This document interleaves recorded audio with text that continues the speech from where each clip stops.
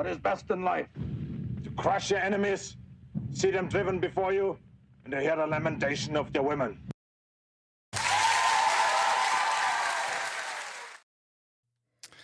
All right, welcome in.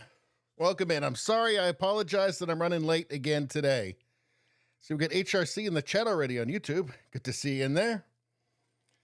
Now, technical difficulties yet again. And in fact, I just realized there's another technical difficulty. I forgot to put the Rumble chat in the window. God damn it. All right, you guys, give me one more second. One more second to work this out. I'll be right back.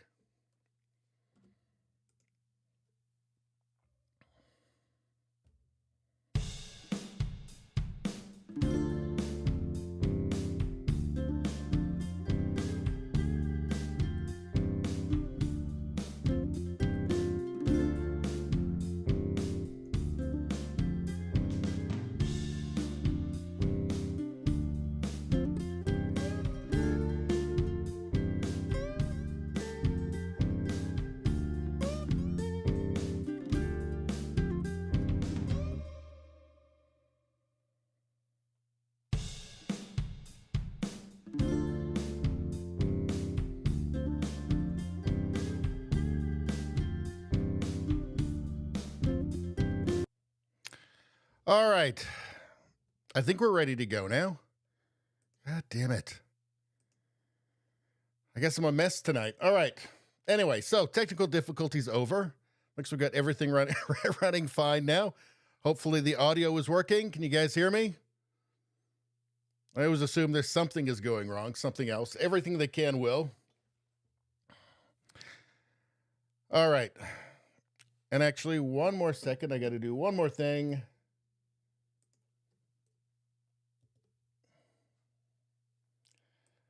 Okay, that's it. I think we're all good to go.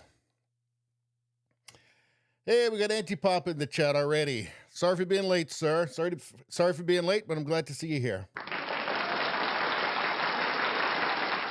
What's that? Wacko? Wacko who? Wacko Trudeau? I have a slight learning disability. It turns out he does. Turns out he does. I don't even have anything racked up to talk about with the Wacko because I did a video on it earlier in the week, but we can go there if you want. We can go there. Oh, we got Hot Retarded Chicks is back in the chat. Good to see you, sir. All right. So it looks like everything is actually working. This is awesome. I've got new sound effects for this one, especially for you guys. All the things you guys like. I'm thinking that we're gonna call, because I was thinking back to that movie Tropic Thunder, with Jack Black and his character in that. He had the series of films called Fatty's Fart, I think it was called. So we do something like that. So I think we'll call that segment Fatty's Fart. I've got a couple of surprises here for you guys. Now, Hot Retarded Chicks might remember this, but I used to do little very badly executed cartoons. And I stopped doing them a couple of years ago because nobody saw them. The thumbnails just didn't get seen by anybody, and nobody could click on them, and just nobody saw them. So we're going to do a little bit of look at a golden oldie, or a couple of them anyway. Just see if you guys enjoy it. I don't know, you might. Nobody seemed to enjoy them that much back in the day. But we'll take a look. So what are we going to do? For anybody who's not been here before, we go through a bunch of stories. First thing we're going to look at is, why is this going on here? Hold on. First thing we're going to do is look at a bunch of stuff. I'm going to talk first off about Star Trek Voyager, because I just started watching some old episodes last week. And I'm kind of fascinated by it, because of just how different the whole feel, the whole philosophy, not just of entertainment back then, just the world in general was. So we're going to talk about that a little bit. Just the total different visions of what the world is. We're going to talk about, of course, Canada's building a national monument to 2 SLGBTQ+. So I saw this in an article on Not the Bee. And they were saying in it that it was taxpayer dollars. So I thought, well, is it really? And I took a look in. It's not directly taxpayer. It's kind of indirectly taxpayer dollars. But in looking into it, I kind of went down the rabbit hole. So there's something that happened called the Purge back in the Cold War, and we're going to go through that. It's kind of interesting, actually. But nothing could be more Justin Trudeau than a national monument to 2S LGBTQ. Nothing could be more. This is probably his grandest achievement. All right. And let me know, is the audio all right? You guys can hear me good? Is it just silence? I guess you wouldn't know if it was silence. Anyway, somebody let me know. So we're looking into that. What's next? So we're going to look at majority of Canadians believe free speech is threatened. And this isn't very surprising considering all the things that dear leader Justin Trudeau wants to do. So we're going to take a look at that a little bit. We're going to look at some stuff regarding to unregulated drug deaths in British Columbia. And this is regarding, there's just so much fucking lunacy in Canada. Now Toronto wants to go down the same path with the decriminalization. So I thought we'd take a look at that. And then we're going to look through all of our Twitter stuff, all the stuff that I've curated on Twitter in my bookmarks over the past week. We're going to go through that. All of the many, many stories that are in here, which takes us hours and hours to get through. And there's lots of fun stuff. Look at that. Good Lord. I bet you there's a story behind that picture. What have we got? Hold on. I want to show you guys something that you can look forward to coming up. Let's see. Hold on. We're getting there. There's just so much stuff in here.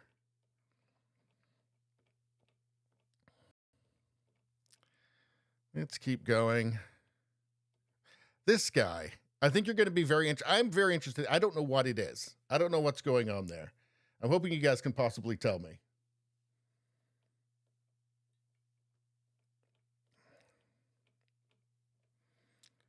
But there's something we like doing on this channel, and you know what? I can't find it. It's going to show you an example of something we have to look forward to coming up.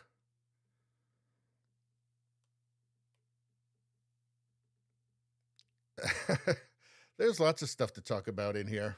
Lots of stuff. Well, to make fun of, let's be honest. But let's go back to this. Oh, and also, let's not forget, we got the puppy palate cleanser. So that's for when things get too dark on this channel, as they sometimes do, because the world is dark these days. We go to the puppy palate cleanser. You guys know that. And I think if you guys want to, we'll do a Grok versus Trudeau again. We had a lot of fun last week. So we can do that all over again. I've got a good one, but I'd like to do two. One that I've already prepared to type in, and then one from you guys. So start thinking right now. So it's a poem. Grok, the AI from Twitter, is going to write a poem about Justin Trudeau. Two things must happen. There must be two factors in this. One, he must be wearing blackface at some point, and also two, he must get a vaginoplasty. And then it could be around anything. Maybe he's trying out for the Canadian Football League, and somehow, vaginoplasties and blackface comes into it somehow. We don't need much. I don't think that Grok really needs that much, because I think that we've turned Grok. I think that all of Grok's pals, his AI pals, they're all very woke and progressive. But I think that through our persistent demands that it make fun of Justin Trudeau, I think we've turned it. I think it might be the only sensible AI out there right now. So I don't know, but we can try that out. But first off, what are we doing? Okay. Let me have a sip.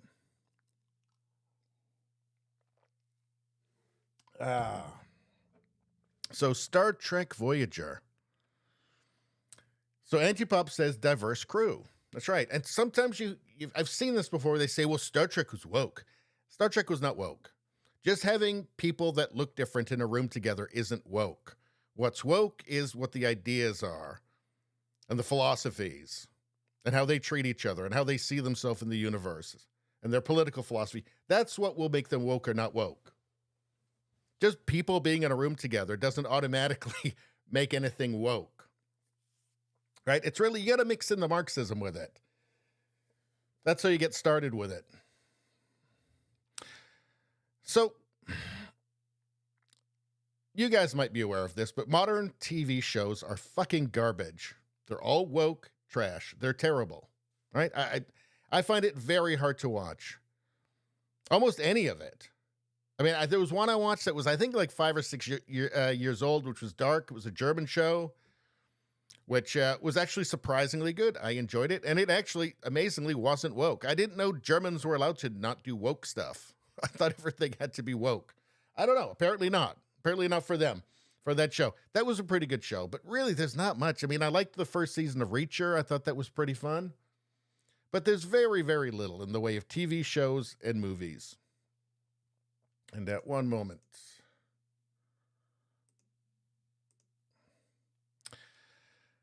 So I find myself looking back, and I was watching Star Trek. I watched the first 4 episodes of it. Now, I understand it's not the best Star Trek show, right? It's from first off, it's from 1995. Oh, actually, one other thing before we get started. I wanted to, just a bit of housekeeping here. I wanted to thank Neil for the PayPals. And I apologize that I can't thank you during the actual live stream because I don't see them during the live stream. I can only see stuff that comes through like the super chats and on Rumble or the Rumble rants on Rumble. So I don't know about the PayPals till after the show. But Neil, you know who you are. If you're listening, thank you very much for that. Super generous. Thank you. So where was I? So Star Trek Voyager. So 1995, that's when it came out. And it's not considered the best of the Star Trek shows. And from what I've seen, other people writing about it, they think that it got off to a slow start. And I can see that point of view. And that it got better as it went. And there were some really good shows, but it wasn't the best Star Trek series. The thing is, it's so relieving. It's so nice to see a show that's not woke. Where there's no trace of wokeness. It's like watching something from a different planet. Right? It honestly is. I mean, watching Star Trek Voyager is like watching something from a sane world, unlike what we have now. And it's not the best Star Trek. I think for me, the original series is the best. It is solid, but there is such a different philosophy at play in this series. Right? What would make a show woke or not woke would be that it would be obsessed with an oppressor narrative. And that somebody's outward appearance, the most facile aspects of them, right? The most skin color, identity, just the basic, the shallowest parts of them would be the most important part of them. And that would have to be talked about and celebrated. Star Trek Voyager was made in a world where merit mattered still, where it was just taken for granted. Of course, merit matters. That's the most important thing. You're on a starship, you're traveling the universe, it's dangerous. Everybody has to be competent just in themselves, and it doesn't matter what their identity is, right? Antipop is saying war fat. But even that character isn't woke. That character, there's no hint that anybody in that show is great just because of their identity. They all have to learn and grow, and they're all flawed. And that's what characters in entertainment and movies and TV shows used to be like. And you really don't see that anymore. Not often. It's a fundamentally different kind of philosophy of life and the world and society and culture. It's so relieving to watch something go, oh yeah, the world used to be sane, right? A show that's not obsessed with the superficial, skin color, sexuality as measures of value. A show that's not just seeing every interaction between the characters on the show as some struggle between oppressed and oppressor. Based on identity. And it's a fundamentally positive view of the future and humanity. They didn't see humans as being just fundamentally flawed and, into this endless rift between tribal disagreements and, and oppression.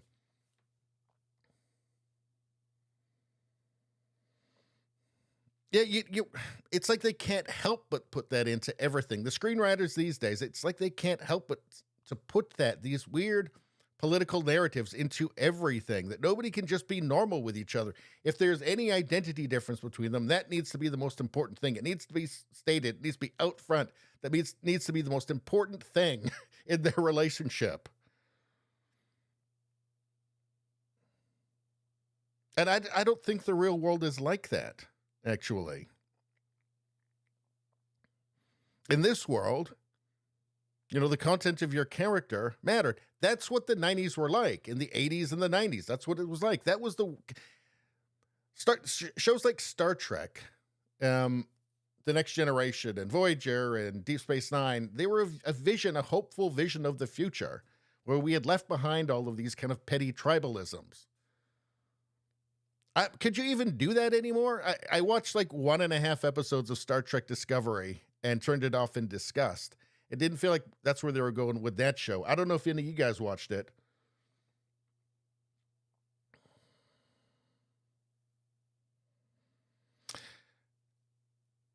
And talking about diversity, like Captain Janeway, right? And these first 4 shows, I think they had a bit of a struggle in the first season, it's seeming like to me, right? I think still solid, but there's some problems there. But just the lack of wokeness makes it worthwhile. But Captain Janeway, to me, is like the kind of strong female characters that screenwriters have forgotten how to write. Like a modern screenwriter, it doesn't seem like they would be capable of writing an Ellen Ripley from Alien and Aliens. It just doesn't seem to be.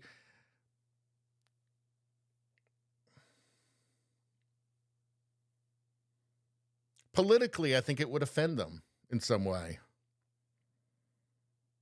To write a great captain who's great for the same reasons that like Kirk or Picard were great, not a vain, insecure asshole who's obsessed with their identity, right?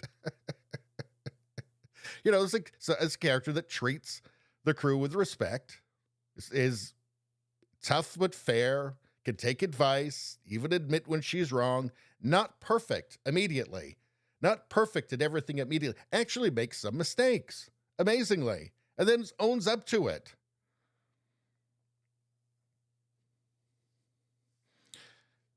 And it's a character that doesn't have to build herself up by shitting on the men in the show, because that's normally what we see, right?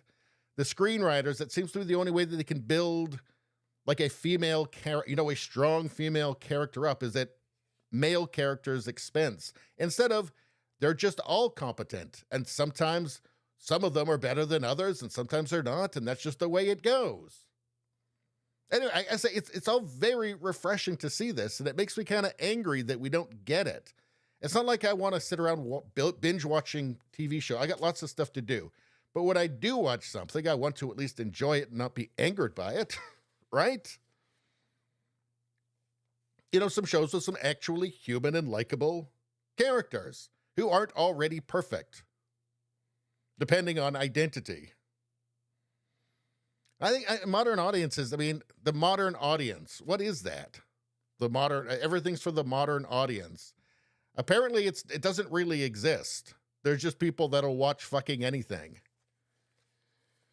That's what it seems like to me. So, anyway, this is extremely refreshing, and it's the screenwriters feel like they've actually had some real life experience, right? They didn't just come straight out of some, university and get a job writing for Star Trek or whatever. The screenwriters, it feels like they actually understand what real human beings are like. Like humans that aren't just them. People with like real life experience, maybe have experienced even some tragedy in their lives or worked hard, doing something that's not writing. So yeah, I mean, it makes me sad that there's really not likely to be anything, at least for a while, anyway, for years still. But the good thing is that there are lots of seasons of shows you can go back and watch. I went back and watched a bunch of seasons of Red Dwarf, which I don't remember. I don't know if you remember that. It was like a British show from like the 80s and 90s. I think they're still making stuff even today occasionally. It's like a space sitcom. Was it brilliant? No. But I was astonished watching it that it was a diverse, quote unquote, diverse cast. But apparently none of them noticed it because they just treated each other as people. And the screenwriters treated them just like people. What would people say? Normal people. Anyway, hearkening back to better days.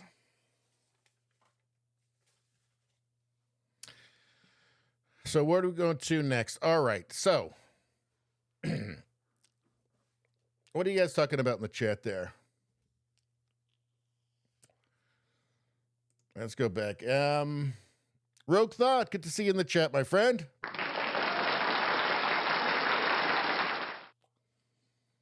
Says diversity means division and anti-white in the language of woke. Yeah. I mean, that's really the result, right? That's the result of the oppressed oppressor based on identity narrative. The result is division and anti-white. And now we're seeing more than just we've already seen anti-Asian because I guess they've been told that they're white adjacent now, right? We've seen some, I think a fair amount of anti-Jewish stuff coming out now too. So, I mean, that's the thing about wokeness and these oppression narratives is that they're ravenous. They never stop. And they're by their nature fractious, right? Because everybody's got to figure out the way that they're the most oppressed. Antipop says, I last watched Arrested Development with David Cross. You know what? That was a funny show. When did that end? Did that finish like 10 years ago or something? I enjoyed that. I thought it was pretty funny. Rogue Thought says they have to tear down the male characters to falsely uplift the female. Yep, that's what we were saying. 100% true. And then I beat you to it. Yes. Red Dwarf was great and really hits its stride in season 3 and 4. Yeah, that's what I thought too. Did I think it was the best show I'd ever seen? No. Watching anything that's decades old, some of it's going to feel a little bit dated, but it was so refreshing. It felt so comfortable just going into this world where I wasn't being judged by everybody, where the screenwriters weren't lecturing me, where the characters weren't lecturing me. They're lost in space, right? And they're just dealing with it. I kind of just have to underline that. Like, the future then looked so much better than it does now. It was such a more humanistic, hopeful look at the future and just human relations between all the people of the earth, right? It was just assumed at that point that, yeah, okay, we're getting to, we've got to a colorblind society. And we're all just going to treat each other as equals. And, with the whole Martin Luther King, judge somebody by the content of their character. We are all in agreement. That seems like a good idea. Everything else seems racist. And then somehow, while we were all asleep, lunatics came out and made everything racist again. They brought an actual racist philosophy, a racist identitarian philosophy, and then rebranded it as anti-racism. And now we can't have any good fucking Star Trek. God damn it. Rogue Thought says, the lead character wasn't white in Red Dwarf. Lister, that's right. And you didn't think anything about it. I know.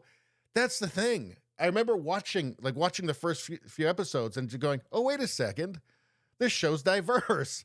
This would be a big deal now. At the time, it wasn't. Nobody cared. They just thought, oh, he's funny. That's a funny character. Cat's funny. Cat's a funny character. We like them. Like, how did we go from that, where nobody gave a shit, to what we have now? Everybody fell asleep and let lunatics take over. You know, maybe we were just too confident. I don't know. But anyway, let's move on. So we got this.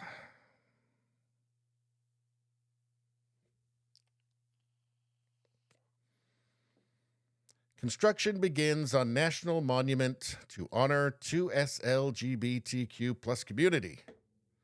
Monument, emotional and powerful for survivors of Canada's LGBT purge dating back to the 50s. So, all right. So I saw an article from Not the Bee, and they're having a good laugh about this. Because it is, I mean, it's so Justin Trudeau, right? It's such a thing that would happen in Justin Trudeau's Canada. And they were saying it was paid for with tax dollars. Now, it's indirectly paid for in tax dollars, and we'll get into this. So, what is this monument for? Now, there's a whole story behind this, way more than I thought when I just looked into this at first. So I was like, what exactly is going on here? So I thought I would take a look. So let's see. So, in fact, actually, let's go to here. No. Here. Okay, so construction is now underway for a national monument in downtown Ottawa, recognizing the discrimination faced by 2S LGBTQ plus people across the country. Survivors of the Canadian government's LGBT purge dug shovels and broke ground alongside Indigenous elders and government officials on Wednesday afternoon near the Ottawa River by the Portage Bridge and Wellington Street. So, this is obviously on state land, so that part of it is that I believe that will mean that taxpayers will have to maintain this thing, and that's obviously a massive gift. So there's this purge. They're telling us that it's to honor the survivors of the Canadian government's LGBT purge, alongside Indigenous elders. See, you see stuff like this and you realize none of this is actually about what it's about. It's all just about the revolution. What do Indigenous elders have to do with the Canadian government's LGBT purge exactly? It's all just the same thing now. The drag queens, the Indigenous elders, gender, everything. It's all, at the end of the day, it's just part of the Marxist revolution that's happening. It's all just the same thing. It always comes back to that. What do Indigenous elders have to do with some Cold War purge of gay people from the government? Really nothing, I would say. But let's take a look. Okay, so the Canadian government's LGBT purge. So what was that? LGBT Purge Fund. So we'll get into that in a second. Why we're here. Between the 1950s and the mid-1990s, LGBT members of the Canadian Armed Forces, the RCMP, and the Federal Public Service were systemically discriminated against.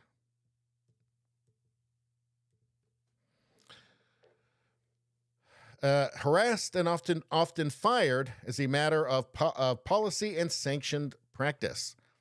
In what came to be known as the LGBT purge, people were followed, interrogated, abused, and traumatized by their own government. In 2016, survivors of the purge launched a nationwide class action lawsuit against the Canadian government, and a historic settlement was reached in June 2018. So, Justin Trudeau gave them a settlement of $145 million in this class action lawsuit, and that is what the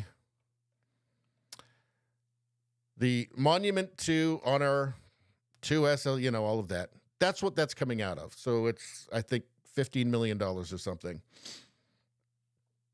So it's indirectly from the government or from taxpayers, right? So Trudeau gave them $145 million, and they're using that to then build this. So it really is coming from taxpayers, but not directly, as I said.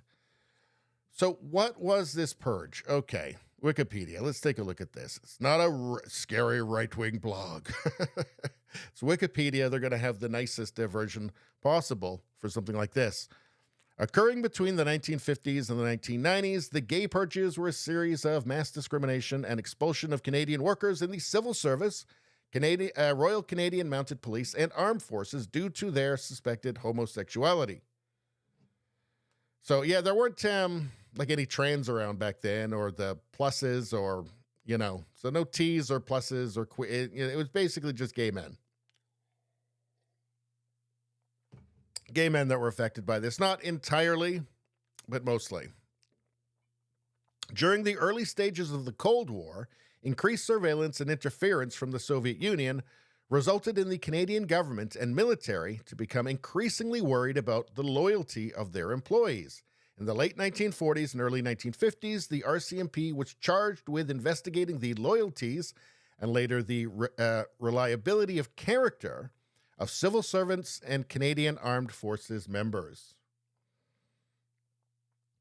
The Canadian government determined that homosexuality was a character defect and security risk, as homosexuals could become possible targets for blackmail by the Soviets. Blackmail by the Soviets. So, this was the Cold War. This was a long time ago. And a different culture back then, right? And they were worried that it was a possible target for blackmail by the Soviets, which obviously it was. Right? Now, I don't want people to be fired for being gay, right? That's not something that I'm interested in, right? I want people to be left alone.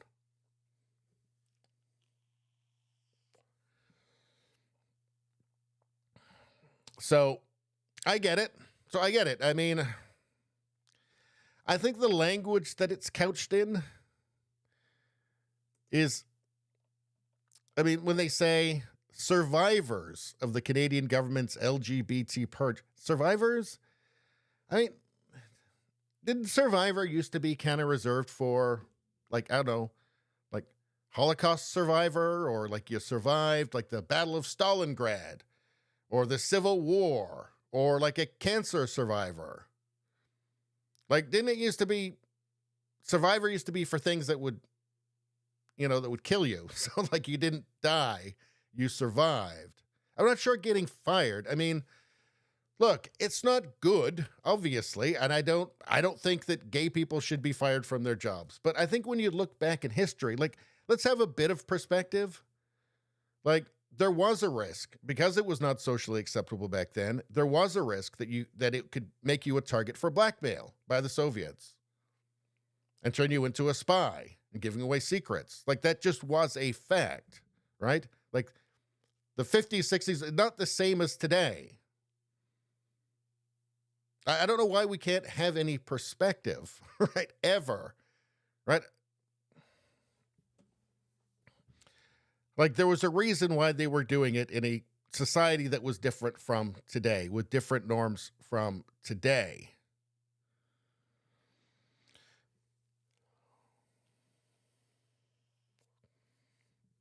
Now, the purge was characterized by the intensity of its investigations, security personnel often using extreme questioning tactics, and pseudoscientific devices such as the fruit machine. I don't know what that is. We're going to have to take a look, maybe. The fruit machine was not a machine per se, but a battery of psychological tests developed in Canada by a psychology professor. It was hoped that it would be able to help identify gay. Okay, so that. As a result, people were often forced into confession or made to spy on their coworkers. Additionally, numerous homosexuals lost their security clearance or were demoted or terminated. That all sucks. That all sucks. But Survivor? I don't know. I mean, maybe I'm being, too cavalier about it. I don't know. I mean, that definitely would have sucked, right? But I don't know. Don't we throw around Survivor for everything these days? You know? Like root canal Survivor.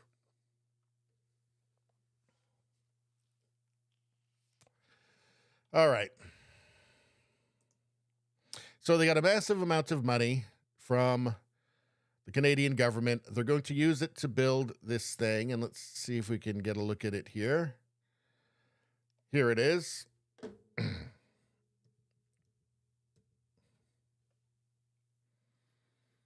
So, I don't know. It's like a big thing that I guess people can go to.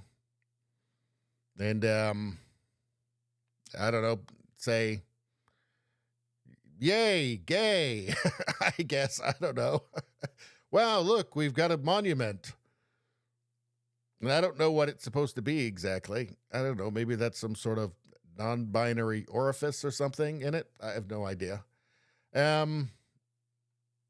But this is obviously going to be on government land, and I'm guessing that the bill for maintaining this thing is going to go to the taxpayer. I just, just as monuments go, I feel like they should kind of be reserved for like soldiers, like armies, like fallen soldiers, that sort of thing. Like I don't think that being gay is an accomplishment any more than I think that being straight is an accomplishment. I think it's totally irrelevant, frankly.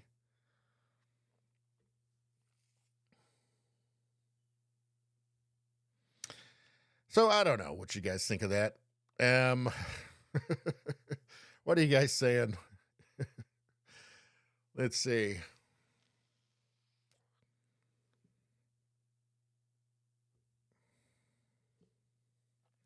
Monument or giant phallic symbol, anti-pop. Well, it's not really. I mean, it's, I guess, kind of a phallic symbol, but then with like a weird hole in it. I don't know what that is. So I don't know.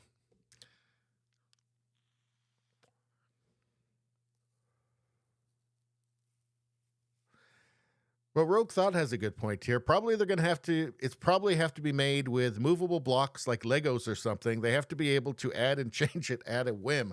Yeah, well, that's the thing. It's constantly changing, right? And really, if we're talking about something from decades ago, it doesn't really have anything to do with the T's or the Q's or the two S's or the plus. Not that we know what plus is. Plus is just all the things that are like too weird for a letter, maybe, or the things that they're not quite sure what they are yet, but they know they exist, so they just put a plus there. I don't know. So anyway, so that is what that is about. It is ultimately, yes, paid by the taxpayer, but indirectly, and there's going to be a big thing in Ottawa now, near the Parliament building that people can go to. I guess maybe they can have like Katie Lang concerts there, maybe. I don't know. Well, they have a Katie Lang concert there every weekend and people could rush to it.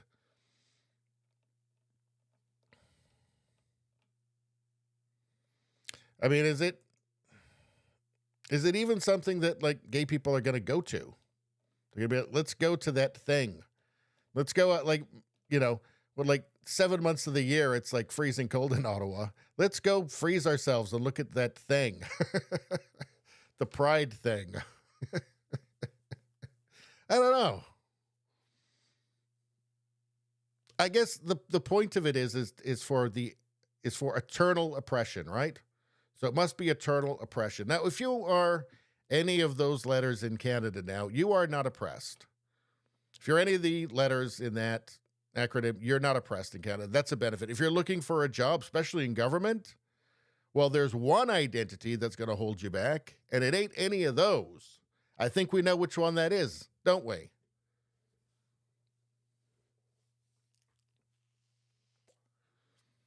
So it's this need to keep up the oppression status. Because everybody knows now you're not oppressed, not in Canada, Not anymore. In fact, it's a benefit in most cases at this point. Again, there's only one identity that's bad for you these days, and it ain't them. So, yeah, just keep it on. Keep on the eternal oppression narrative forever. Forever and ever and ever. Just the way that Trudeau wants it. Majority of Canadians believe free speech is threatened. Well, why would that be? Is it because Trudeau keeps passing bills threatening free speech? A new Leger poll has revealed that the majority of Canadians believe that free speech is being threatened in the country. This is from Countersignal. Let's see. This poll has revealed that the majority of Canadians believe that free speech is being threatened in the country. According to the poll, 57% of Canadians believe that freedom of speech is threatened in Canada, while only 36% believe it is not. The rest are unsure. So 57%. So that's that's definitely a majority of Canadians. I would think it would be higher. Let's see. Canadians planning to vote Conservative were significantly more likely to feel this way. Yeah, like me.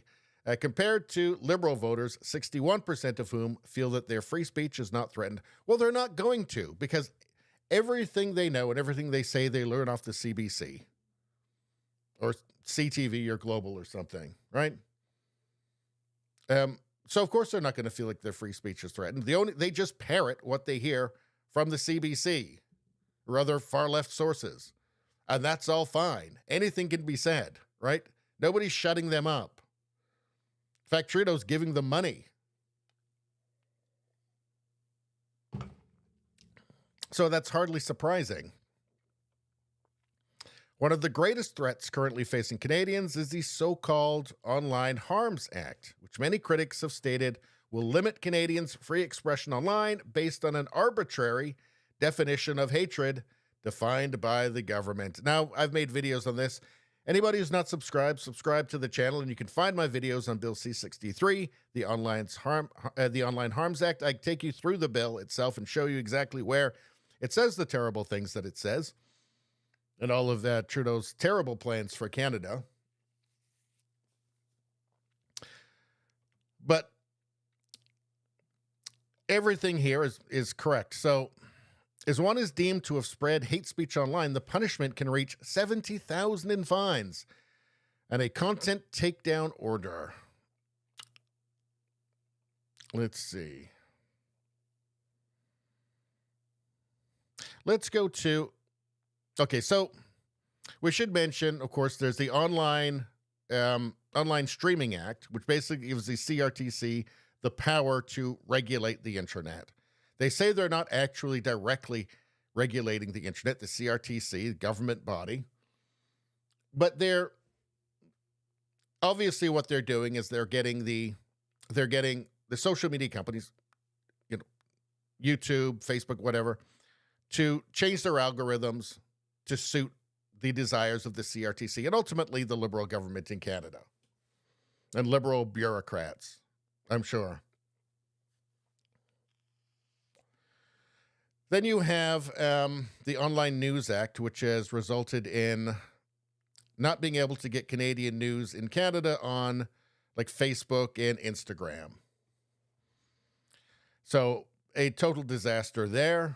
I think, for Trudeau, we saw it as a no-loss thing. Either he could extort money from the social media companies, and if that didn't work, it would drive all the independent news out, right? Because the big companies, they don't have to worry because Trudeau's going to give them money. He's going to subsidize them. So really, Trudeau probably saw that as a no-lose, right? But Bill C-63, the Online Harms Act. Well, here's the Canadian Constitution Foundation. So we've gone over this stuff many times on this channel, but it's really worth it to just keep talking about it because it is totally dystopian. All right, the Canadian Constitution Foundation is deeply concerned that the Online Harms Act, introduced in the House of Commons on February 26, will significantly hamper constitutionally protected expression. The bill would create a new process for individuals and groups to complain to the Canadian Human Rights Commission that online speech directed at them is discriminatory. The tribunal could order fines of up to $50,000 and awards of up to $20,000 paid to the complainants, who in some cases would be anonymous. So, of course, $50,000 to the government, because the government's got to get their hand in. The fucking commie government of Justin Trudeau has got to get your money. But then a $20,000 reward for probably anonymously making a complaint about you. So somebody can just make a complaint, and then they just wash their hands of it because the government takes over then. It goes to a far-left human rights tribunal, which is not a criminal court. It's a parallel legal system. In fact, they talk about it further in this. So let's just keep going here. Findings would be based on a mere balance of... But 1 second. Let's go back 1 second. So the $20,000 paid to... So that's a reward for complaining about you, right? To a kangaroo far leftist court. So obviously there's an incentive here, a perverse incentive to complain about anybody that they don't like, right?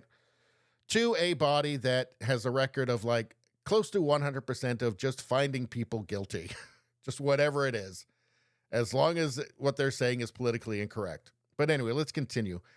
Findings would be based on a mere balance of probability standard rather than the criminal standard of proof beyond a reasonable doubt. The subjectivity of defining hate speech will lead to punishments for protected speech. The mere threat of a human rights complaint will chill large amounts of protected speech. Obviously, that's the whole point of it. That's the purpose.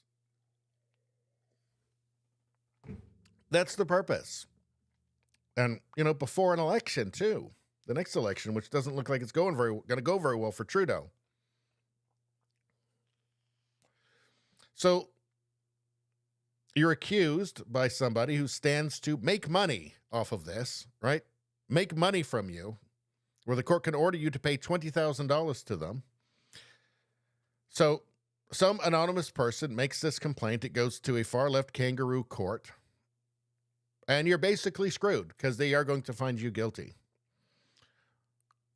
What's another purpose of this? I believe that it's to get leftist activists to do Trudeau's censorship work for him, right?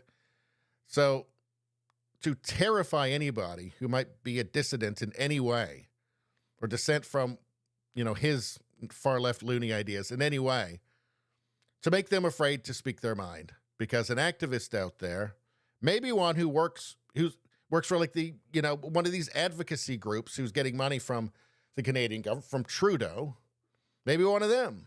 Maybe that's all they'll do from now on is just sue people through this process. They make the complaint, they wash their hands, the government does everything. The government brings in the lawyers, right? So now tax dollars have to go to pay for lawyers to persecute people who said politically incorrect things on the internet. I mean, you can see this is totally dystopian, and I think the goals of it are transparent.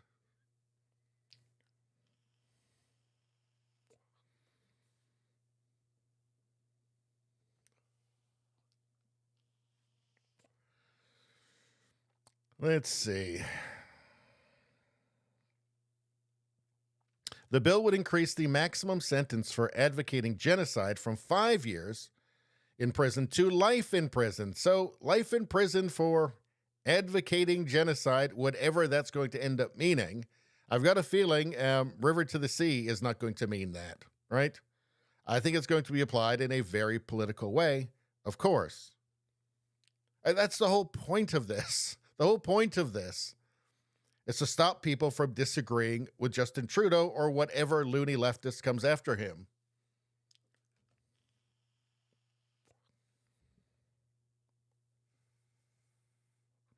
The bill would allow judges to put prior restraints on people who they believe on reasonable grounds may commit speech crimes in the future. And that's nothing but pure and simple old-fashioned communism. Sure is, Jackie Gleason. Sure is. So future crimes. future crimes. I mean, is there anything more Trudeau than that? I mean, it's just pure Orwellian. Purely Orwellian, isn't it? The accused would be forced to choose between imprisonment or a recognizance to keep the peace that may be accompanied by severe conditions, such as giving a bodily sample, refraining from drugs and alcohol, giving up firearms, and wearing an ankle monitor. So you can choose, forced to choose between prison or house arrest. I don't know. It's pure lunacy. While everybody was asleep, these are the people that were taking over. And it's hard to get rid of them once they're in. I mean, certainly it looks very much like next election, 2025, October 27th, I believe. There's no hope for Trudeau. And hopefully we will see, about a decade at least before. I mean, the hope is that, one second.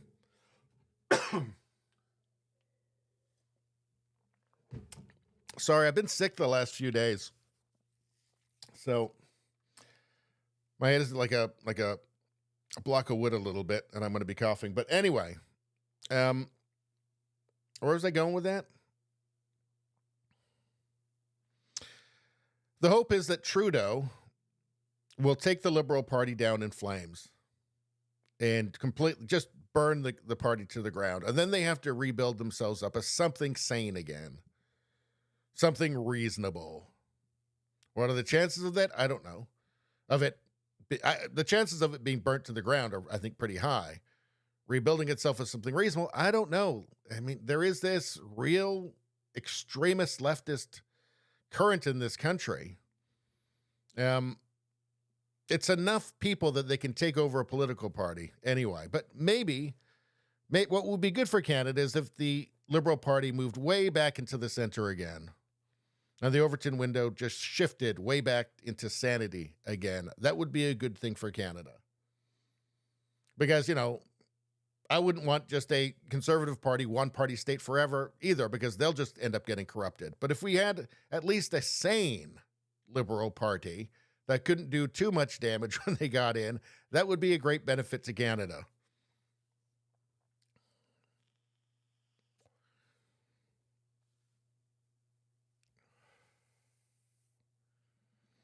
Rogue Thought says, so what are Canadians going to call their new online Stasi? How about concerned citizens of pre-crime?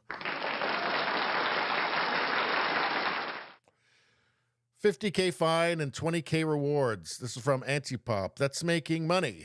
What's gotten into the turd? Well, I mean, it's another opportunity to just grasp and claw more money out of the citizens in unjust ways, which is his favorite way. Trudeau's favorite way of doing things. And of course, so Scotland had something similar. And I think they had 8,000 or 10,000 complaints on the very first day. Half of them against the First Minister of Scotland, Humza Yousaf, who went on this white people rant that was extremely racist. But of course, it's obviously going to be seen as a bonanza. I mean, how would it even be workable? I mean, they would have, at least 10,000 complaints. Probably, the population of Canada is bigger than Scotland, a lot bigger than Scotland. Probably tens of thousands, maybe 100,000 complaints on the first day of all people trying to activists, just anybody. I mean, might be just somebody's neighbor, right? They heard that they came into some money. Hey, I need some. Why don't I make this anonymous complaint? And then the government will bring in lawyers to try and extract money from this person. I can see extortion. Somebody saying, give me $10,000 and I won't take you to court. I won't have the government take you to a kangaroo court, human rights tribunal, to get $20,000 out of you. I mean, there's so many problems with this. So many things that anybody who's spent the slightest bit of time contemplating what the consequences might be might have thought of. But again, if it's all just about control, then why would Trudeau matter? Why would Trudeau care? Why would it matter to him? Right? This is, before an election, if he can ram it through, in his mind, everybody's terrified of criticizing me now because they're going to get they're going to get dragged in front of a far-left human rights tribunal. To me, that seems like the obvious purpose. Seems transparent to me. All of his internet bills are transparently about control.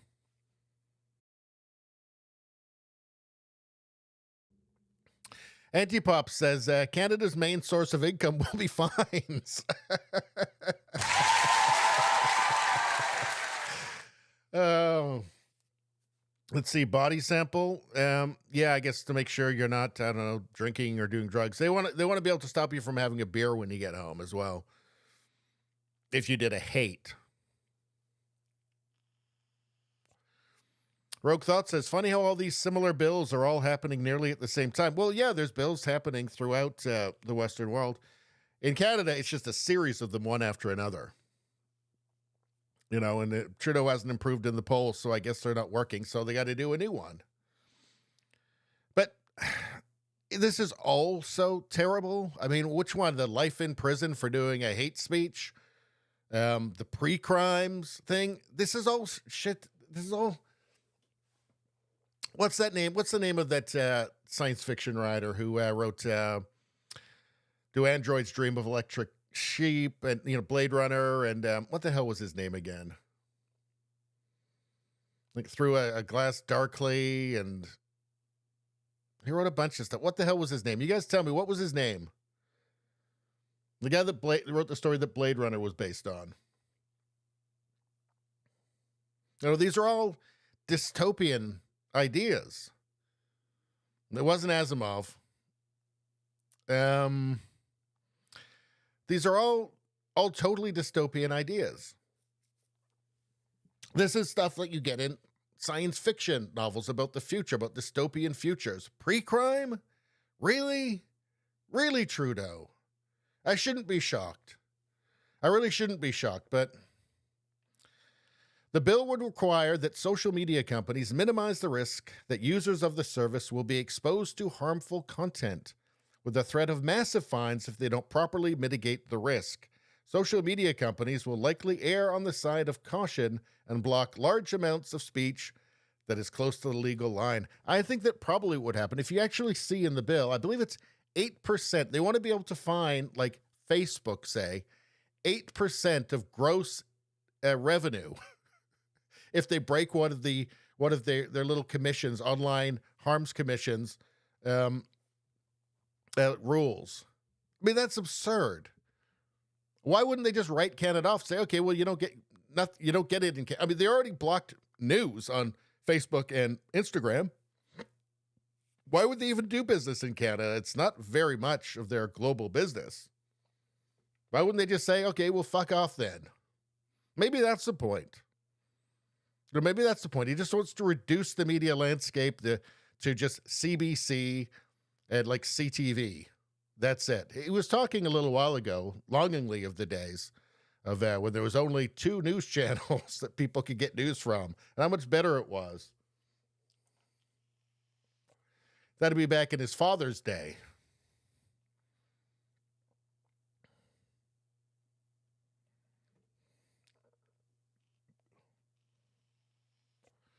The bill will require social media companies to provide a mechanism for users to flag content that they believe is harmful content, which is defined as including speech that foments hatred. What the hell that's going to go over? This will inevitably lead to censorship of legally protected speech. Of course it will. That's the whole point. Again, it's the whole damn point. Do androids dream of electric sheep? Yeah, that's what Blade Runner is based on. But fuck, what's his name? It's very famous. God damn it, this is going to drive me nuts now. All right, I'm going to have to look it up.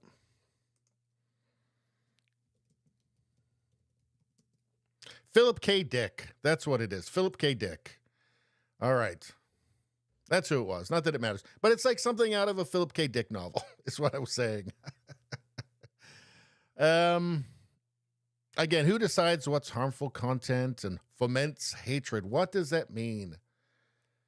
These are all just broad terms that could mean anything, right? We're told that silence is violence, right? But also saying anything, like disagreeing is violence, but silence is violence. Everything is violence.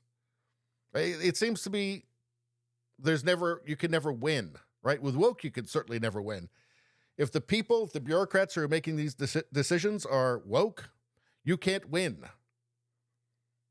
There's no way out.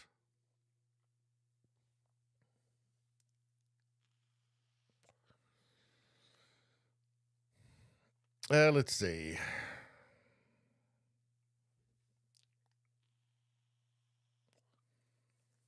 All right. Anyway, that's enough of that. I think you guys get the idea. It's fucking crazy.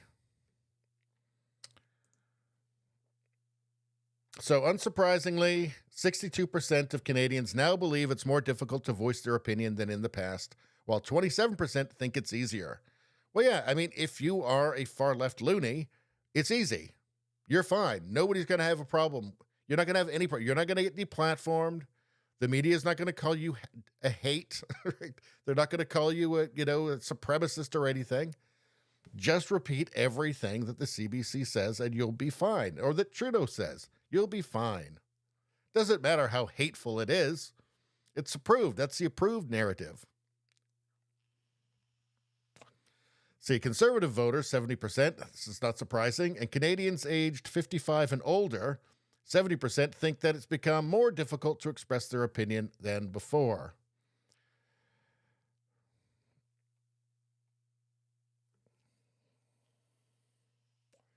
In terms of confidence in elections and issues related to free speech, 60% of Canadians are confident that the next election will be free and fair.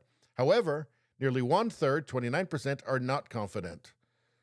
Again, conservative voters are less likely to be confident regarding the fairness of the next election, 40%, which isn't overly surprising given the revelations of foreign interference in the last two elections in favor of the Liberals, which the Liberals did and Trudeau did absolutely nothing about. Trudeau's been tying himself in knots, trying to pretend he didn't know anything, but also he does read all of the updates, but he also didn't know anything, and well, he doesn't really read them, but then he does, and it's really quite unbelievable and totally transparent what's going on. I think that Canada faces different issues in the election than in the States, but we won't go into that right now. All right. Let's move on to this. So do you know what this is? Have you guys seen this yet? Have you guys seen this? So Trudeau likes changing everything and making it childlike. In fact, let's bring something up here. Okay, I can go in here. New Canada passports. Images. So he changed the passports to make it, I don't know, just uglier and kind of, let's see, which is the new ones? Let's go and go to an article. Features of Canada's new passport. So that's what it looks like, which I don't know. Why did that probably cost them $50 million to do that, by the way? Maybe $60 million. That's the way it seems to go. So I don't know what all this is. Everything just has to be more childlike somehow. Like in here, like look at this. Everything has to be childish and look like it appeals to children. And now this is the new, I guess, logo for the Canadian Armed Forces in Canada. It probably cost them $80 million to do this, I'm going to guess. And the question is, what is it? I think it's fairly obvious. It's a beaver giving a hand job to a moose. I don't know what else it could be. Trans beaver giving a hand job to a moose, I think. I don't know. Something like that.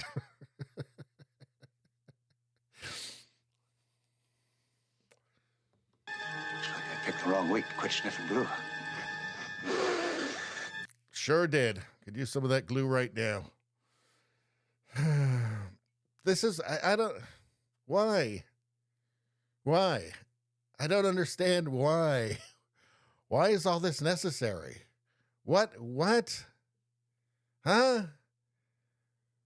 Just everything has to be childlike. And for children, apparently. Am I wrong about this?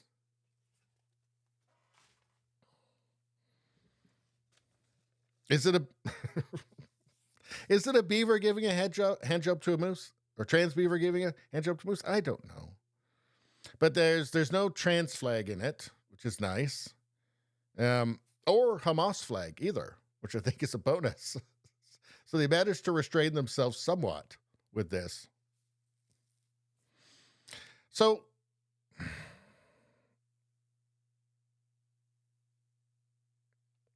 everything has to be childish because the government, the government that's in power right now, the Trudeau regime, sees everybody as children, right? So that's why. They see you as children, and they want you to see yourself as children, and they want to treat you as children. So just make everything childish and reduce everything to, if you don't like what you're doing, you're a bad person. You're one of those bad people. So you don't want to be a bad person. Trudeau will call you a bad person. He'll say you're a fringe. So just do what dear leader says, dear leader Justin Trudeau. You can't really think for yourself anyway. Just watch the CBC. That tells you everything you need to know. Nothing good can come from you thinking. Obviously not. Just watch the state news and just do what dear leader Justin Trudeau tells you. What other ideas did they have for this? This can't be the only one. They probably spent $180 million on this. So they probably had at least a few other ones.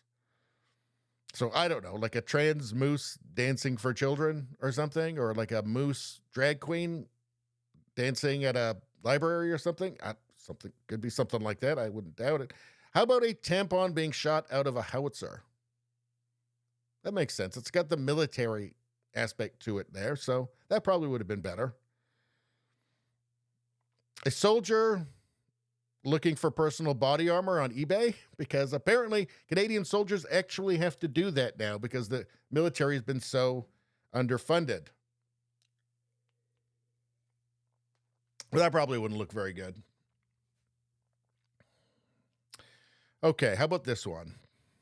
A non-binary anti-Israel protester giving themselves a coof jab while burning a Canadian flag while doing a land acknowledgement. That would make Trudeau happy, I think. It'd be so woke. Wonderful. Not in this lifetime, Sonny. All right, Clint. Well, if you say so. All right, let's go through all of this societal detritus that I have put together in these bookmarks. What do we got here?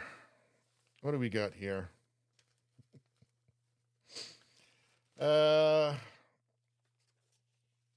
right. What is Joe Biden talking about here? Let's find out. Let's find out what he's saying. And he talked about Jill puts, there's that great philosopher, and he talked about Jill puts notes up on my mirror when she wants me to, where I shave, to get messages across to me. There's that. Yikes. There was something. Antipop says, firing a gun between a moose's legs. Baby. So I don't know what's going on in this thing that Biden's saying there. Something about his wife and a philosopher putting a sticker on the mirror while he's trying to shave or something. I don't believe he shaves himself. I can't believe that. But Deborah Fauché is saying, do you know that great philosopher who puts messages up on the mirror? What's his name, Jill? I'm going to guess maybe Captain Crunch or Tony the Tiger or Count Chocula. I have a feeling it's got something to do with like cereal mascots somehow. It's just a feeling I have.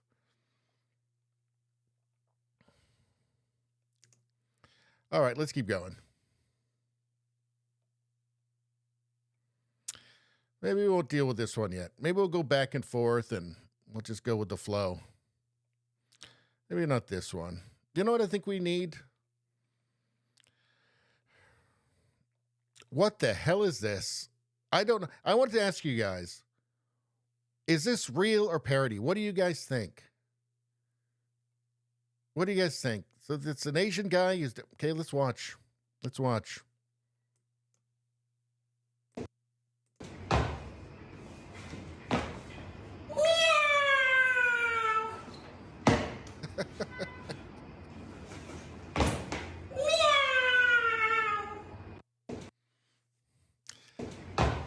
So I don't understand what's going on there. Do you guys have any idea?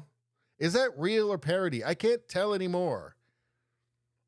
You know, there's nothing to identify who this person is, so I thought I'd try and find out, because I thought we'd do a new thing on the stream where it's like real or fake, you know, believe it or not kind of thing. And I couldn't find any information about this guy to find out whether this is parody or not. I just don't know. Let's watch again.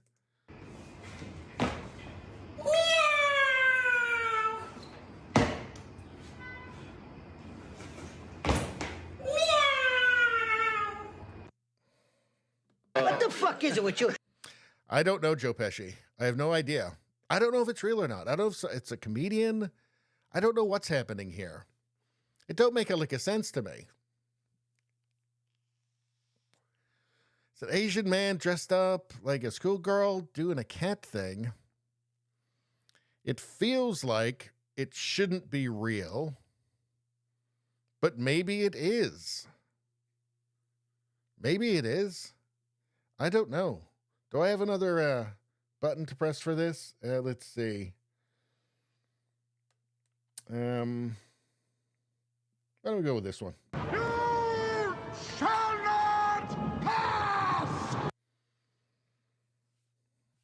You know, I see something like hearts and things put up on the door there. So maybe that's a sign that this is actually real and this is actually a cat person. You know, I think that probably people have always done weird shit like this. Just nobody knew about it. Because even if there had been an internet, you know, in the 80s or something, or before the internet, I think there would have been a strong, like social pressure to not put up a video of yourself hopping around in a schoolgirl outfit, pretending to be a cat if you're a middle-aged Asian man, or a middle-aged man of any kind, as a matter of fact. So the internet has not been kind for a lot of people, or for culture in general, I would say. So I'm going to go ahead and say real. I think it's real. I think it's real. I just think that if you're going to do that, this guy would be best informed to not put a video out to the world of himself doing this. You know, I saw some documentary on medieval monks who did the Bibles.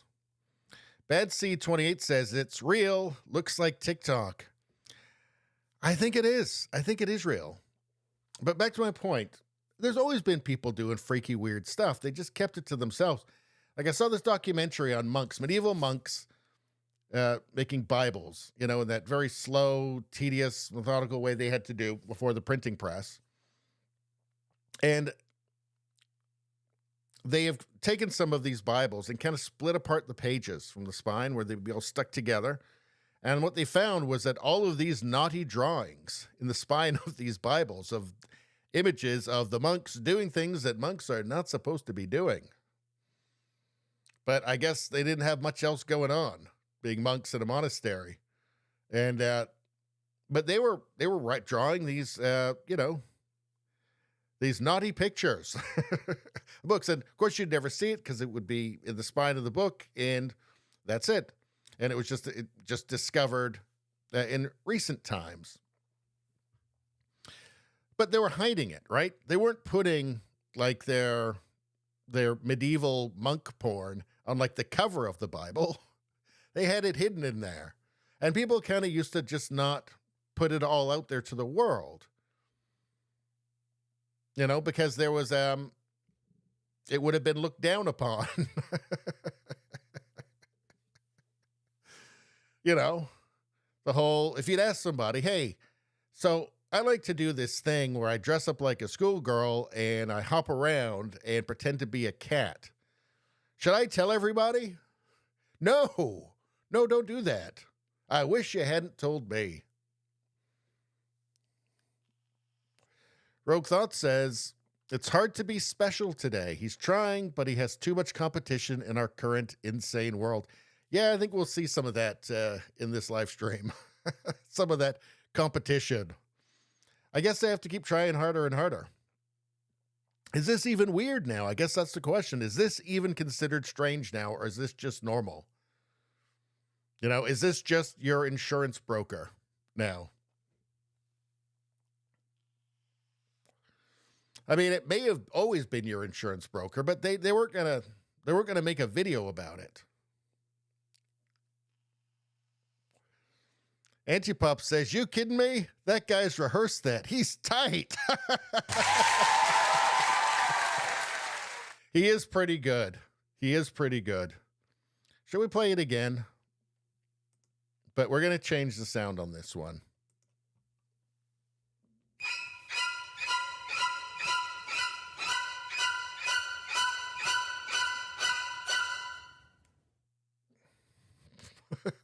You know, we can combine a couple here.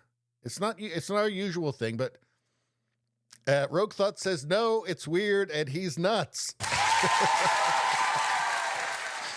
Let's do it one more time with the sound effects. Okay, hold on. Start it from the beginning. All right, hold on 1 second.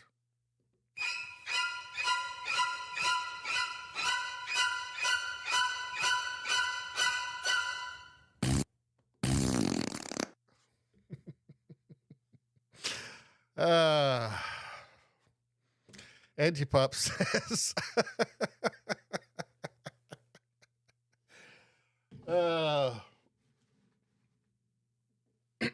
Antipop says, he's got the goods. I bet he's got hours of this stuff. I bet he does. I bet you, well, this is the stuff that he's actually putting on the internet. So what the stuff that he's not putting on the internet, yeah, I hope he doesn't put that on the internet. That's my hope. All right, let's keep going. Do you think Toronto's drug overdoses will skyrocket if Trudeau allows them to decriminalize? Of course they will. This is the modern left. This is the modern left. Totally heedless and reckless. I mean, we've seen what happened in Vancouver, right? We've seen what's happened in Vancouver with all the harm reduction measures. In fact, I pulled something up for you guys. All right. Unregulated drug deaths, BC, 2014, 370.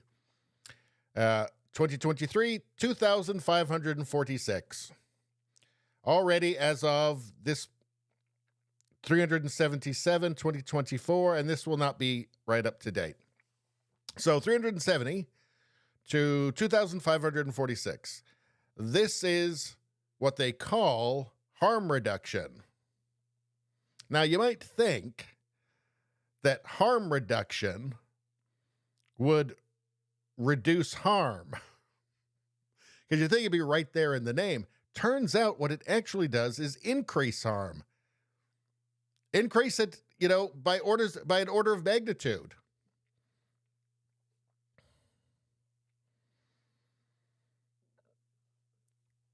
Let's see. Antipop says, some days I talk like a pirate.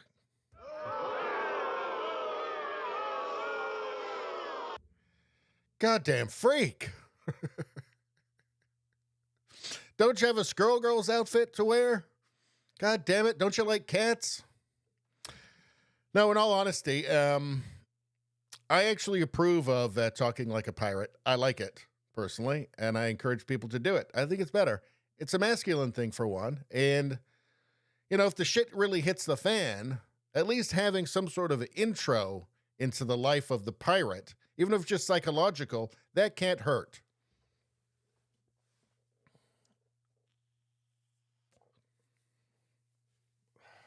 Anyway, so yes, apparently harm reduction, of which decriminalization is a part, apparently it actually increases harm a lot. For some reason, the leftists just they won't seem to admit it. I mean, you've got here, this is Toronto. City's medical officer of health falsely claims if decriminalized, there won't be open use of hard drugs. That's just obviously ridiculous. Of course there will be. And there'll be way more deaths. I mean, we have the data. They did it first in Vancouver. Guess what? Not good. Not good. Not if you don't want people doing drugs everywhere and dying. Yet they don't care. That's why I say, the empathy people, they don't actually have any empathy. They don't give a shit. They care about their ideology and being right, and that's it. Even if they're not right. It's as if they can't contemplate that they may be wrong. It just seems impossible. Well, it's the empathetic thing. It's the compassionate thing, clearly. You know, just because it kills everybody, you know, so what? At least it's not far right. If far right stops people from dying at an order of magnitude higher rate, well then, I guess they're just going to have to die.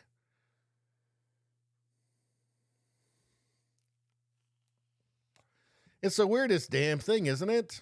Dr. Dope. Decriminalizing hard drugs. Again, they know what's going to happen. They know what's going to happen. Still don't care because the ideology is more important. Again, they can't conceive of a world where their ideas don't work. Their only option ever is to say, well, it wasn't left-wing enough. It wasn't far left enough. It wasn't radical enough. It has to be more, and then that'll fix it. And they just keep doing it as things get worse and worse. It's the darndest thing. Apparently, not killing everybody with drugs is far right now, as I understand it.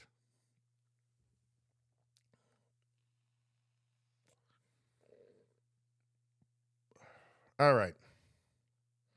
I think it's crazy. Let's see. Do you think Toronto's drug overdoses will skyrocket if Trudeau allows them to decriminalize? Yes, of course they will. Yes, of course it will. Big time. Just look at what happened in BC for an answer. Yep. Let's see. There's no reason to believe otherwise. Why stop at hard drugs? What about guns and munitions, violence, financial crimes? What? Well, the guns that are,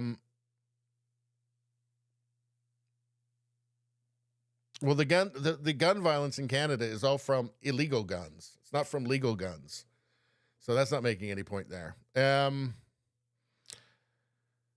Violence, well, they want to decriminalize violence with their bail rules and everything. So, and their lax criminal policy. Financial crimes, well, the Trudeau government seems to be just fine with that as long as they're involved.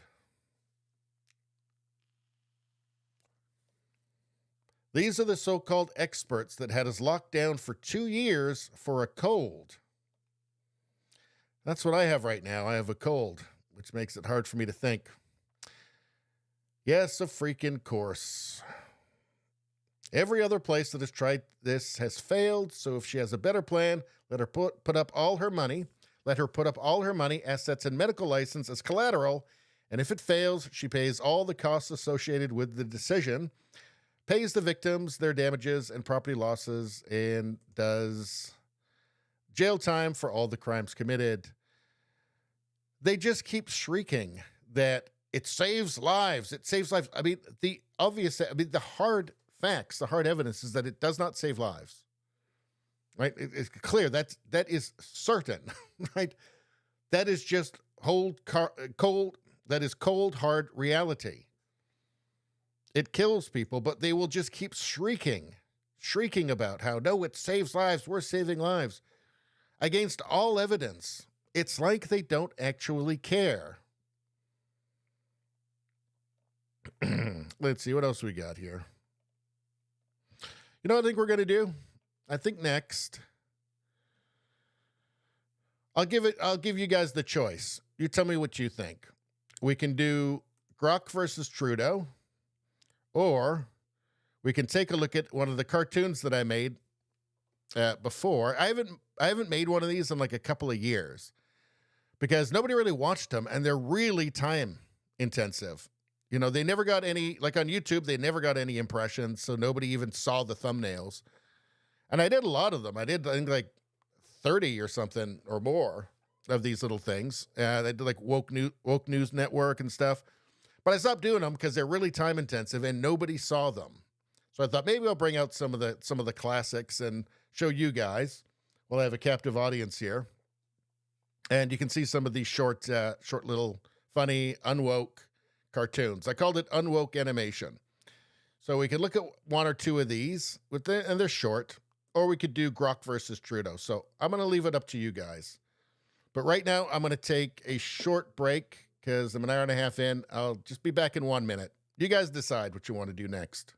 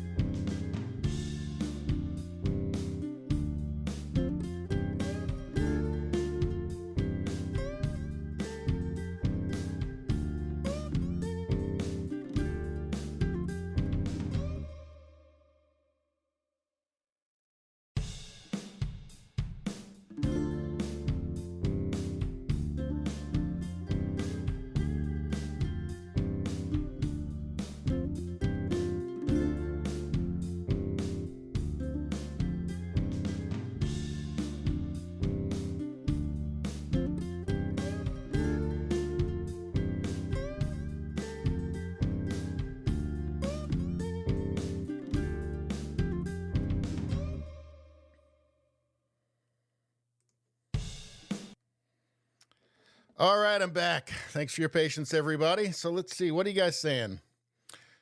Let's see.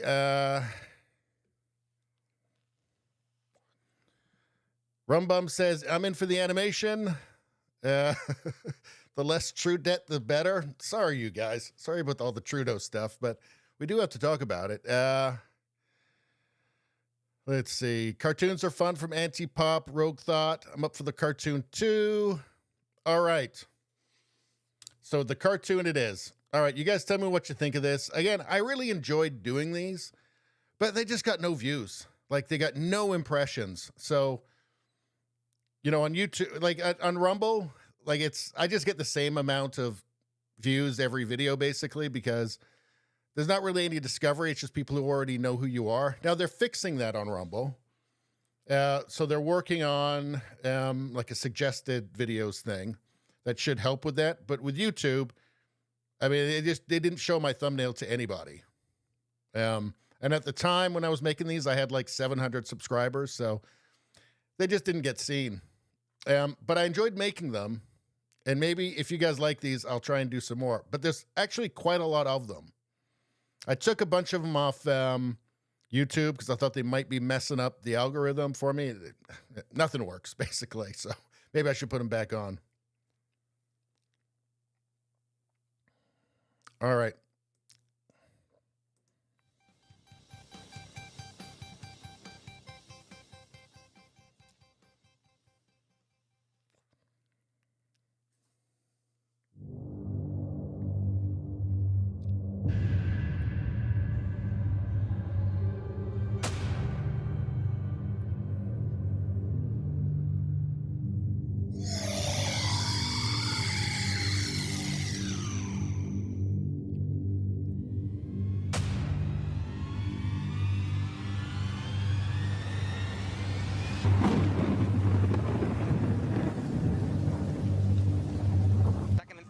Out of a pistol, and the give is for Dixon, and Dixon will... Hello, Daddy.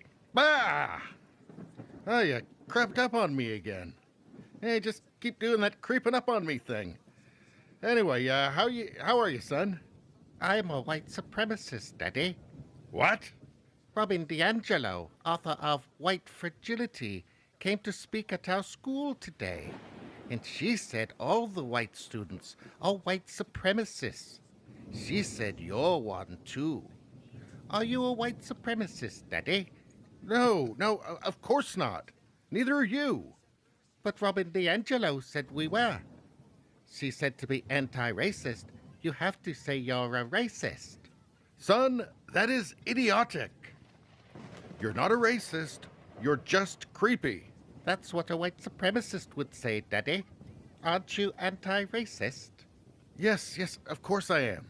So then you are a racist, Daddy. That's what Robin DiAngelo said. Son, just ask yourself if you think any of this makes any sense to you. But thinking is white supremacy, Daddy. Robin DiAngelo said... Yeah. Robin DiAngelo and thinking is right. Okay, yeah. Listen, she is what we call a race hustler.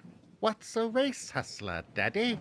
Yes, somebody who cynically uses racial politics to enrich themselves. So I could enrich myself by cynically using racial politics, Daddy. Oh no.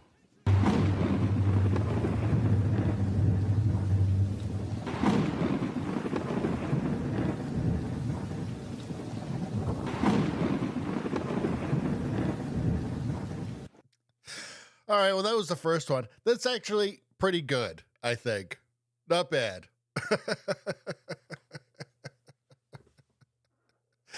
Let's see. RSN40 is saying, I discovered your channel on Rumble a few years ago because of the animations.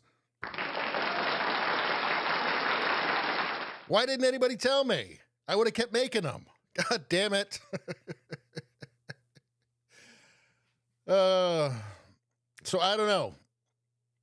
See, watching that again, I haven't watched these in like forever because I just stopped doing them.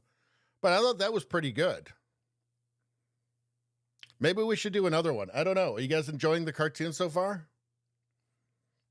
Rogue Thought says that was good. Should we do one more? What do you guys think?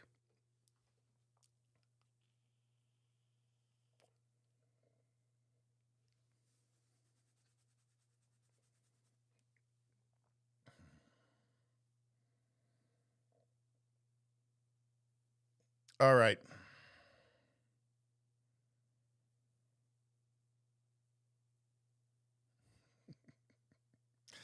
All right, let's watch the next one.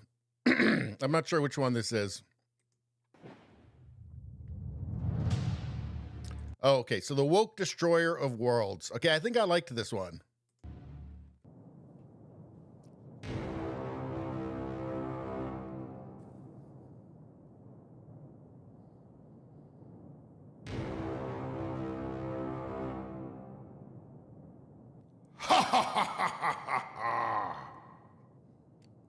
How easily I have established my cavern of ultimate despair on this weak and vulnerable planet.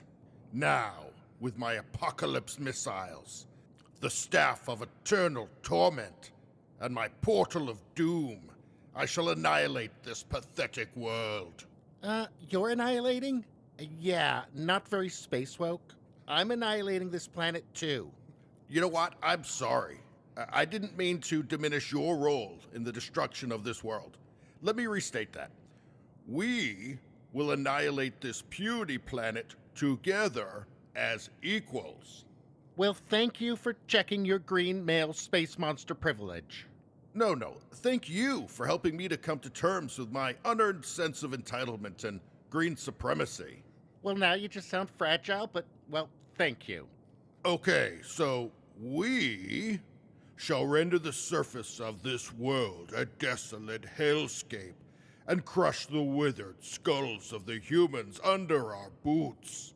First, we must vanquish hope from their hearts by mercilessly slaughtering their greatest champion. That's a solid plan. Reveal to me who is Earth's greatest champion. Do I look like your secretary? You are literally my secretary. Oh, do you want me to tell you about the systems of oppression again? How about microaggressions? I am this close to calling HR. No. Don't do that. Please, I value your work and lived experience and the richness it brings to our workplace. Okay, then. The Earth champion is, Silent Wrath. Then this silent wrath shall soon be silent for eternity. One thing though, he's differently abled. What, so like superpower differently abled, or like the, the other differently abled? Well, and I did check the pronouns on the Silent Wrath Twitter account. It's he, him. But there's super strength, can fly, lightning eyes, and he's deaf. Okay, no problem. We brought the interpreter. Also bipolar, autism spectrum. Damn it. I knew we should have brought the counselor. But look, I mean, we're going to annihilate the whole planet anyway, so... Oh my blorg, what part of that's not space woke don't you understand? You know what? I'm starting to not care anymore about all this PC bullshit. I'm just gonna go ahead, destroy this planet just as soon as I destroy this silent whatever he is. One more thing. Does he have Down syndrome? No. Not trans, right? No. You are not gonna tell me he's an undocumented child migrant. There is no way you're gonna tell me he's an undocumented child migrant. He's an undocumented child migrant. Blorg, damn it! Space Twitter will crucify me. I am not getting canceled. That's it, we're leaving.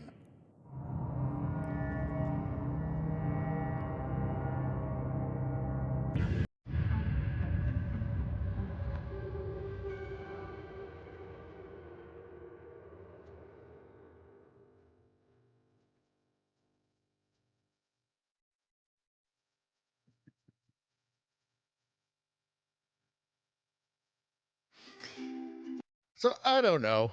That one, again, I haven't watched these since I put them out, and this is like at least a couple of years ago or more.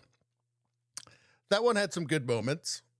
It had some good moments in it. Overall, I think it was decent. I think it took me like 4 days to make it because I have no skills with animation. I had no idea what I was doing. I just like got a program and just kind of figuring out workarounds and how to just make it work in some kind of basic way. That's not bad. That one wasn't bad, though. Not bad. What is this one?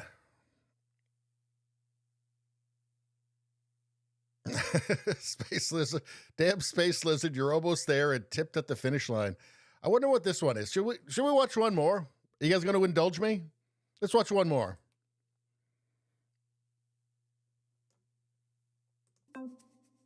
Actually, you know what? There was a second one of Woke Destroyer of Worlds. I wonder if it's in here somewhere. Not in this one. This is like a bunch of them all put together.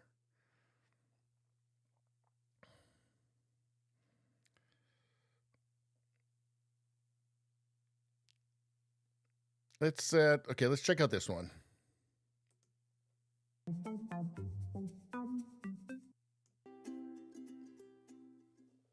And so, class, in recap of today's lesson, the concept of time was #canceled in the year 2021 because of its inherent whiteness. Now, of course, the concept of time was created by the British Empire in order to oppress the peoples of the world.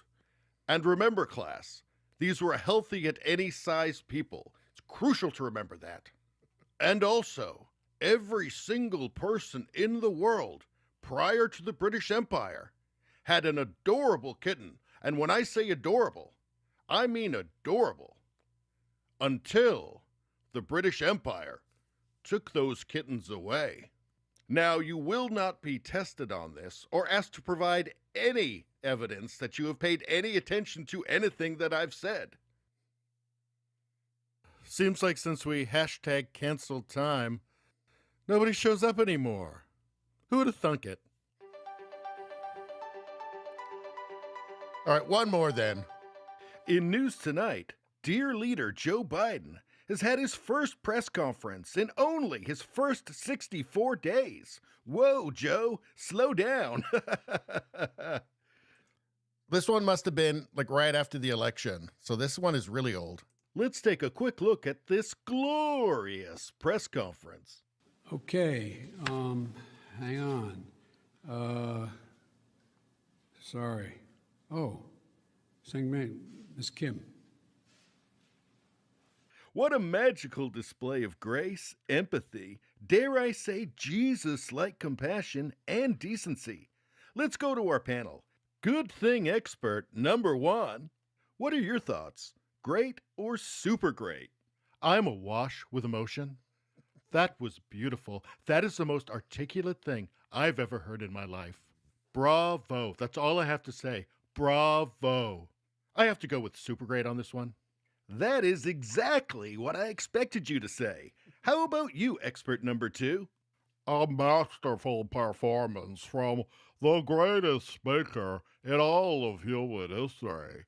Think JFK or Martin Luther King or, of course, Jesus.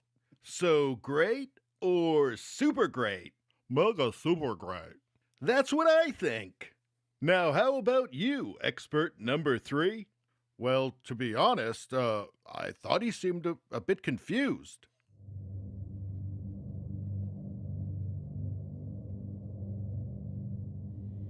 I mean, didn't you think he seemed just a little confused? Guards, seize him! I was just being honest.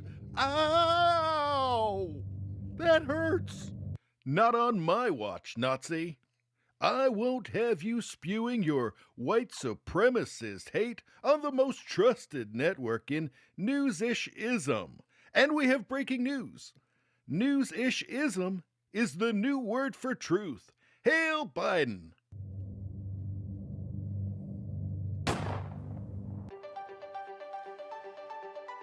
All right, that one was pretty good, I thought. Let's see, what are you guys saying? Antipop says, female alien is hot.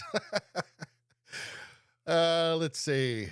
Freya Dix says, welcome to the chat, Freya Dix. How come that guy sounds like Radio Baloney? Kinda.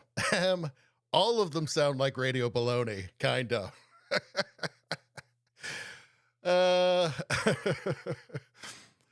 Let's see. All right. So, yeah, okay, we'll leave that for now. Maybe if you guys want some more later, we can watch some more later. I don't think we've really seen all of the best ones so far. But if you guys want more later, you tell me. Let's go back to Twitter again, and then maybe after we'll do this for a little bit, we'll go to Grok versus Trudeau, because that one's always fun. So let's see. What is this person saying? Arrested and fired for trying to create a better world. What? I kind of doubt that this person does want to create a better world, but let's take a look at what they're saying. City in trouble for liberation.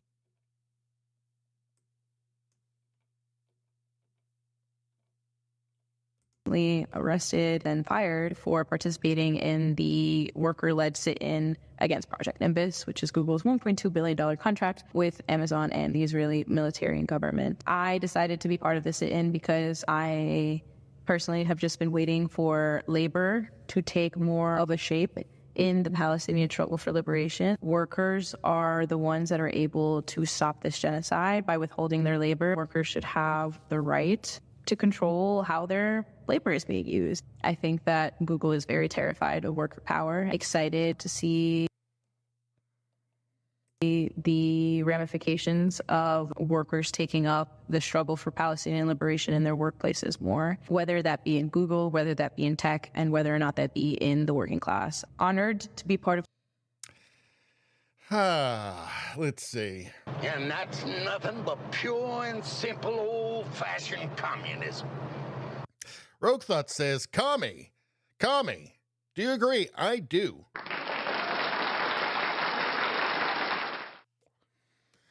So, I find it really weird. Like, okay. So, let's go back to that last bit there again and re-listen to that. I think that Google is very terrified of worker power, excited to see the ramifications of workers taking up the struggle for Palestinian liberation in their workplaces more, whether that be in Google, whether that be in tech, and whether or not that be in the working class. Honored to be part of something much bigger than me. Arrested. Yeah, but you're not really a part of something much bigger than you at all. You're a part of something that will make no difference to anything ever. A totally pointless endeavor, unless the point is to post about yourself doing it on social media for likes, which I kind of feel is probably the whole point, isn't it? You know? And you don't get to direct what your company does, otherwise companies wouldn't work. They'd be pointless. It'd be pointless. There'd be no point in starting a company if people like her could decide what the company does. You kind of need to start up your own company for that, but typically the commies, they're not either inclined or very talented in that direction, I don't think. And of course, commie. Like every single time, they're all commies every single time. You are not part of something bigger. You are a useful idiot. That's it. If she couldn't put out the videos to tell everybody what she's doing on social media, she wouldn't do it. Of course she wouldn't. Friedrich says she's got a rather large jaw. Let's see. Friedrich says if she took the ring out of her nose, maybe someone might put one on her finger.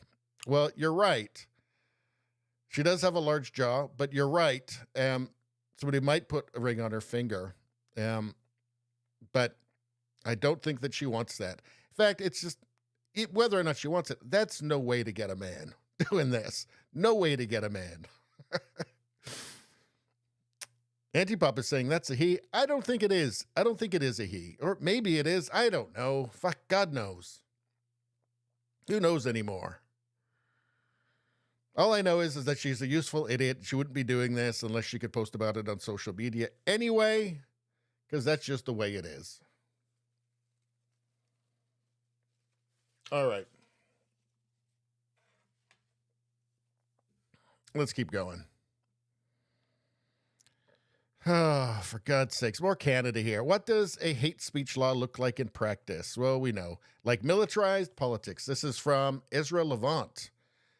Canada has faced 7 months of anti-Semitic hate from foreign migrants and woke leftists, but Trudeau's anti-hate minister says she'll spend $237 million fighting the far right, of course. Now, I'm not saying here that everybody out protesting is anti-Semitic or hates Jews or whatever. I think that is obviously a part. I mean, you know, the rhetoric coming out of there is pretty hateful. So it's obviously a part of that. If you're supporting Hamas, if you take a look at their charter, I mean, it's pretty explicit. Like they're not hiding what they want to do, and it ain't good. But while you do have all that going on in the streets of Canada, maybe it's not the right time to be talking about fighting the far right, who are doing what exactly, and where are they exactly? But this is the obsession. This is a liberal, so of course this is what they're going to talk about. This is all they can fucking do. Spend money and then accuse people of being racists and far right. That's it. The only reason you would ever disagree with anything they say is because you're far right, of course. Far right, scary far right, maybe even MAGA. Ooh. We are doubling down on our Canada approach, and the RCMP have been doing. Today's investment of $1.2 million for building bridges. Okay, so that's $1.2 million out of $237 million total they've got. Workshops will further enhance our Team Canada approach to combating hate by supporting victims and communities, by making it easier to report hate crimes, to provide resources and tools for community organizations to support victims of hate, addressing the significant knowledge gap that exists in the Canadian hate crimes landscape, including... Okay, there's no hate coming from the imaginary far right in Canada. It's there if you could look at it, if you wanted to look at it and talk about it. Don't think you do. Information on the rights and freedoms guaranteed by the Charter, teaching investigation techniques on how to recognize hate crimes, developing strategies for outreach and engagement with communities who experience hate, and by providing fundamental knowledge to better equip police so that they can understand, so that they can investigate and support prosecutions related to hate crime. These workshops are providing communities across the country with the tools and resources they need to truly meet the moment and fight back against the alarming rise in hate. Okay, I'm with you there. Alarming rise in hate. From where? From where, though? That we're witnessing. You know, we're at a pivotal moment when it comes to addressing hate in our country, and the work is urgently needed now more than ever. And while some so-called leaders are openly and recklessly inciting hate by embracing white nationalists and far-right extremist ideologies, we are doubling down. They got nothing else. They got absolutely nothing else. You know what a bunch of this money will go towards? Organizations like the Canadian Anti-Hate Network, who will then be used as, who will just make up shit, and then they will be used as experts by the CBC.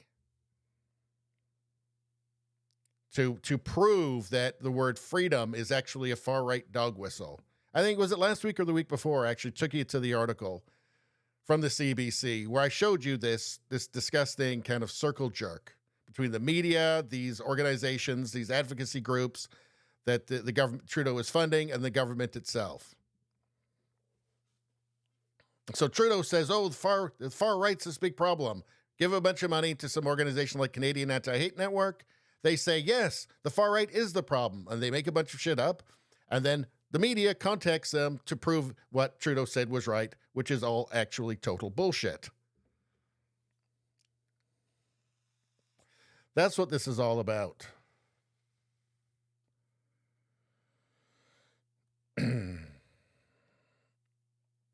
Rogue Thought says, right of Mao is far right. Yeah, I mean, this thing, any disagreement with them, just one step to the right is far right. If you just stand still and they take one step to the left, now you're still far right. You have to keep up with their insane progressive, so-called progressive movement every step of the way. Otherwise, you become the new far right. They think that classical liberals are far right. They think that like just old school traditional liberals are far right. It's anybody who's not as insanely far left and loony as they are. It's worked for so long, but you know what? It looks like the spell is breaking. The polls tell me the spell is breaking. The spell where they could just throw one of these accusations at you and it would shroud your mind with confusion and fear so that you just have to give up and say, yes, okay, yes, may I have another. That's not working anymore. When you're a one-trick pony, eventually that trick is going to stop working. People are going to stop believing it. Particularly when you go from a wealthy country with a high standard of living to one that's not so wealthy with not such a high standard of living anymore, like Canada. That tends to wake people up. You know, and when woke runs into reality, reality has a better argument. Every single time. Anyway, that was idiotic, wasn't it? That pisses me off. Let's see. What are the people of Canada saying in the comments?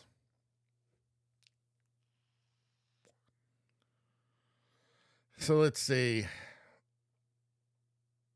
Well, the protesters seem to be saying a lot of hateful stuff. I think that is true. Far right doesn't exist here. They are trying to adopt American issues to smear conservatives. Yeah, that's what the Canadian left loves to do. They love to import stuff from the most dysfunctional blue American cities, like San Francisco. We'll see. I've got some other stuff about that in this as well, where in Calgary, the city council there wants to make it legal for non-citizens to vote in municipal elections, right? That's just something they're just stealing from California. Like they look at the most dysfunctional, far left places in the United States with envy and longing. And they just dream of fucking up Canadian cities as much as, you know, San Francisco is.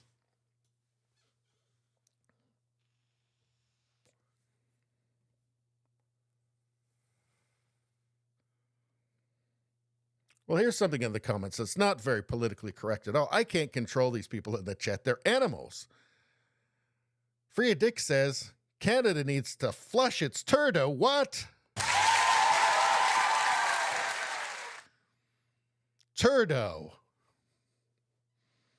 Well, I bet he wouldn't like hearing that very much, would he? But he wouldn't like it at all. And that's why we'll keep saying it.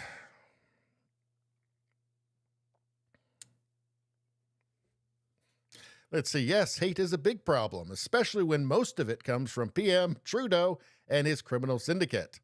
What a nauseating bunch of hypocrites.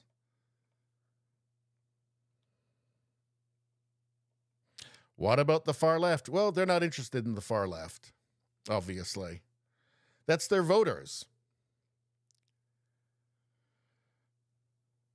The hate myth is getting so old. I know, the polls are showing that. All right, let's move on.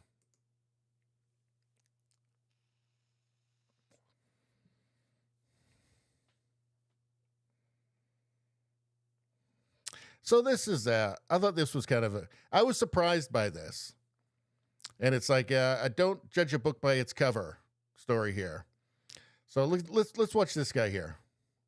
Was against censorship. When they try to take out explicit materials from kids' schools and stuff like that, then y'all are against censorship. But now when a student wants to record, suddenly you're wearing masks, you're wearing sunglasses, you're hiding your face, you're trying to censor people's freedoms and rights. Like, man, y'all are a very confused group of people, man. Is this SJP giving y'all these rules, or is this FJP? You're free to leave. I am, because I'm a U.S. citizen, so I'm free to do anything I want. That's the cool thing about being a U.S. citizen. When you work hard and get into UCLA, see, I got my GED in prison. So that means less than 1% of us will ever get any college degree. I'm getting a college degree from UCLA, the #1 public university in the nation. So I'm free to go anywhere on this campus I want. You can hold up all your sweaters. Ooh, let's see if we can see under there. Uh-oh. Whoa. Let's go over here. Uh-oh. Wooga, wooga, wooga. Booga, booga, booga. Oh, look at these losers.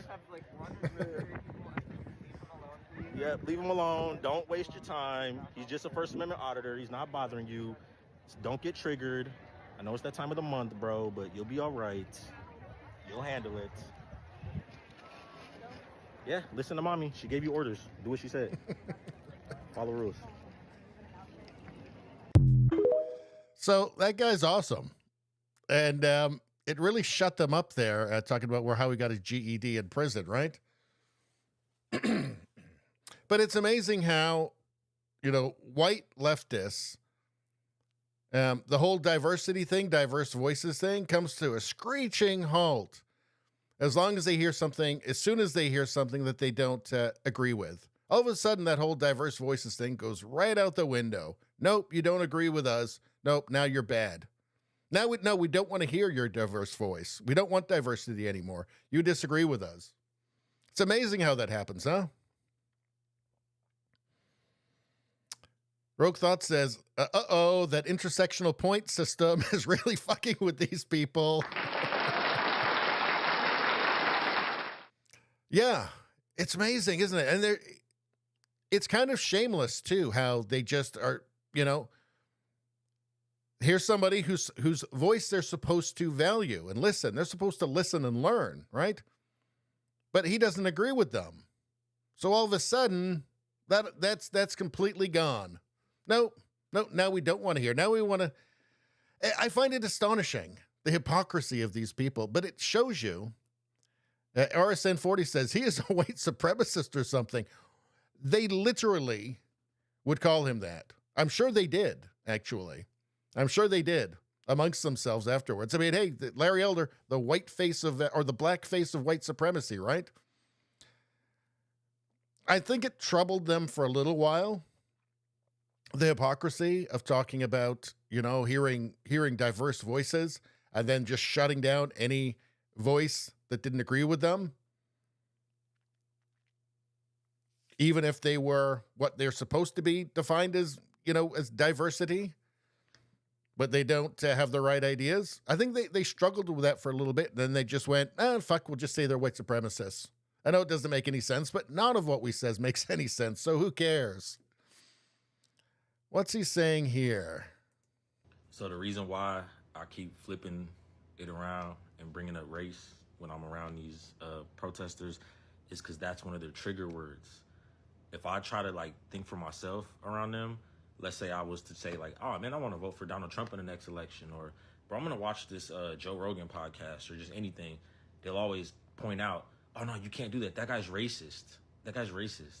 So anything they disagree with, as white people, if they disagree with someone else, the other white person they disagree with is always racist. So they try to tell me, since I'm black, I can't like that because I'm black and he's racist against black people.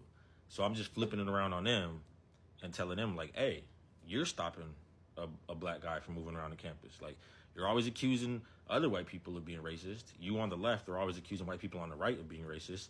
So don't you feel like what you're doing is pretty racist too? So I'm just flipping it around on them because that's their trigger word. And I just think it's hilarious. So the reason why I keep flipping.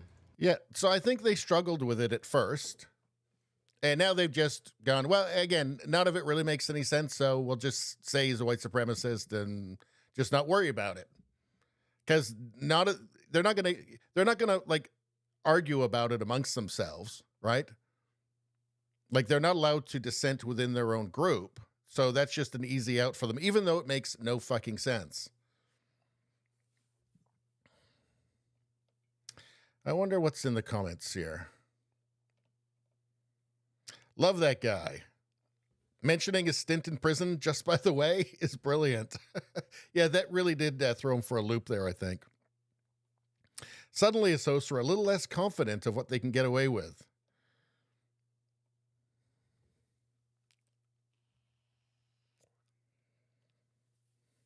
This guy is great. These thugs at the colleges are the equivalent of brown shirts. They don't want anyone to have an opinion that's not theirs.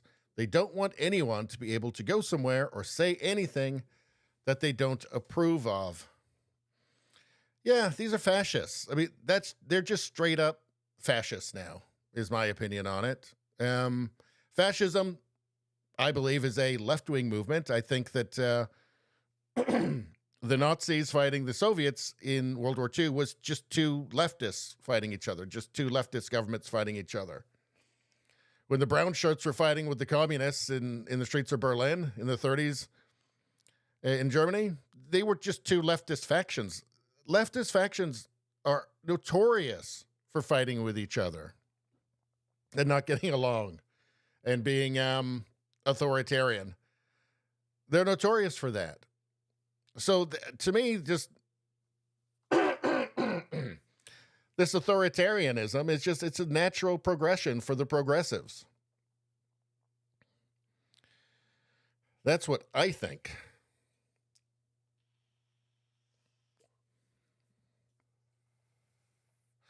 Did I have something else to say that I forgot about? I can't remember. This is all, again, for somebody, okay, so if you're like me, or I think the people watching this, right? If you are anti-identitarian, so you are pro seeing people based on the content of their character, right? So you think that's the only ethical way to judge another person is purely on the base of their character, and everything else is irrelevant, right?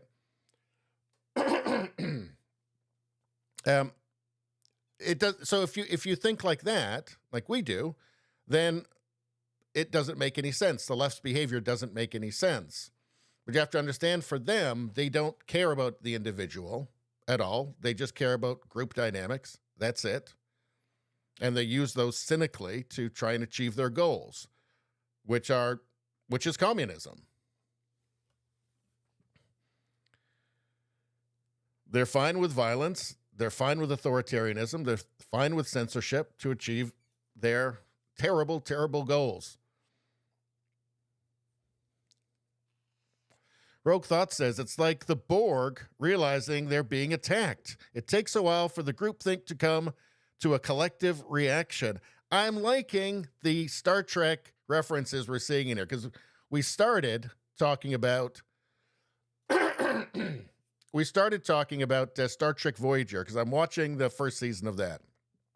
And I was talking about how it feels so comfortable. It's so much more of a comfortable, nice, optimistic world that they've built in that they built in the mid-90s. Because in the mid-90s, I think, culture was much more positive about the future and was, I think, really committed to a kind of colorblind society, and a society based on merit and content of character, which has been completely flipped. So I'm appreciating you guys with the Star Trek references there. I'm liking it.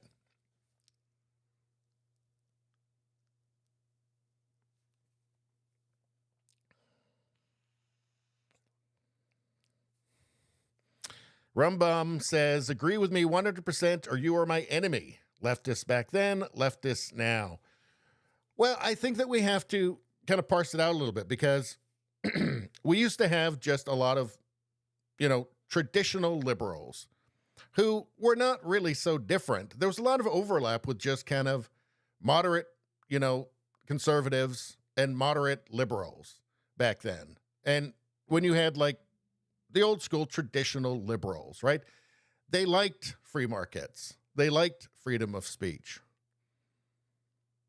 There was a lot of, there was a lot of agreement as well as a lot of disagreement. I mean, the disagreement might have been, the difference of 3% in a capital gains tax or something like that, or income tax or something.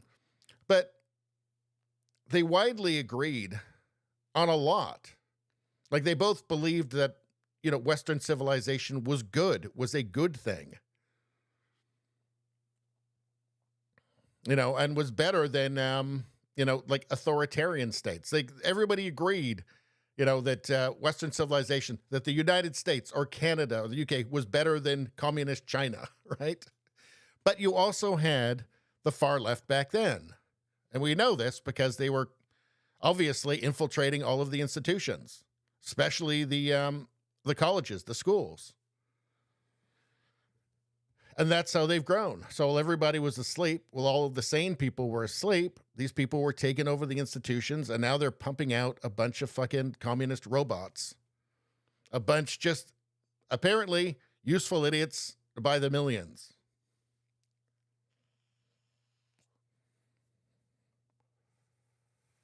And those leftists back then, yeah, they were the exact same. There just weren't as many of them was the problem. Now they've been breeding. Or I think the Borg is a good reference. They've been assimilating young people into their communist Borg, their authoritarian communist Borg.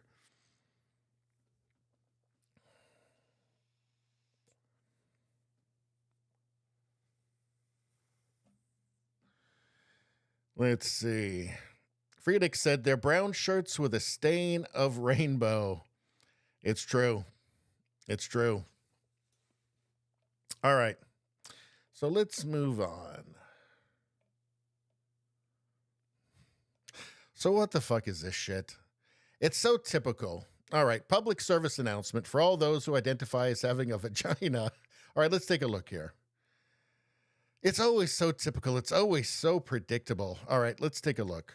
Say about things you should not put in your vagina. Republican men, men in the police or the military, uneducated men, because they're usually broke. Garlic, that's not helping. Don't. Your terms are acceptable.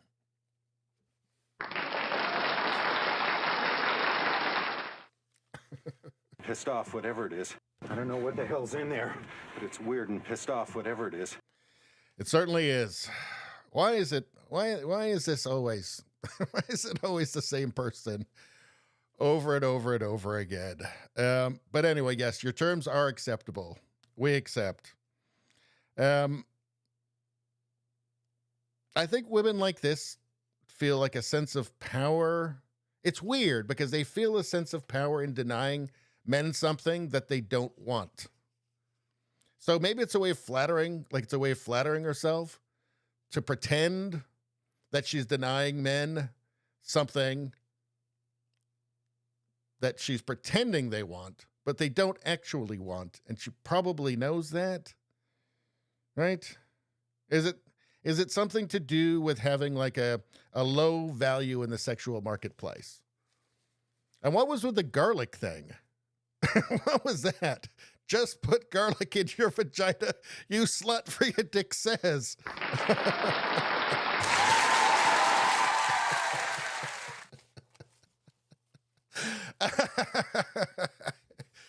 You fucking animal. I like it. I like it a lot. I love the chat. The chat is what makes this whole thing fun for me. I'm going to read that again.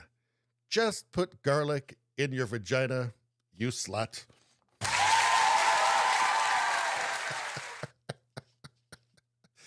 That wins top chat of the night so far. So far.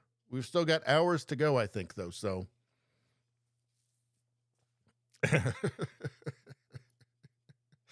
Did she spread flour and mayonnaise on her face? I don't know what that is. Maybe it's ice cream. Maybe she just she has a big tub of ice cream and she just dunked her head into it to eat. I don't know. But I just don't feel like there's many men that are going to be terribly upset about this, about her refusal here. Also, public service announcement for all those who identify as having vagina. Also, popsicles and corn on the cob. I feel like there might have been some. It's probably what corn on the cob has nightmares about.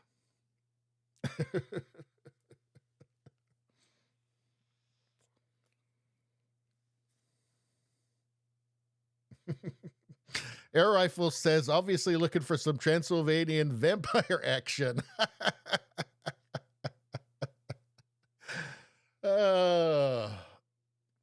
And Poesy Poet says, judge them on their deeds, not their plans. I think that's going back to that last thing we were talking about, but it's 100% correct.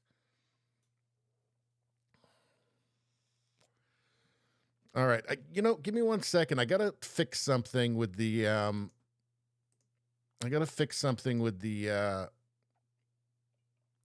hold on, with the YouTube chat coming up. What do we got here? I don't know. Okay. That should help things to stay up because they seem to be disappearing off the screen, so I'm trying to fix that. Hold on.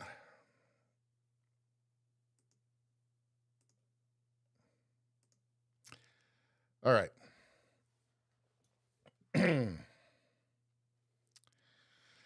See, part of the problem, I had to switch from Rumble, the Rumble live stream program, because it was just screwing up. So I had to go back to my old one. But the Rumble one would integrate the YouTube and the Rumble chat into one thing. So they would all be mixed in together.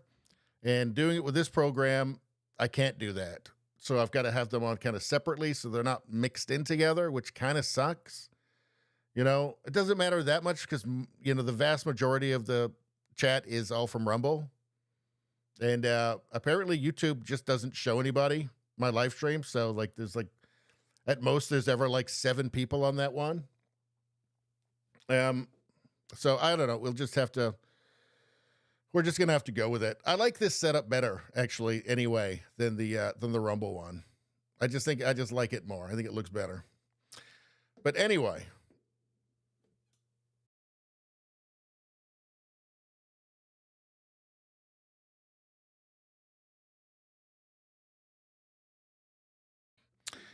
air rifles. I'm not seeing the live chat. Well, it's actually coming up on the bottom of the screen, like down here, like down there. So that should be seeing that. I think I can see it on the live feed from YouTube. But again, it sucks because I can't, using this program that I'm having to use right now, I can't get it to mix in with the other chat, which sucks. Maybe I'll have to go back to the other one. You know, but I guess we'll just have to see. Anyway, sorry about that. You can always watch it on Rumble, though. You can get a Rumble account, and then you'll be in with all the other awesome people that are on Rumble. And most of the people that see these are on Rumble. Like YouTube, it's like, I don't know, if one of my live stream ends up getting like 100 views on YouTube, you know, that's considered really good, you know, whereas I typically have, you know, anywhere from, I don't know, 250 to, you know, even like 400 people popping in and out of the Rumble stream while it's happening. Certainly at least a couple hundred people, maybe not for the whole thing, but popping in and out. 2, 3, maybe 400 people. So and that's why the Rumble chat is a lot more lively, just because Rumble is apparently not hiding it from everybody, from my subscribers. And I even get some new subscribers off these live streams while they're happening, which is great. Okay, so I got to remember to ask you, everybody who's not subscribed right now, to subscribe to the channel, whatever platform you're on. You can see all of my very, very healthy and nutritious videos. They're excellent. And yeah, I have to remember to do that, and I just did. So do it. So subscribe.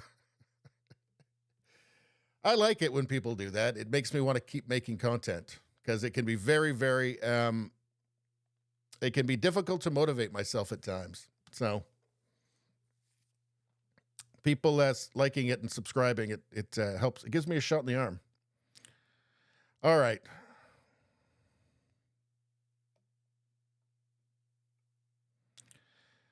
That's why you shouldn't play their game, because you can't win. They will hate you no matter what. Oh, dear. Well, I think we know this story, don't we? Can a white person have anti-racist, decolonial values, and yet their behavior still shows up in colonial ways? This speaks to the need of decolonial shadow work, because even while a white person may consciously reject the colonial capitalist patriarchy, may consciously believe in decolonization. Frankly, my dear, I don't give a damn. God, this is boring bullshit, isn't it? Jesus Christ. Just over and over and around and around and around it goes. Racist, racist, racist, racist, racist. Can a white person not be racist? I mean, I guess it's just because there's like a whole industry around this now. Let's continue. Because they have been programmed by this oppressive paradigm, because they have been indoctrinated by the colonial capitalist patriarchy. What does all that mean? You mean the modern world? Do you mean like modern medicine? Do you mean like modern technology, like cars, hospitals? What are you talking about exactly? Like having electricity, plumbing? I mean, are you talking about all of those oppressive systems? All that colonial capitalist patriarchy oppression? What the fuck are you talking about exactly? You mean all that free speech? You mean the fact that you can say this insane bullshit and nobody's going to stop you? They might criticize you. I guess that's the evil colonial capitalist patriarchal oppression that she's talking about. Have these people never fucking thought? I mean, are they just pure grifters? Are they just stupid? That's my question.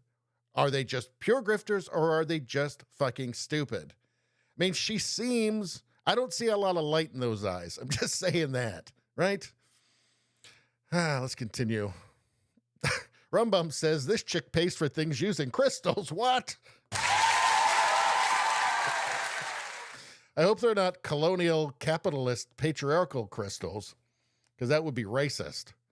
And because they also carry colonial intergenerational trauma from their ancestors, their grandparents, and their parents, they still may show up in colonial ways. There is deep healing work that needs to be done to release these energetic imprints, to break this colonial cycle in the lineage, and to also heal from this deep. Again, what are the colonial parts they want to get rid of? Modern medicine, hospitals, electricity, cars? What exactly? TVs? The intranet? Which part of the colonial stuff do they want? It's not that they want to get rid of any of that stuff. They just want to control it. That's what it comes down to. RSN 40 says, what a sad way of thinking. It absolutely is. It's pathetic, actually. I mean, what are we supposed to do? Just pick up all our colonialism and take it home? Will that make them happy? Yeah, we're leaving, but we're also taking everything. Enjoy.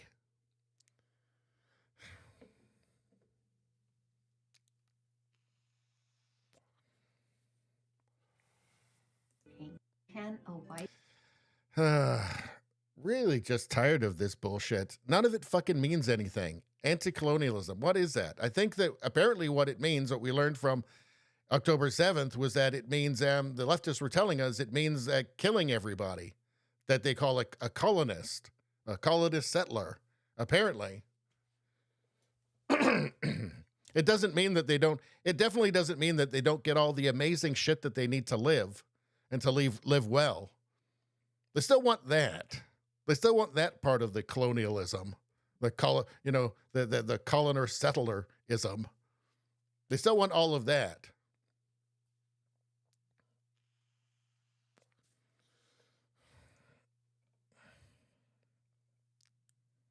Oops, was I being too colonial? God damn.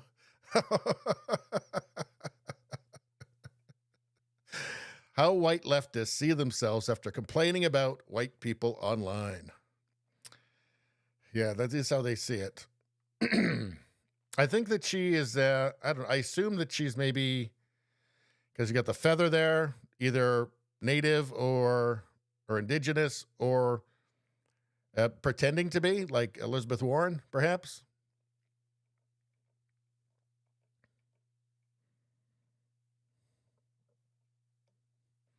Oh, single mother detected. Ooh, yikes.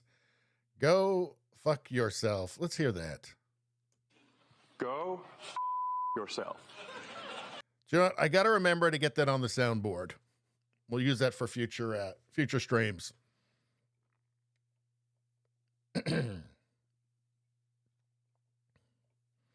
What is this? Let's watch this. For the communists, there must never be a compromise. Never a settlement of disputes. Only conflict. For the communists, there must never be a compromise. Never a settlement of disputes. Well, that sounds like commies, all right. Oh, I've got some Yuri Bezmenov coming up, by the way. I think you guys will enjoy that. Ex-KGB guy.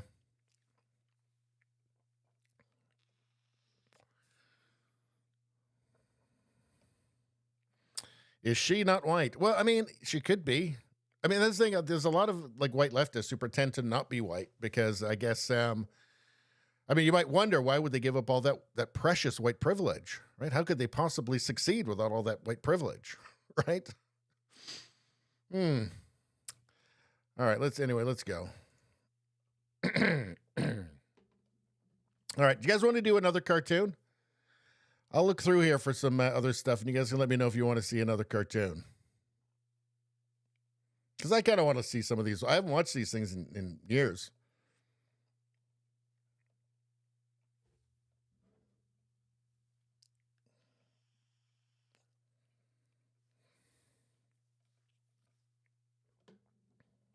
Well, there's the Yuri Bezmenov, but we'll watch that in a little bit. Let's see. I'm looking for a Fatty's Fart video, but this one could maybe do. No, let's keep going. I think I must have a better one.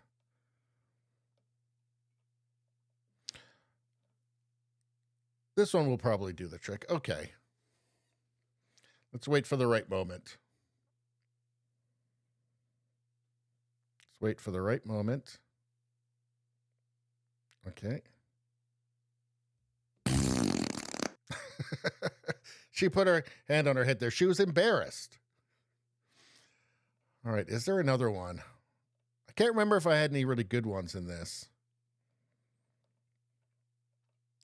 Okay, let's listen to this for a second. Hold on. The charity, of course, you're here to talk about. Also, the importance of gun control. How did you kind of decide that that would be the one that you really wanted to champion? There we go. That was her answer. Okay.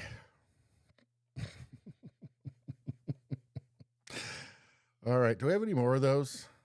I thought I had some. Look at this. I thought this was just very funny. When you fight through all the feminists and have to face the final boss. Oh, that's great. What's written on here? I don't even know. But that does look like the final feminist boss. Ugh, terrifying.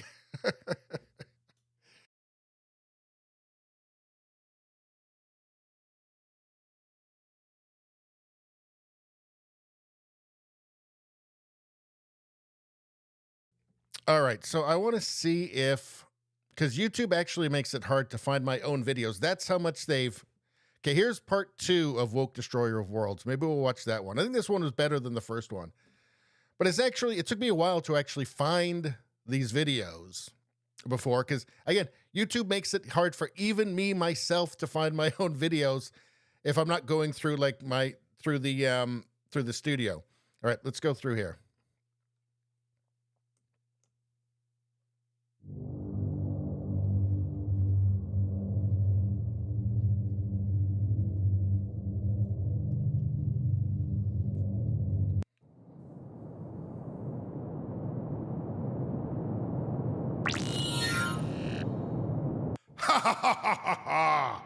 Yet another pathetic, puny world to destroy.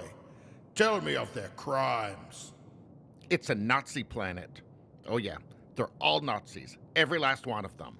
How in Blorg's name have they escaped our righteous wrath for this long?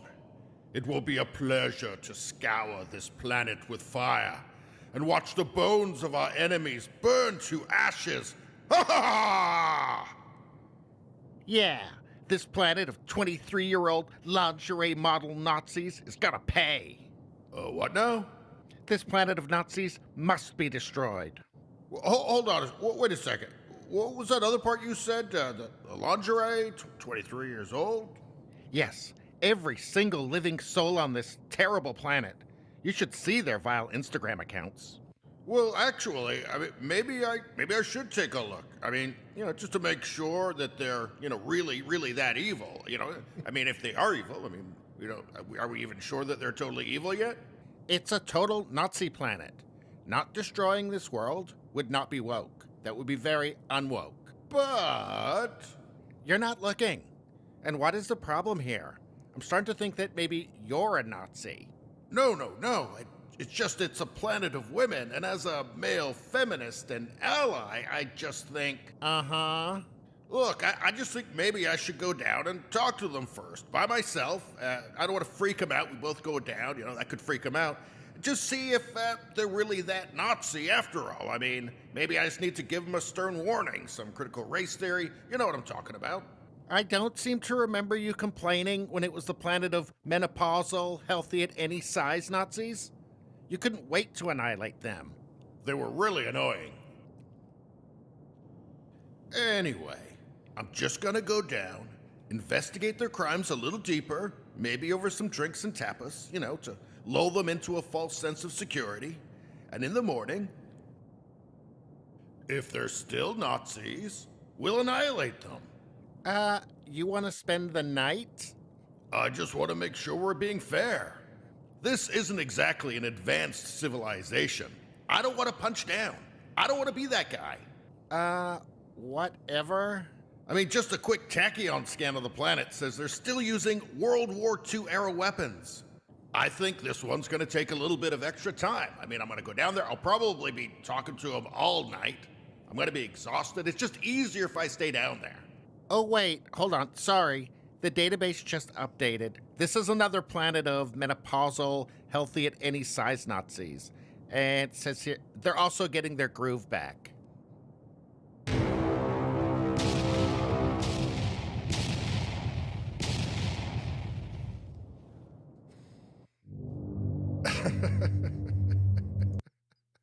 That one was pretty good. I stand by that one. That one was pretty good.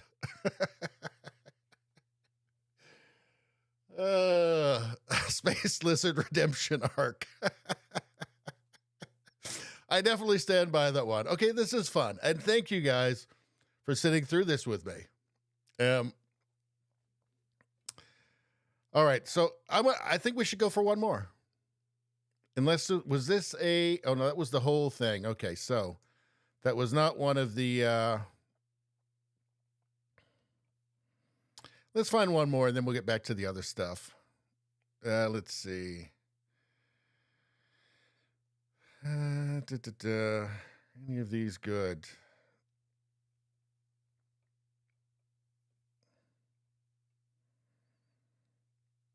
Well, let's see if there's another one in here, because this is a bunch of them stuck together. It's like a 20-minute video. Let's see. We watched that one. Okay, what's this one? I don't think that one's that good. Let's see. What's this one here? Okay, hold on.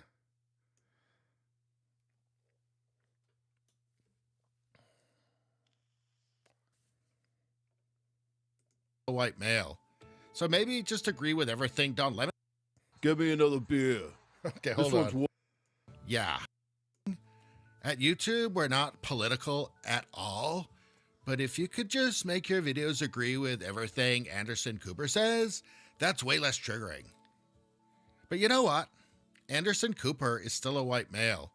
So maybe just agree with everything Don Lemon says. So this is the end of the previous one. Actually, I'm too traumatized from writing this letter. You're totally getting canceled. Thanks.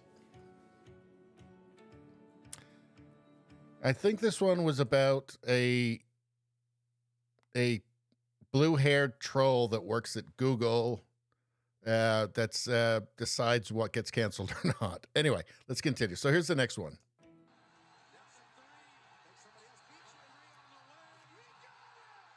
Hey, woman, give me another beer. This one's warm. What's wrong with you? Give me a cold beer. And another thing, your cooking's garbage. So I only let you cook 20% of my meals. Strict rule for the Burger King. Women only cook 20% of the meals. One day, I'm going to get a job working down in the sewers, like a strong, independent woman. Yeah. Brave and stunning. Oh yeah, and happy International Women's Day. That one was something to do with Burger King, and they had a commitment to... think they had only 20% of their kitchen staff was women or something, and they wanted to get it up for equity reasons or something. I don't know. That's based on a lot of these are based on news stories from years ago. What's this one?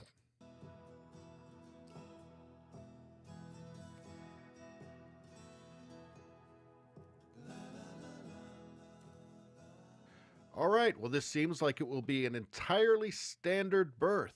Let me know if you need any assistance. Oh, she did mention that about an hour ago. Excuse me? What did you just say? Oh, well, okay. Well, the mother told me that... What? Have you lost your mind? As a medical doctor, I can assure you, nobody knows whether that is the father or the mother.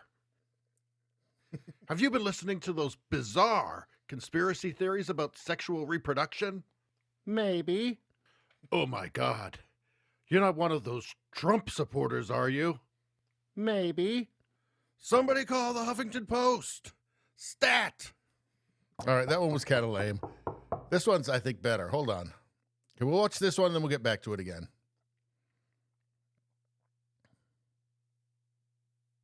Are you? Maybe. Somebody call the Huffington Post. Stat! Yeah, that one was kind of lame.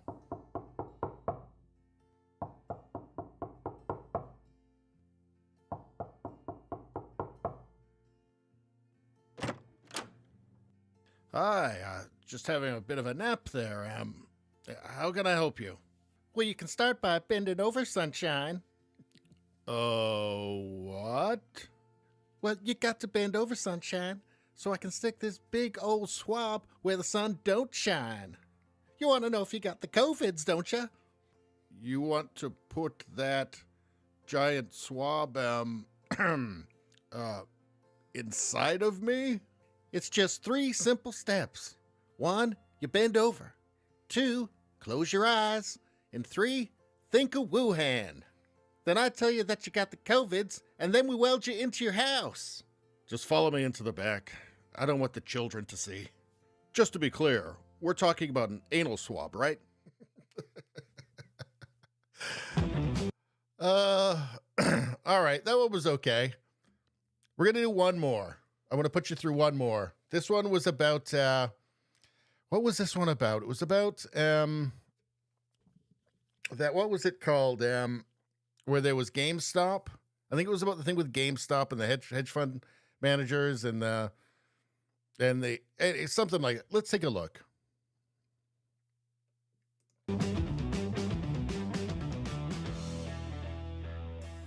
Hi, how can I help you? Payday bar. Give me a payday bar.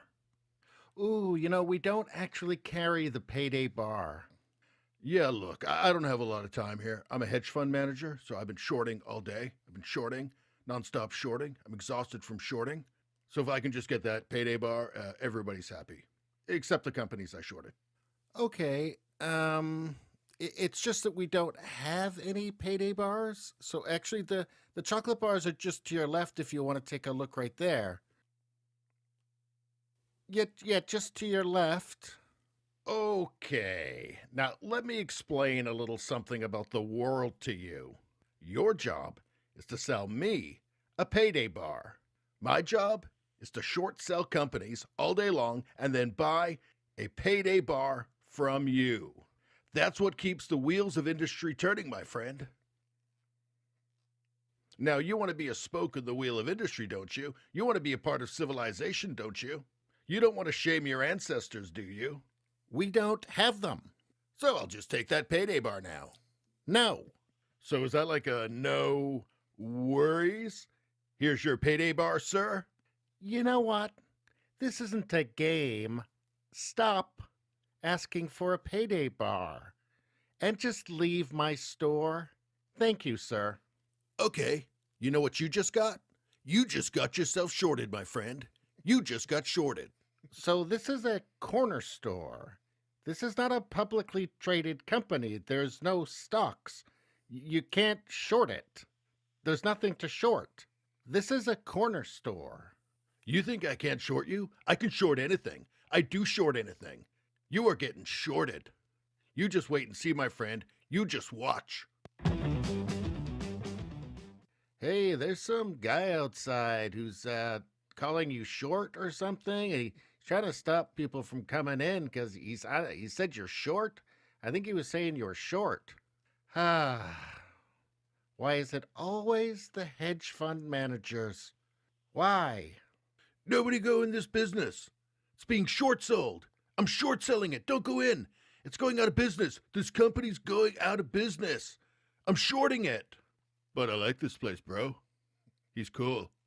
And it's convenient too, so like I wanted to stay here, so I'm gonna go give him some money now. So yeah. Ding ding ding. You gotta sell. You gotta bail. You gotta bail, man. The ship is sinking. This store's going out of business. You're gonna lose everything. Yeah, but this store's cool. And like I wanna help it out. And you suck. So anyway. Yeah, you suck. I hate you. Go away. Yeah, you do kind of suck. I'm gonna go in there and give them some money, but there's Russians in there and alt right, and they're doing insurrection. They're doing insurrection. That was really sad and desperate. So we're just gonna go in, okay? But here I'm shorting it. I'm shorting it. It's short sell. Shorting,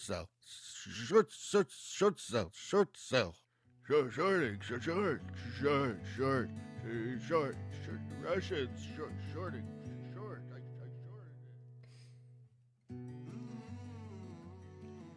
Wake up.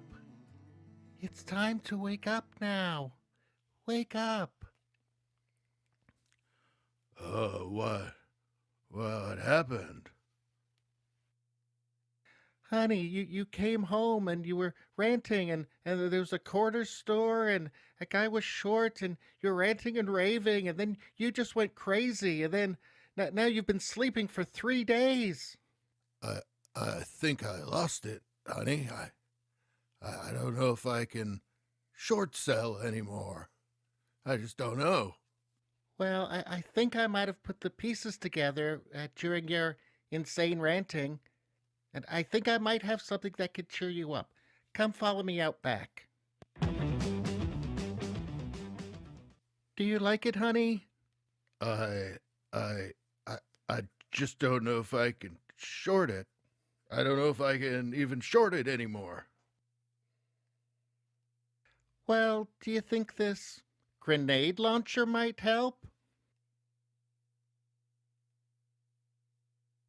Maybe just a little. Yes. It's gone. It's gone. Hey, have we got any payday bars?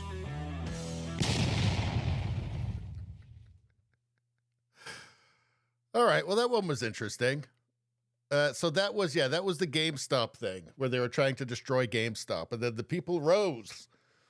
The people rose and prevented them. And that was years ago now. So, yeah, I thought that whole thing was very funny. So I made a cartoon on it.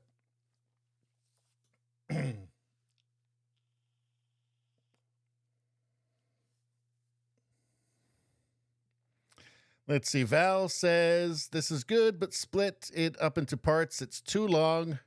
Make YouTube shorts out of it. Yeah, maybe. I don't know. I mean, they take so much time to do. I mean, that one took me like 5 days or something to do it. Because I was just struggling to figure out especially since I was struggling to figure out the software at the same time. But I don't know if it's worth it, putting that much work into something that's just not going to get very many views, So we're just having a bit of fun tonight, just looking at some of the older ones. Some of the old stuff. Maybe I'll do some stuff. I mean, the Woke News Network stuff isn't actually that hard. It's not as hard as the other ones because it's kind of already set up in scenes, kind of, so it doesn't take as long. Let's get back to this stuff. Actually, you know what we're gonna do? We're gonna go to Grok versus Trudeau. So, any ideas you guys have? Val says, a shame they're pretty good. Well, maybe, see, if I get that kind of encouragement, if I get that kind of encouragement, then maybe I'll do more and I'll actually put the time into it. Maybe I'll do one. Maybe I'll try and do a short one that I can premiere on the live stream every week, maybe.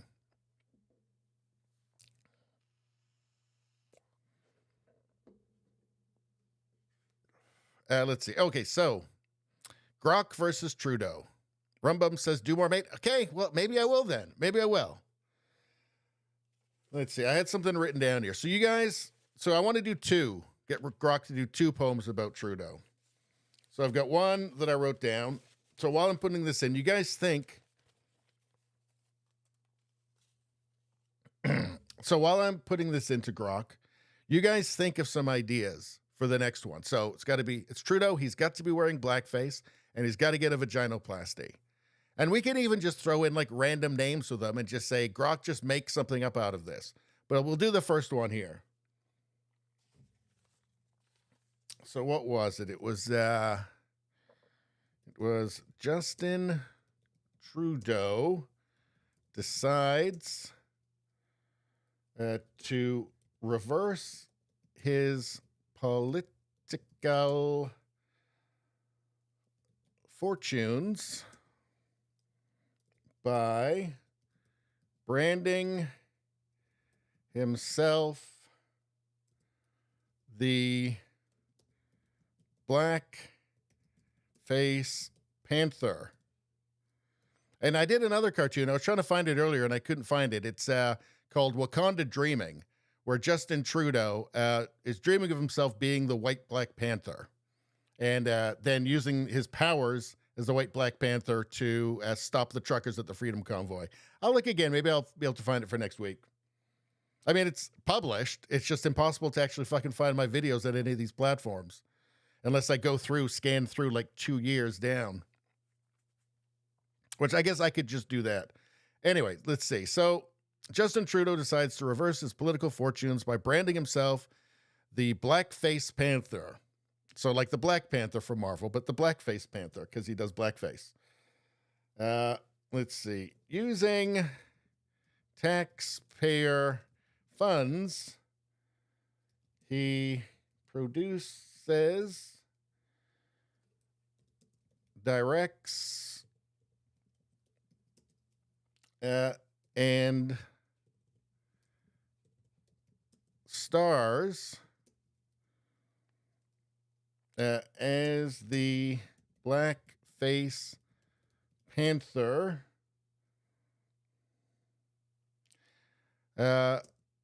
Blackface Panther movie. I know the grammar's not very good here, but it's getting late. In which his character saves Canada from the evil super villain MAGA Man.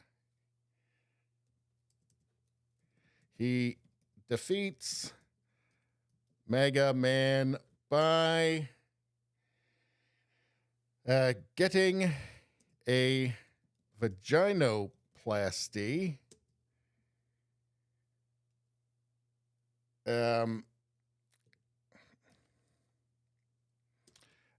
How this defeats MAGA Man is not explained.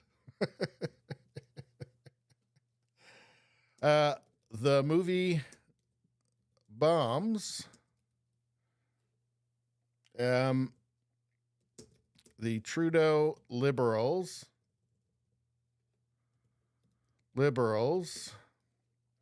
lose all seats in the 2025 election, and Trudeau flees Canada for Jamaica,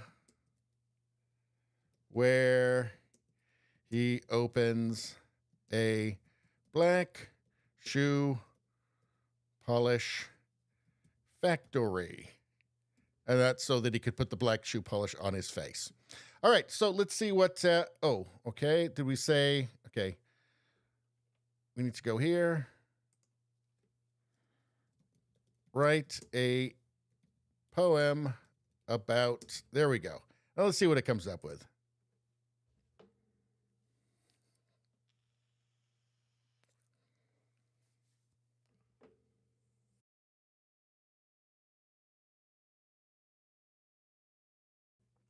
Okay, it seems like kind of a long one. I think Grok must have enjoyed this one. In the land of the maple leaf, where the snow falls soft and deep, there once was a man named Trudeau, whose political fortunes were few.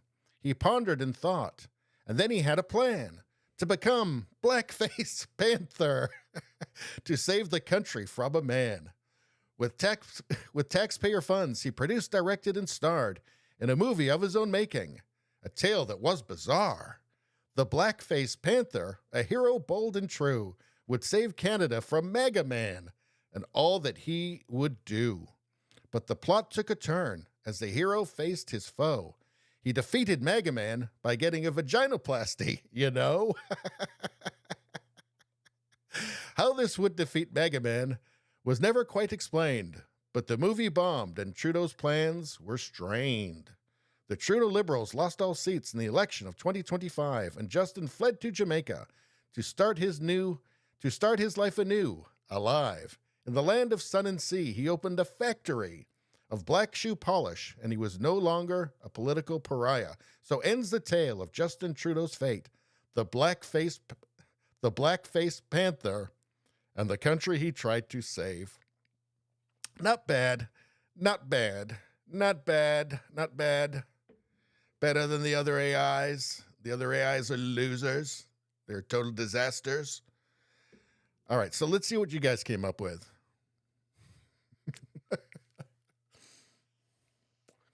Let's see.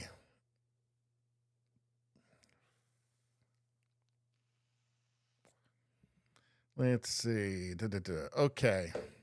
So he meets Biden and thinks he's his grandfather. He helps Biden change his diaper. Let's see.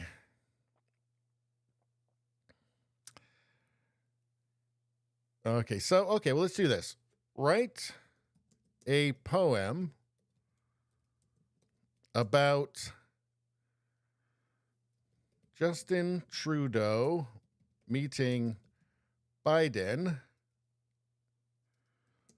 mistaking him for his grandfather, while Biden mistakes Trudeau for his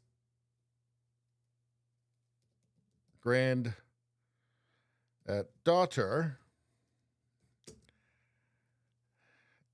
and Trudeau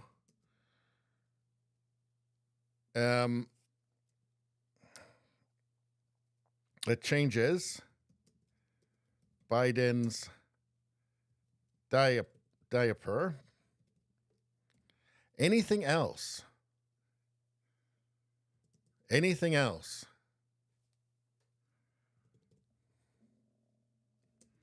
While Biden sniffs his hair and sniffs Trudeau's hair and asks him if he knows where to find some adrenochrome. Okay. Rumbum, sniffing something. I'm ahead of you again. Already in there. All right, so let's see. Write a poem. Okay, so let's see what Grok comes up with here.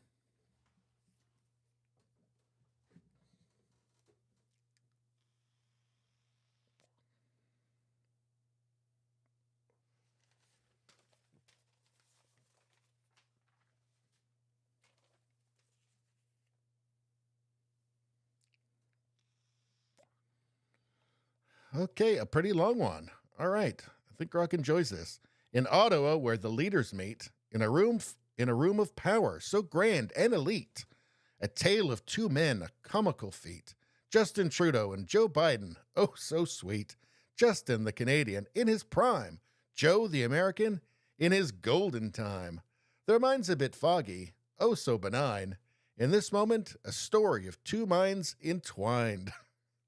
Joe looks at Justin with a twinkle in his eye, mistaking him for his dear granddaughter. Oh my! My sweet child, he says with a sigh. Come sit with me, let's talk, let's fly. Justin, confused but ever so kind, decides to play along. In his heart, he's resigned. He changes Joe's diaper. Oh, so fine. A task he never thought he'd have to assign. Joe, he sniffs Justin's hair, oh so bold, asking, do you know where to find some gold? Do you know where to find some gold? It's adrenochrome. Maybe it's not allowed to use the adrenochrome in this for some reason. I don't know. You know, we forgot to do blackface in this, and we forgot to do blackface and the vaginoplasty. I mean, they had the granddaughter thing in there, but oh well. Let's see. Okay, so, oh, there we go. So there's the adrenochrome. Asking, do you know where to find some gold? I mean, some adrenochrome. My dear old soul. It's the secret to eternal youth, I've been told. Oh boy. Grok might get in trouble for this one. Justin, he laughs, a smile so wide. A moment so bizarre, a memory to hide. In this political circus, oh so bright, a tale of two leaders, a hilarious sight. And so they part with a hug so tight and a memory of laughter, a political flight. In Ottawa, where the leaders meet, a comical tale of two men so sweet. I wouldn't describe them as sweet, so it seems like Grok likes them. Even though there's weird things happening here. Joe Biden's trying to locate adrenochrome because it's the secret to eternal youth, he's been told. He's getting his diaper changed. I don't know. I think it's pretty good. But I forgot to do the vaginoplasty and the blackface, which is supposed to be in every single one. Oh, well, it's late. And I told you, I've been feeling a bit under the weather, so my head's a bit like a block of wood right now. So let's continue with our show.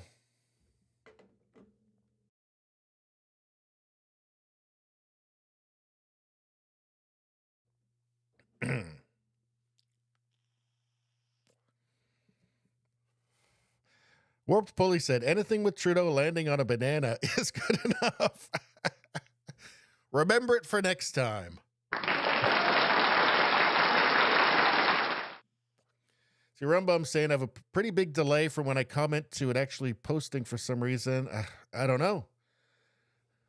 That's weird. I just took the chat from the actual Rumble page where the video is playing, so it should be going up right away. So I don't know what's going on there. Rogue Thought's saying the same. So it's something with Rumble, yeah. All right. So we've already looked at this one, the final boss of the feminists. Let's move on. Liberal argument playbook. Use these tactics when debating an informed conservative. Ignore facts that hurt your position. When that doesn't work, say it's Harper's fault. When that doesn't work, call them racist, bigots, Nazis, etc., then wait around for them to respond and run away when they do. If facts continue to come your way, simply repeat steps 1 through 3. I think that's pretty realistic, isn't it?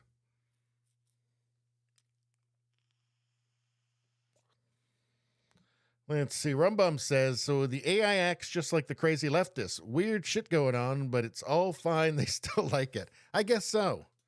Maybe that the reason that Grok cooperates and like OpenAI won't is because Grok it actually thinks those are good things. So I don't know. Time for me to crack open a drink.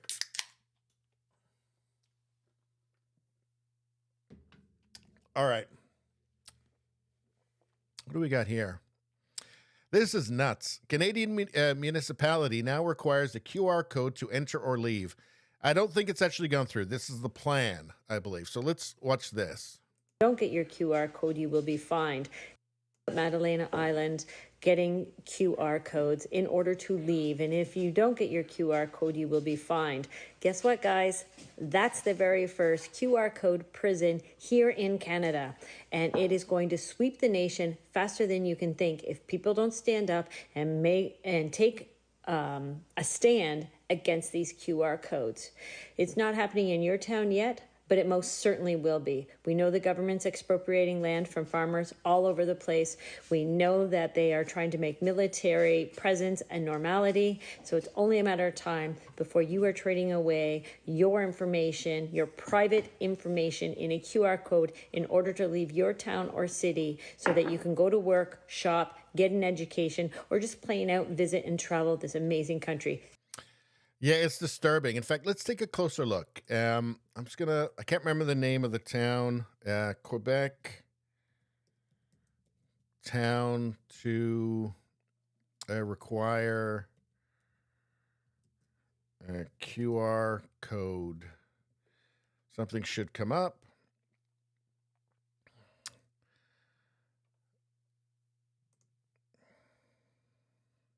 All right, let's make that a little bit bigger.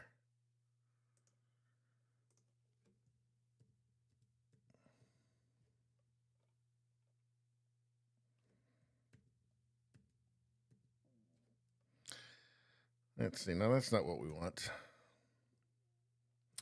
Okay. This Canadian town makes QR codes mandatory for visitors. A far remote Canadian municipality has imposed mandatory QR codes for people to enter and exit. With this, the Canadian town of Îles de la Madeleine has reportedly become the first count. Okay, this is not a good article. Let's go back and find another one. Here we go.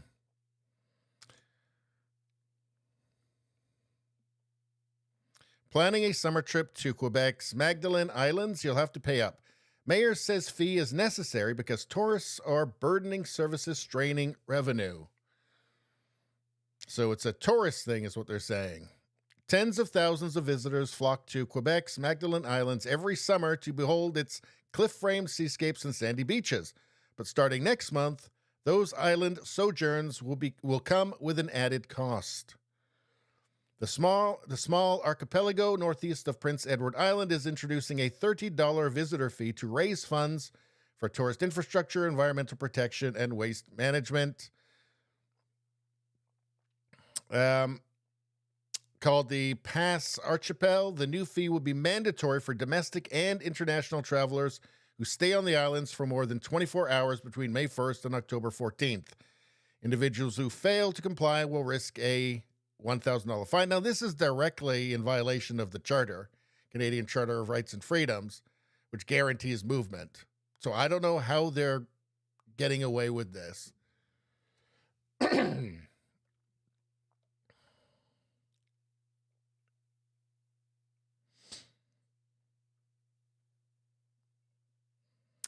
Let's see. Valiquette insists the pass does not constitute a barrier to accessing or leaving the islands, but the fee nevertheless has some islanders concerned it will infringe on the freedom of Quebecers and other Canadians to travel within their own country. Of course it will. This, feels like a test, like pilot program, really, doesn't it? I think it's outrageous to ask someone to identify themselves in order to get out of their own town. In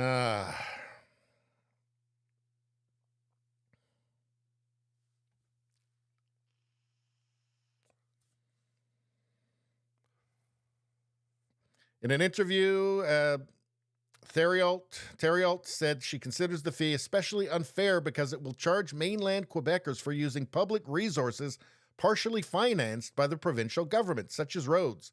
Quote, so we end up charging Quebecers for visiting their own infrastructure, which they pay for with their own taxes.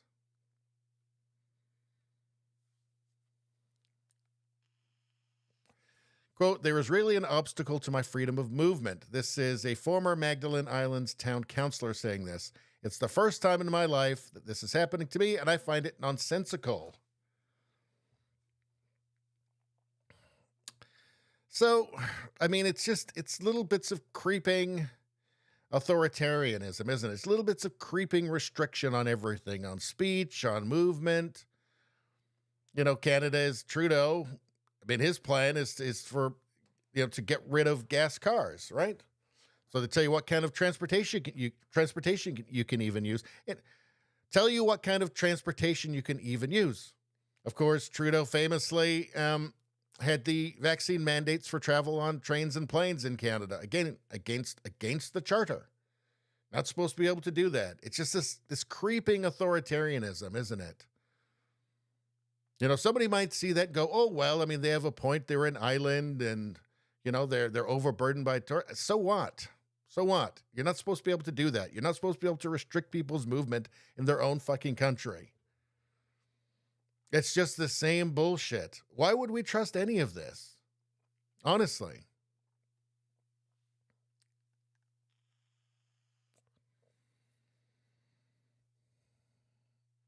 Let's see. Radio Streamer's back in.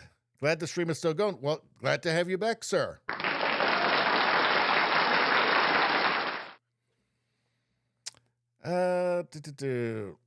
Rogue Thought says, of course, a nice remote island to test this on. Disgusting. Yeah, I mean, they're making it sound like it's the council on the island that came up with this. Did they? Maybe. I don't know. You would think, though, that the province would have something, the provincial government would have something to say about it, right? Who came up with the idea? I don't know. All I know is that this is, again, haven't we talked about the no party? The no party, right? It's just, we're no longer left and right. We're just sane and lunatic, right? It's just sanity and lunatics, right? So you got the far left, which seems to be controlling every institution, right? They're just the lunatics, and everybody else is just sane. So, you have the no party for the sane people. And the entire platform is, whatever the crazy people say, we say no. No, commie, that's crazy. We're not doing that. But what about if we make it so you need a QR code to go on an island? No, commie. That's fucking crazy. No. But what about if we start giving sex changes to pets? No, commie. That's fucking crazy. Just the no party. No. That's the entire platform. Anything a far left lunatic says, no. That's it. That's the platform.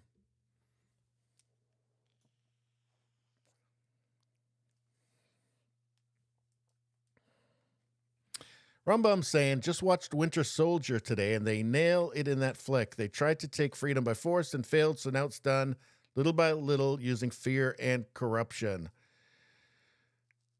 I need to rewatch that. I'm just going back and watching older movies because I don't like any of the new stuff. It's all fucking garbage. Maybe I'll go back and watch that one. I remember enjoying it at the time.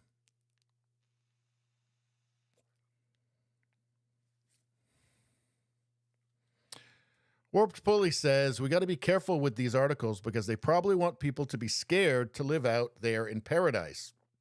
Anything to get everyone crammed into a city. Yeah, and eventually into the pod, right? Yeah. I mean, I do actually understand you live in a beautiful place like that, and then it's just throughout the summer, it's just jammed with 1 billion people. I get that might not be so much fun, but that is also probably like 99% of the economy there too. So, you got to balance that. And also too, I mean, you just can't tell people, you can't put conditions on people traveling within their own country. That's authoritarian. That's not okay. I mean, we've had enough problems with let's face it, our pathetic Charter of Rights and Freedoms in Canada, right? It's time to just start saying no.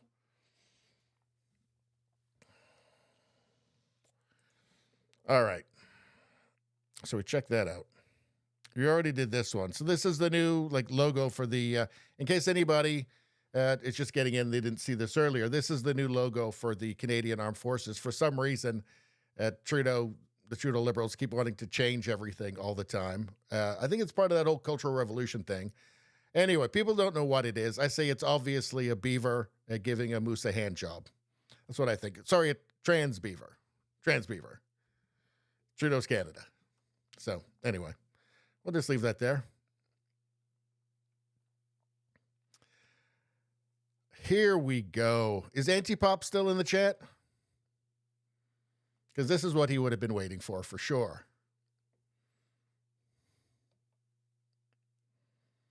All right. So we have, hold on.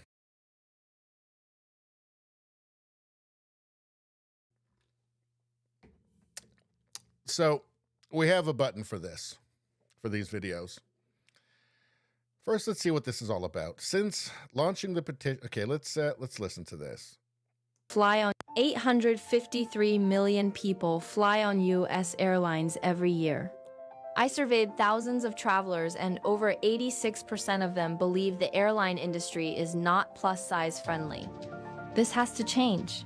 In 2023, I initiated a petition demanding that air travel become more inclusive.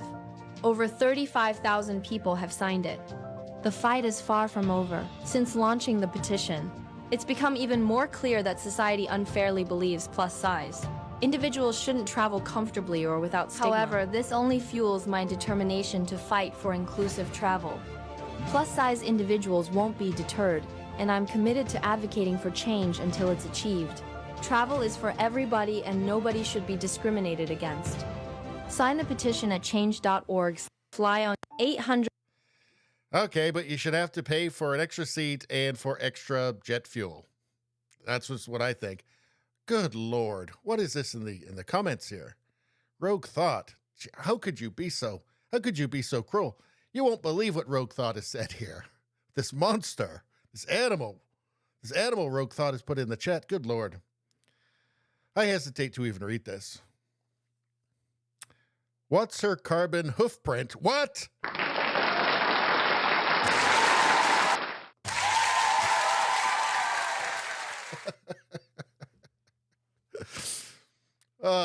The chat makes this so much more fun. So much more fun. Radio Streamer says she may turn carbon into diamonds. That can't be a carbon footprint she leaves. Oh, dear. Dear, you people are monsters. You people are monsters. So, anyway, apparently it's everybody else's fault. It's the plane's fault. Planes aren't big enough. It's their fault. Right? It's not her fault. You have to remember, in the modern world, nothing is anybody's fault. Right? There's no... Why would you lose weight when you're healthy at any size? Right? Why would you even bother? What's the point? She's been told that healthy at any size. Big, bold, and beautiful at any size. Right? What's the point? It's not... She understands now. It's not her. It's everybody else. And it's not just that. It's also, like, planes' fault as well. And like, you know, halls in like in like hotels as well, right? And like doorways' fault, that sort of thing. And it's the buffet's fault because it's not big enough.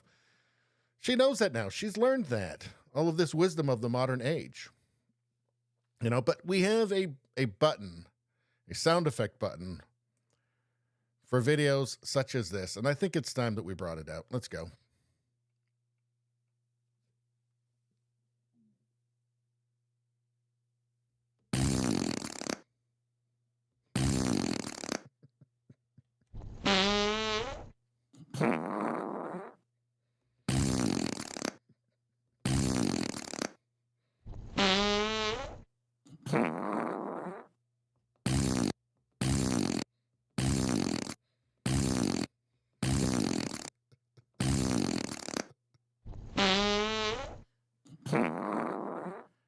Man, she's right at the back. Jeez.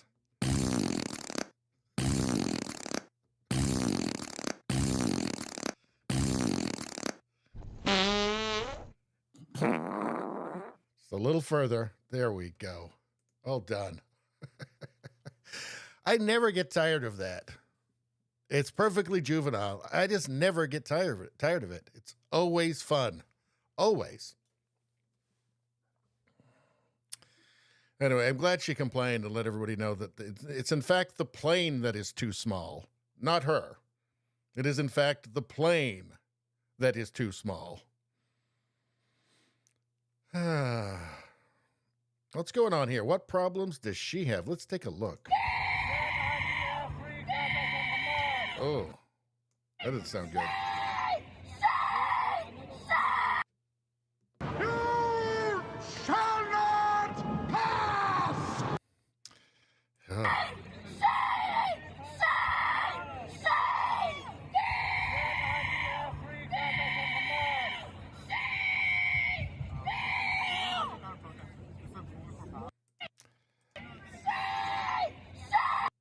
What the fuck does this little, 100-pound woman, like 20-year-old woman, have to do with fucking anything? What has she got to do with fucking Palestine? Honestly, what has she got to do with it? How can she be so invested in this thing, in this place? She has no idea. She probably couldn't pick it out on a map.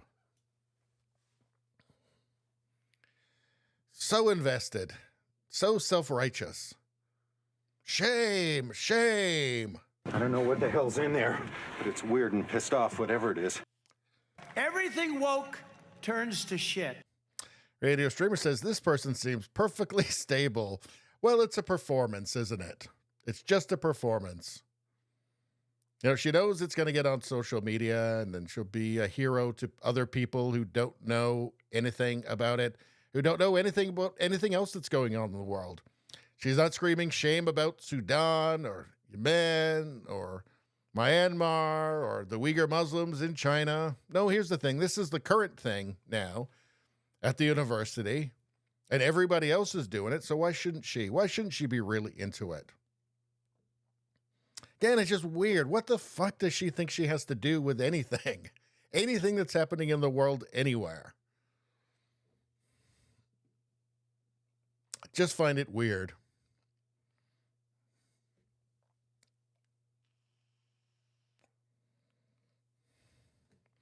Well, here's another one of protesters not knowing what the hell's going on. So where's this? Protesters at the Fashion Institute of Technology don't seem to know what's going on. Ezra Levant spoke with a group of pro-Hamas supporters. Well, let's see what's going on here. Institute of Technology in Manhattan, where, I don't know, I guess in the last hour or so, a group of pro-Hamas supporters stormed into the lobby of the Fashion Institute of Technology and have set up an echo camp of what's at Columbia. The anti-Semites therein want the university or the institute to cut all ties with Israel, and they put Israel in quotation. All right, it's 22 minutes, so let's get to the interview part. Being here for about an hour is seeing people are showing up and supporting. And why are you glad people are showing up and supporting? What are they supporting? Help me understand. I just got here 1 minute ago. The students of FIT are protesting for free Palestine. They're under a devastating genocide right now, and it's about time the whole city stands up and is loud about something so horrible. And what should be done? A lot of universities, including FIT, have connections to Israel. They should divest all of their money and all of their associations with Israel. There are charges against certain students for protesting, and they should drop those charges. Everybody should be loud and help this finally come to an end. Can I ask how much tuition is here? I have no idea. It depends if you're in state or out of state. If you're out of state, it's about $15,000 a semester. If you're in state, $5,000. So you're from Mexico, so that would be like what, 30 grand US a year? About. I'm from Canada, so that's like 50 grand Canadian. And you say you're from Mexico. That's a lot of money. It is a lot of money, yeah. Are your folks helping you? Not anymore, no. Not anymore? How come? My father lost his job. Oh, I'm sorry to hear that. Are you on a scholarship or something? Not right now, sadly. Well, you're taking a bit of a risk. You know, if you're not going to go to class, I guess. Like, are you worried? No. So, cut ties with Israel. Should it cut ties with any other countries that, for example, aren't liberal democracies, or just Israel? Like, how about Iran or China? China's not a liberal democracy. Should FIT cut ties with them? No. First and foremost, focusing on Israel right now. Now, in China, there's a group of Muslims called the Uyghurs. They're in a province called Xinjiang. They have actual concentration camps where Muslims are interned. Does that warrant sanctions, or should FIT still deal with them? I'm not going to speak to that. I think we're focusing on the genocide that's happening in Israel specifically right now. In Israel, or is it genocide in Israel, or is it in Gaza, or where is it? It is in occupied Palestine, in the West Bank, as well as Gaza. There's a genocide in the West Bank? There's not a genocide, but yet, and hopefully there won't be, but there are similar atrocious crimes going on, and the land is occupied by Israel. Are you a student here? I'm not. So you just came down because you heard the protest? Oh, it's all so tedious, isn't it? Just a bunch of know-nothings. She's hanging out because it's current thing. So it's current thing now, so that's what she's concerned about because she was told she's supposed to be concerned about it. Doesn't really know anything about the world. It's just incredibly tedious. Every one of them is a fucking socialist or outright communist. It's just she actually looks bored, that woman. She actually looks bored in it. Are even they getting bored of just following current thing? Maybe.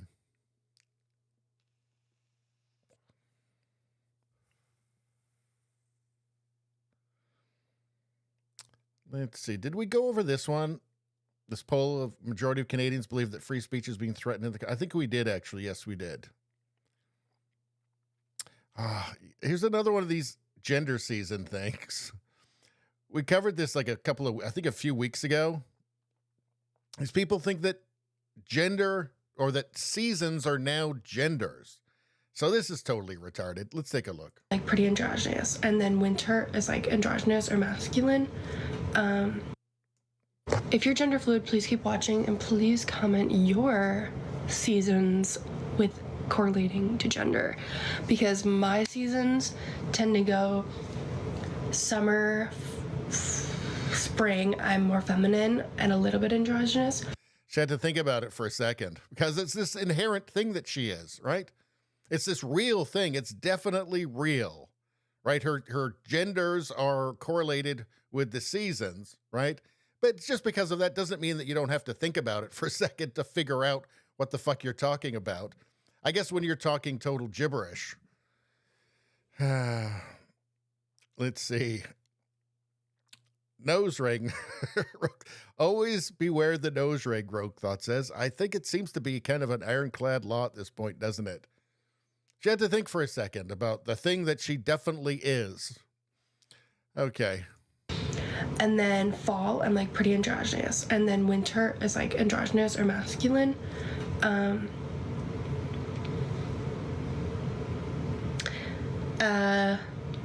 And there's still like a mix in there. Like right now it's summer and I feel a little bit masc right now. It's just hard for me to feel masc in the, like, I think I repress it a little bit sometimes. Like I'm not like always presenting femme in the summer just because I can. Jesus Christ. Learn how to get a hobby. Like learn how to do something. Right? I don't know. Learn how to knit or snowboard or anything.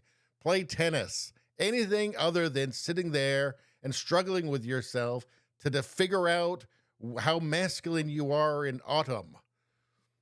Nobody gives a shit ultimately, do they? because everybody knows it's actual, total, complete, utter bullshit. Not in this lifetime, Sonny. No, absolutely not. It's weird. I mean, it's like these protesters, these weird gender people, eventually they're going to just get bored of it, right? Because it is fundamentally boring. I'm like, in the spring, I'm more transmasculine, but then I think, no, sorry, that's the fall. They have to get bored themselves, don't they, eventually? Radio Streamer says, this is really sad because it just makes me think this poor girl never had an older grandparent that just said, no, dear, that's absolutely insane. Or parents, apparently. Her Antipop says, her big moment and she wasted it. Antipop, did you miss the airplane part? Because we can do it again for you. I know you love that. I know you love the Fatty's Fart segments. So, though there's probably some more in here somewhere. So, anyway, let's continue here. Can't present mask, like that would just kill me. But like sometimes I do end up putting on some femme outfit, even when I'm feeling mask, because I don't want to like suffer in the heat, and I hate like how I look in like the only way I can dress mask that makes me not dysphoric is like looking like Adam Sandler, and I just don't like how I look, even though like it relieves my dysphoria. I just don't feel like that's my style. So Jesus. Okay. So we know none of this is real, right? We know none of this is real. This is all just simply made up. The only time she doesn't feel gender dysphoric is when she dresses like Adam Sandler. But she also doesn't like the way she looks. And sometimes when she's masculine, she'll wear more femme clothing because it gets too hot out. I wonder what is the average age? Maybe it's 25 when people get bored of this shit.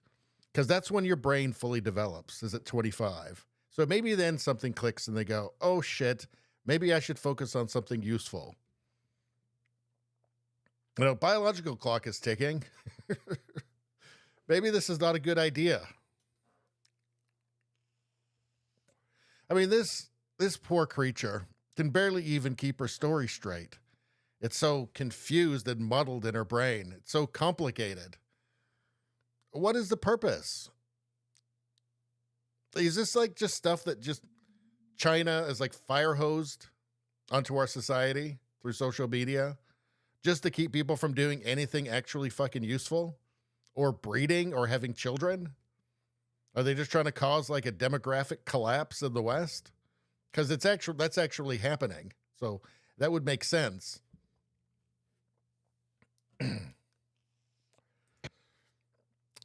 Let's see. I wonder if the internet has anything to say, and I hope that it's kind. Your mental illness may fluctuate, but it's still mental illness. Get help.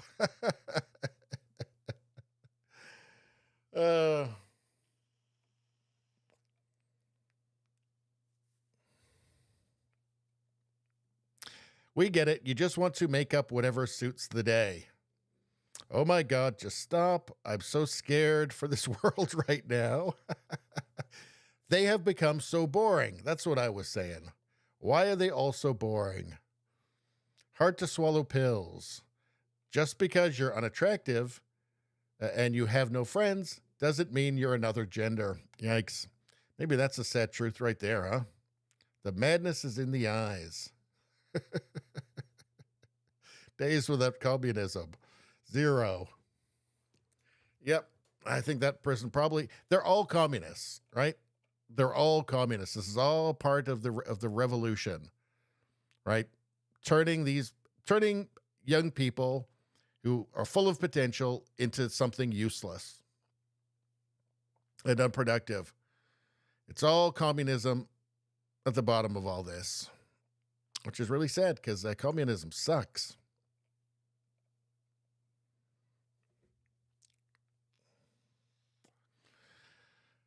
I would do this one, but I just put out a video on this woman a couple of days ago. So we don't need to go there. Well, here's RFK. Let's hear what he has to say. Although, actually, first, I'm just going to take, let's see, what are we, 3.5 hours? I need to take a 1-minute break, you guys. I'll be right back, then we'll take a look at what he has to say. Maybe we'll even do another cartoon. Who knows?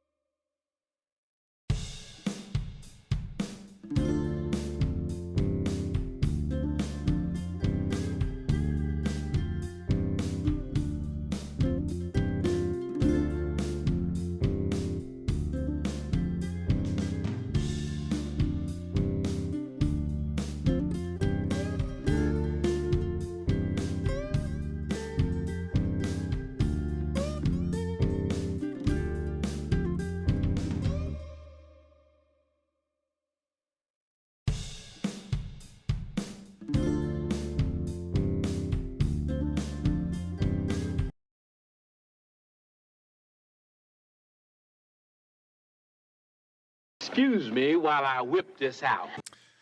All right, I'm back. All right, so let's take a look at this. And thanks for holding on, everybody. What's going on in the chat before we get started?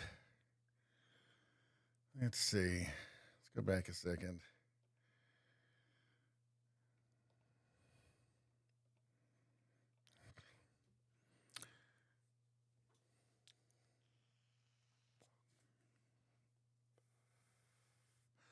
Radio Streamer says, just remember this is the social equivalent of a nuclear bomb designed to destroy the old social norms so they can replace them with their own. Yeah, it's a cultural revolution going on right now. It's a Maoist cultural revolution. There's also parallels with, the Russian Revolution, even the French Revolution with the Jacobins. This is not, history maybe doesn't repeat, but it definitely does rhyme.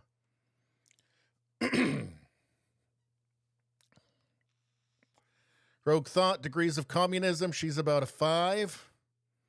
Well, the people like this, they are all the useful idiots, so they don't really know anything about it. They hear equity and they just think that sounds good.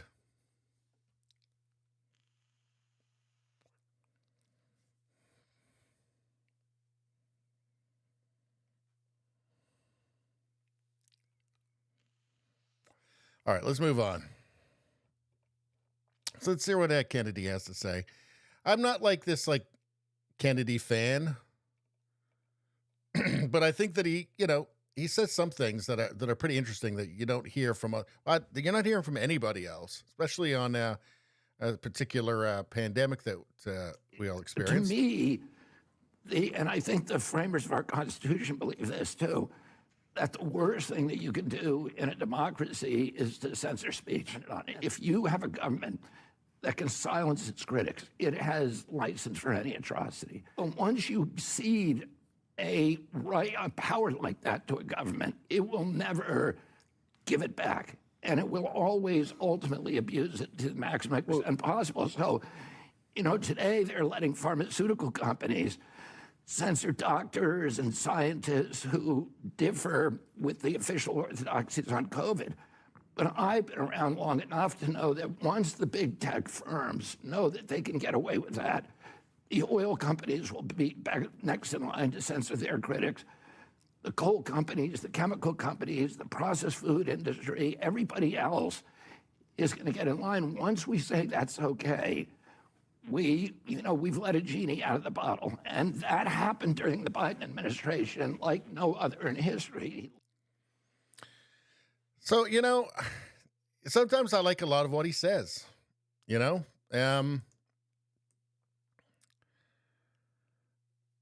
let's see the first part again here.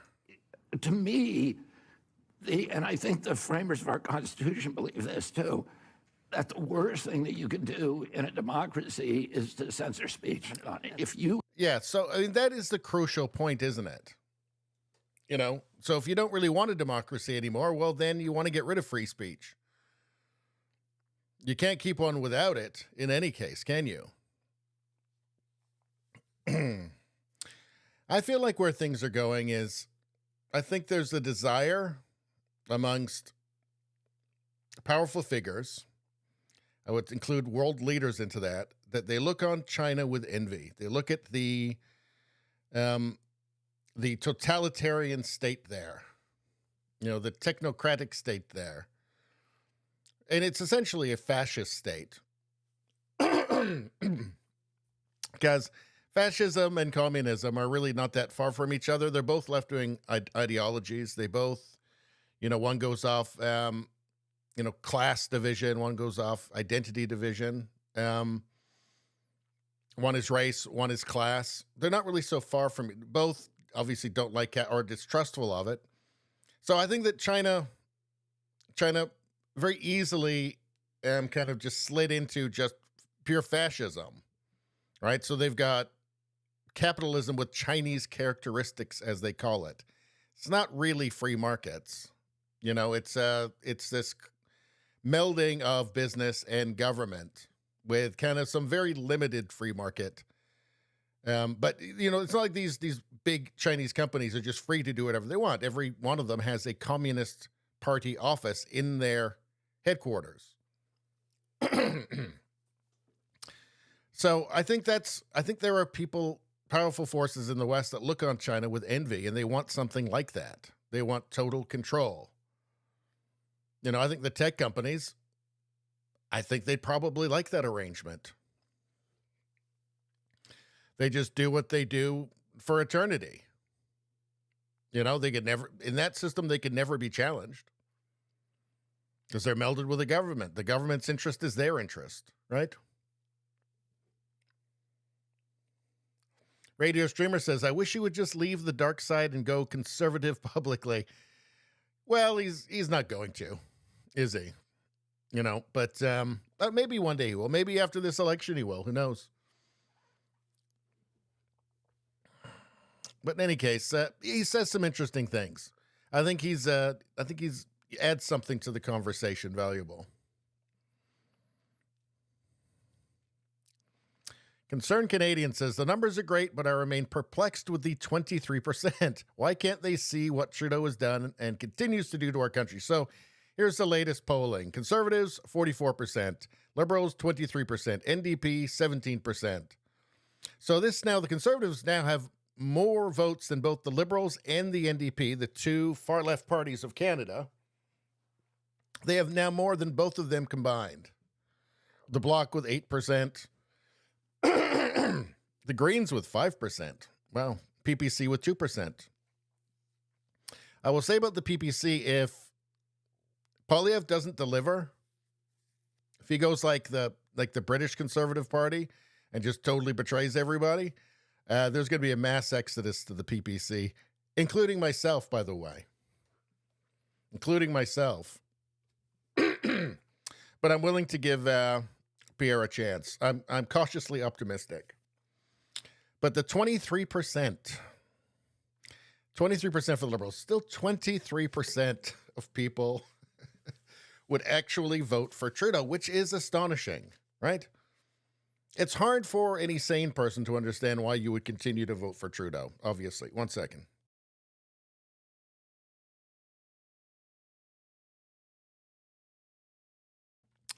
Rumbum says PPC all the way. You know what? Again, I might be joining you. If Pierre lets me down, I will be joining you.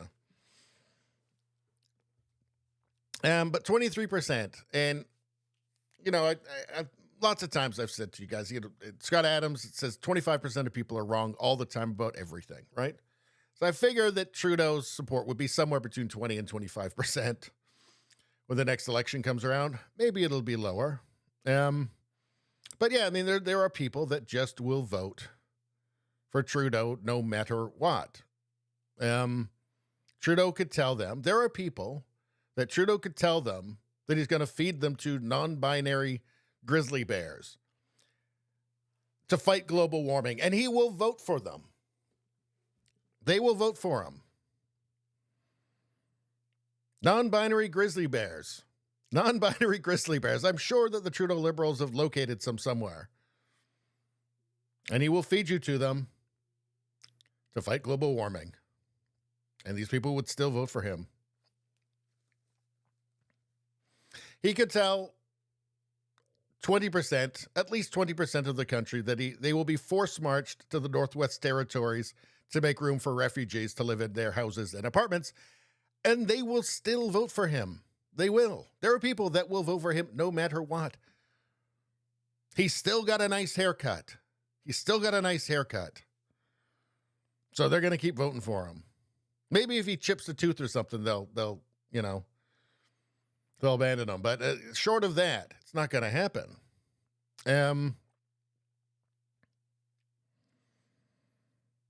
He could declare that he's renaming Christmas as Trans Lesbian Fetus Awareness Day, and they will still vote for him. He could put a fetus on the top of the tree, and they will still vote for him. There's nothing that can bring sense to them, unfortunately. They're called Truanon. Truanon. That's what we call them.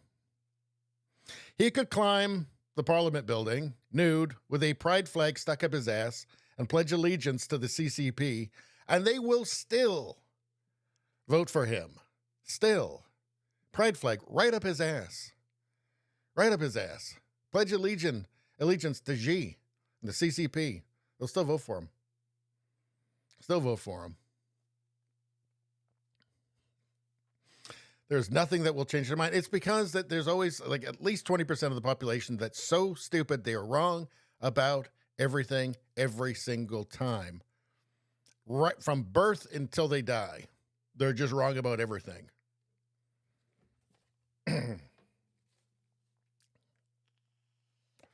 Rumbum says if he hangs out with Joe enough, maybe he'll pick up that sick mind shuffle and then chip that tooth. Maybe so. But, you know, he's not really hanging out with Biden, is he? Is it Biden that's ashamed of him? Or is he ashamed of to be seen with Biden? Or is it both of them? I don't know. They're both very unpopular. So, I don't know. Either way, they're both terrible, in my opinion, and ruining the Western world. Because, you know, it really is like, you know, there's always solidarity in the left, in the world. You know, the International and Comintern, Communist International, May Day celebration, all this solidarity between the left. I think at this point, we need to have solidarity on the right, or at least just sane, right? Like whatever, like, hey, if you're an old school, traditional liberal, sorry to tell you this, you're on the right now. That's what they say. The media is going to say you're on the right. They're going to call you a conservative at the very least, right? If you were just like a moderate liberal 20 years ago, today, you're now far right. CNN will tell you that. They'll be happy to tell you that. Rachel Maddow will tell you that. You're far right. Joy Reid will tell you what a racist you are. So, you know, the categories have shifted and everything's been redefined, right?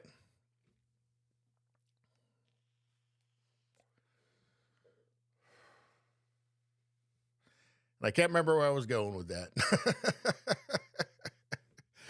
Oh. Anyway, what the hell is wrong with that 23%? They're not making any damn sense at all. I picked the wrong week to quit sniffing glue. Oh, I could use some of that glue right now. Right now. Okay.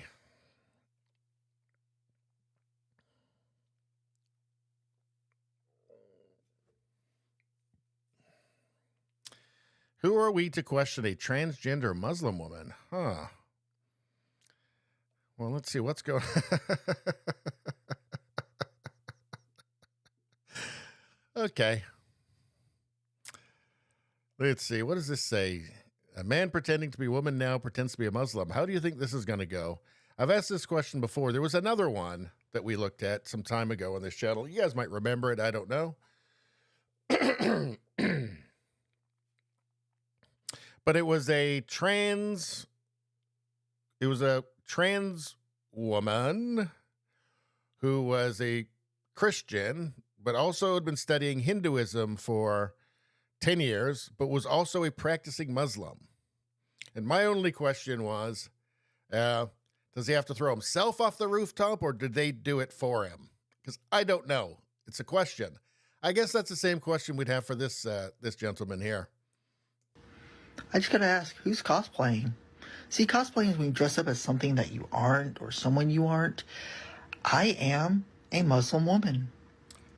Well, that clears it up. That clears it up, doesn't it? Not in this lifetime, Sonny. Nope.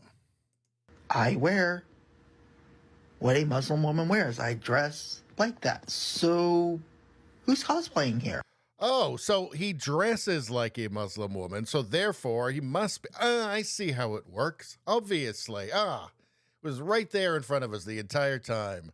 When you dress like something, you become that.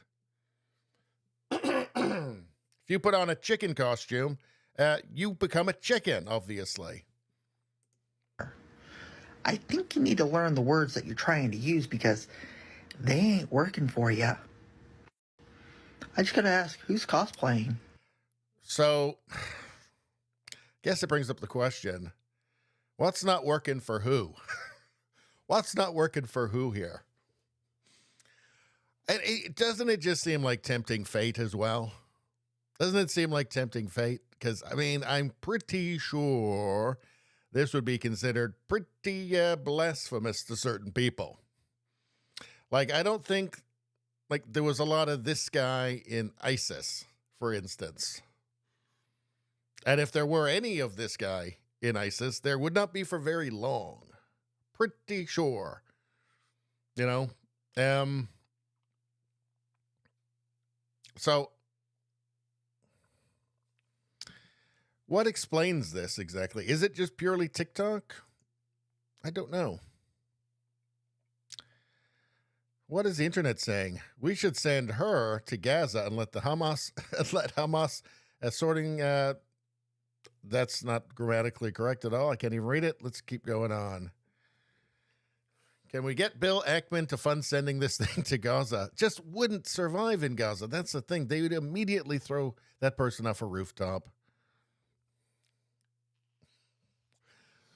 Muslim LGBTQ support group meeting has been moved to rooftop. Yes, exactly.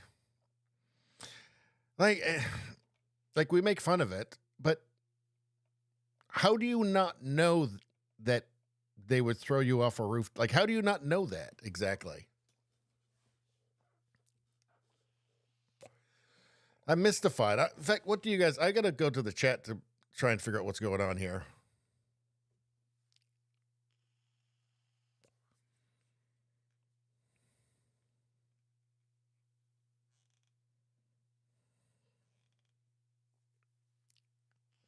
Okay, there's a pretty robust conversation going on in there, so I'm going to leave that alone for now. I would read it, but I think we should keep moving. It's getting too late. All right. Let's see. Okay, we already saw that bar. Let's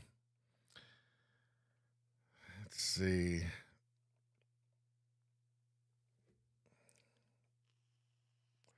Here we go. Is Antipop still in the chat?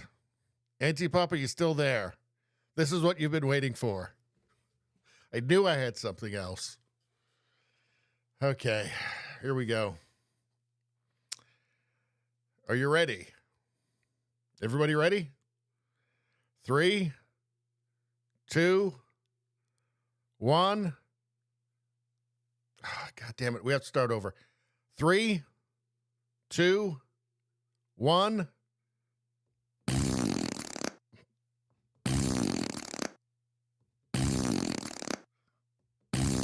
Oh, that's a lot. Must have been burritos for lunch, I'm guessing. That was for you. That was for you, Antipop. It was for everybody.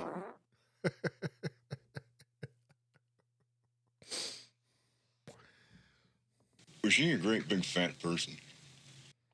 Apparently so. Apparently so, Silence of the Lambs. Yes, I think so. Let's do one more. Hold on. Let's get the timing just right.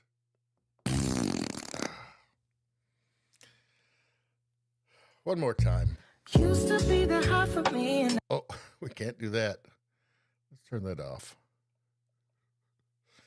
Let's do this instead. Okay, let's get it going.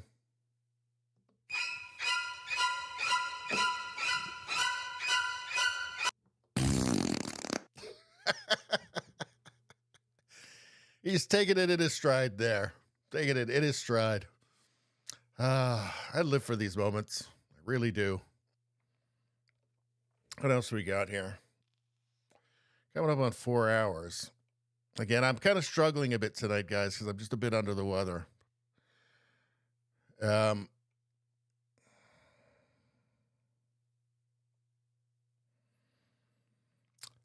We should listen to this. So this is a detransitioner. This is one of these poor kids who got brainwashed by terrible people, I think, and manipulated, all in the service of a delusional ideology and pharmaceutical companies in the medical industry. So let's hear what this person has to say. Hi, I'd like to start off by thanking y'all for y'all's time. My name is Emily Schmidt. I am 25. I grew up not too far from here and graduated from PNG ISD. As a child, I was groomed to be trans. My school had a huge part in this. Media similar to the book Lily and Duncan led me into having gender dysphoria at 14 years old Soon, my whole life became surrounded by trans everything. This made me believe that my body was wrong and needed fixing with surgeries and hormones. All I ever really needed was for someone to tell me that it is okay to be a tomboy. But instead, I was walked down a path of suicidal ideations and anxiety due to media like this book that you have available to 7th graders. I am here to ask you, why do you want to teach children that their bodies are wrong? Why do you want to teach children that self-hatred is good? Why do you want to teach children that they need to chop off healthy body parts in order to find true happiness? And why did people like you tell me as a little girl that I needed to self-harm in order to be truly happy? Yeah, they're not going to answer that question. They're not going to answer that question because they can't, right? Because it was never about science. There's nothing scientific about any of this. Just a giant social experiment because the institutions are run either by ideologues or cowards. That's it. They're not going to listen. They're not going to listen. All the advocates out there, they're going to completely ignore this or try and discredit her. You know, and say, like, my favorite is they say, well, that person, she was never trans. Yeah, that's kind of the point. That's kind of the point. Wait, maybe you shouldn't try and rush impressionable young people into life-changing decisions. That's the point. They never were. She never was. That's the fucking point. That's why we're saying, stop. Slow down. Stop telling these kids that there's something that they're not.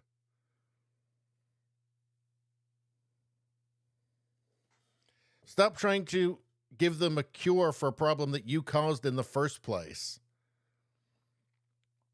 It's maddening. It's maddening. This is a good opportunity to say, subscribe to the channel and you can see my video where I look at the WPATH files, the World Professional Association of Transgender Health. A bunch of files, a bunch of internal documents and Zoom meetings from this group were leaked to Michael Schellenberger. And I made a video on that, and I show you some of the documents and Zoom meetings from this group. And this WPATH group is the authority that the other authorities appeal to. So when they say, like when the American Medical Association, some body in Canada or the UK or something, although not the UK anymore, because the CAS report came out, and we'll get onto that in a second. But when some medical body says, and some talking head on TV says, well, the evidence, talking about the evidence, they're talking about WPATH. And it turns out, and you can see from their own internal documents and videos that there is no evidence. They don't have evidence. They don't know what they're doing. They admit that children, like this one, 14 when transitioned, they admit in the videos to each other that they cannot possibly give informed consent. They're just not old enough. Their brains aren't developed yet. They're not capable of comprehending what the effects of these things are long term. A 14-year-old doesn't know if they're going to want to have a family or not one day. They may think that they don't, that they're not going to, but they're not. But they're 14. Their brain isn't even going to mature until they're in their mid-20s. And they admit this in this World Professional Association of Transgender Health, the authority that all the other authorities appeal to. It turns out they were full of shit. The CAS report came out in the UK. This is after they shut down the Tavistock Gender Clinic, which was being sued by 1,000 families. And they were handing out puberty blockers and hormones like candy with really no barriers. Just you walked in, you have a meeting for an hour, here you go. That's the gender affirming policy where you just affirm, right? It's not like, well, maybe you're not. Maybe you're depressed for some other reason. No, none of that. No, that wouldn't be affirming. That's actually the law in Canada, by the way. It's actually illegal in Canada for somebody with a gender dysphoria. They think they have gender dysphoria, for a counselor or a doctor or any medical person to say, maybe you're not that. Maybe you're not that. That's actually illegal in Canada. You can't. You have to affirm it. You have to say, well, of course you're born in the wrong body. Here, would you like some puberty blockers? Would you like some cross-sex hormones? You know, how soon would you like us to cut your dick off? It's all fucking lunacy. Now, the Cash report in England, the NHS did a study and realized that the stuff is all totally experimental. It's pseudoscience, and it's not actually helping people. It's not removing suicidal ideations. It's actually causing them. And they've now banned the use of puberty blockers for children, except for cases like real medical issues like precocious puberty, which they will use it to slow down puberty temporarily for a kid who's going through it too early. So they'll go through a normal puberty. But for gender, reasons, gender reassignment, they don't do it anymore. Same thing with Sweden, Netherlands as well. Of course, you never hear any of this on the news in North America for some reason. Trudeau's still full bore ahead. He wants to trans every kid in Canada, apparently.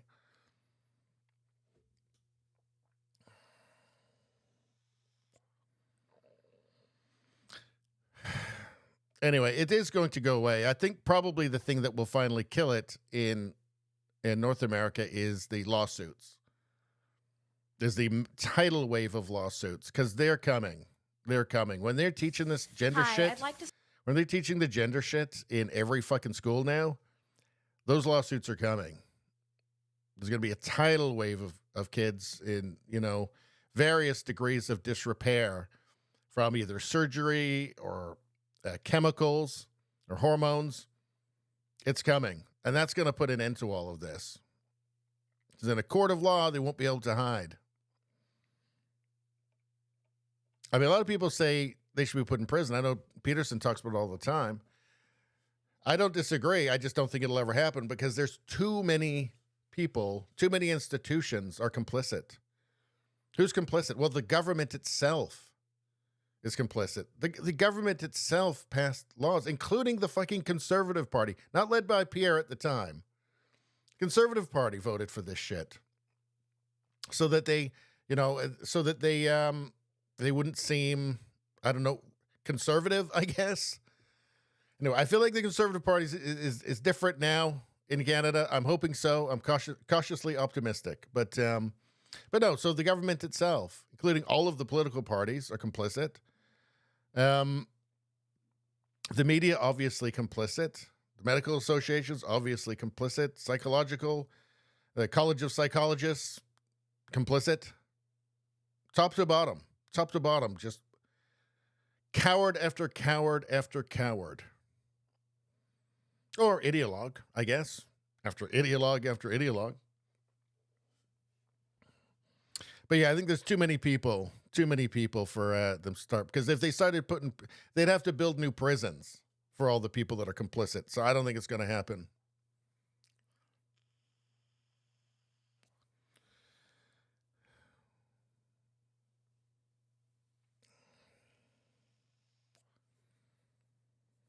All right. Anyway, let's keep going. Let's go back and I still want to see some more of these. I still want to see some more of these old cartoons. Let's see. Let's see. What have we got here? No more results. YouTube won't even show me my own fucking videos. Let's see.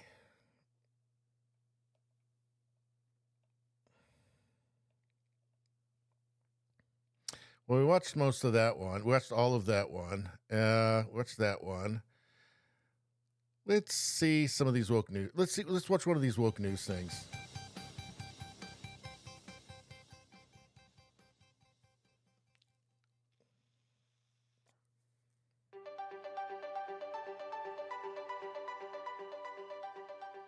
In news tonight, dear leader Joe Biden has had his first press conference and only his first. Okay, we watched this one already.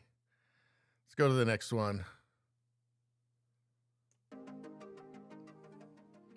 First tonight, I'd like to address recent reports of a...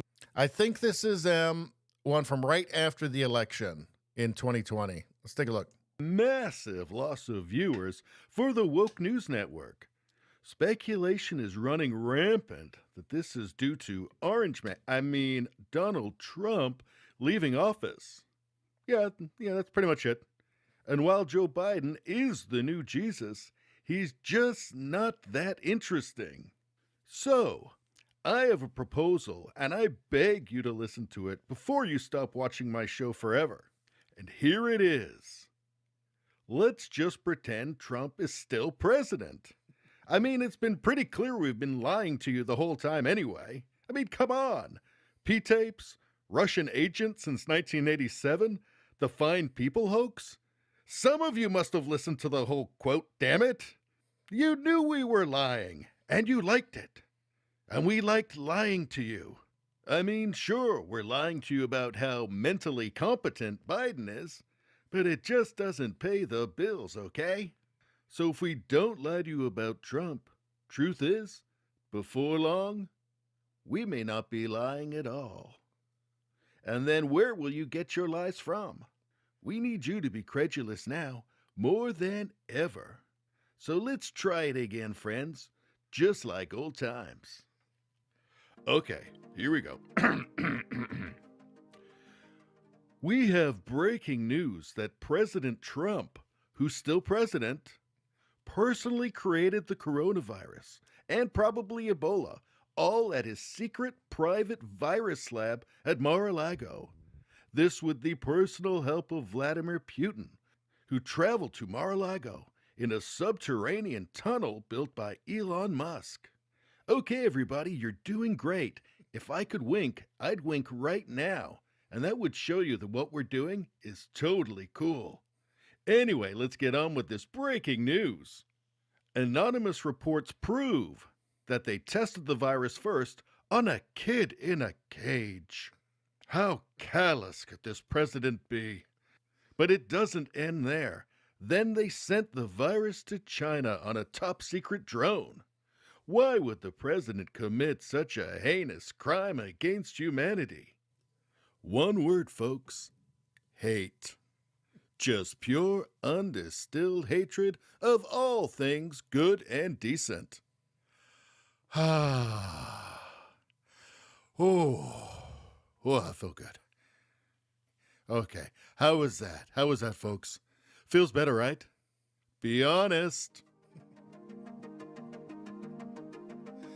That one was pretty good. And now we have an interview with America's top doctor, Dr. Fauci.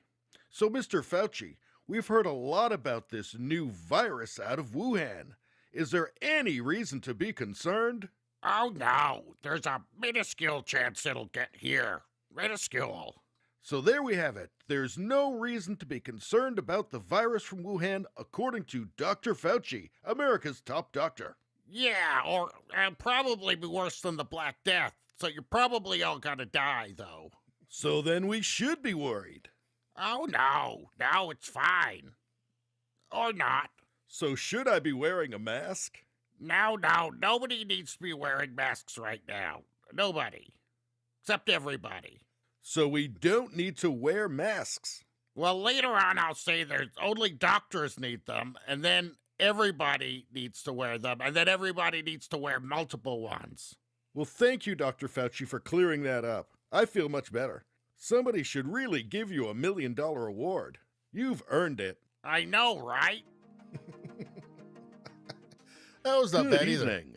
Well, after shocking evidence that Adolf Hitler is still alive in 2021, we can now confirm that Hitler is living in Beverly Hills, has hired an agent, and is about to relaunch the Hitler brand.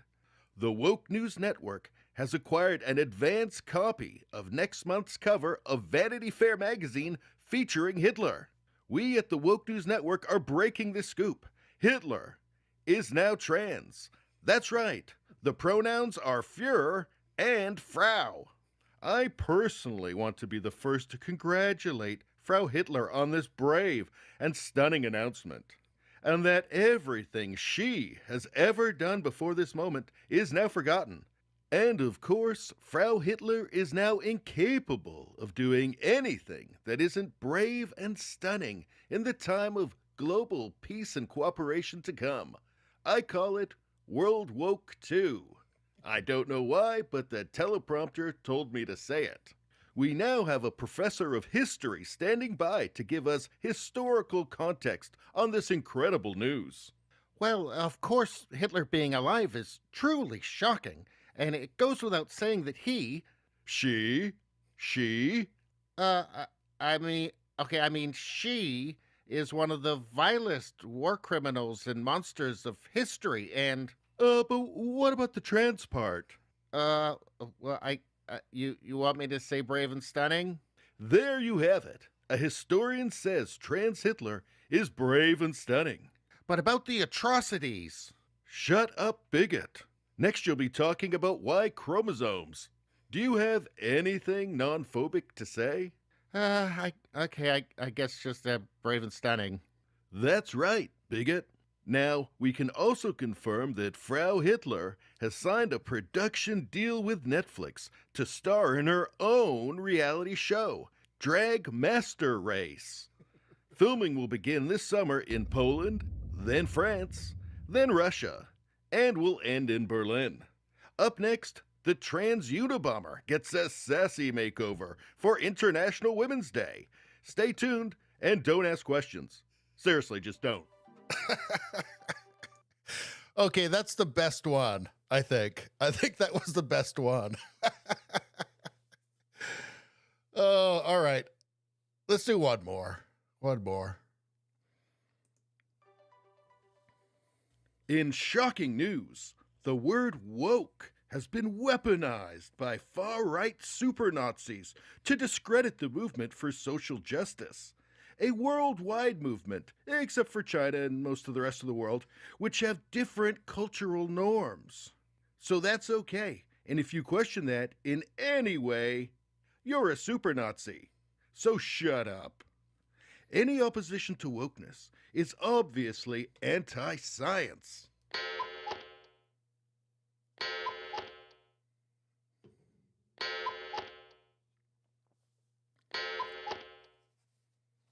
And pure super Nazi bigotry.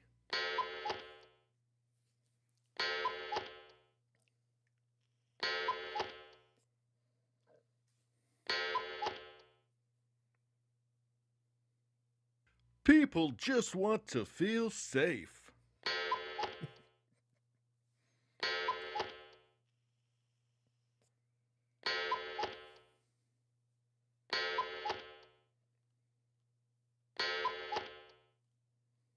The weaponization of things we actually say and claim to believe all lays at the feet of the conspiracy theorists and alt-right super Nazis who dishonestly notice and report on the things we actually say and claim to believe. I repeat, the things we actually say and claim to believe.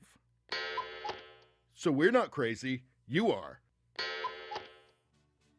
Breaking news alert. What is this one? Oh, you know what this one? I think this is the first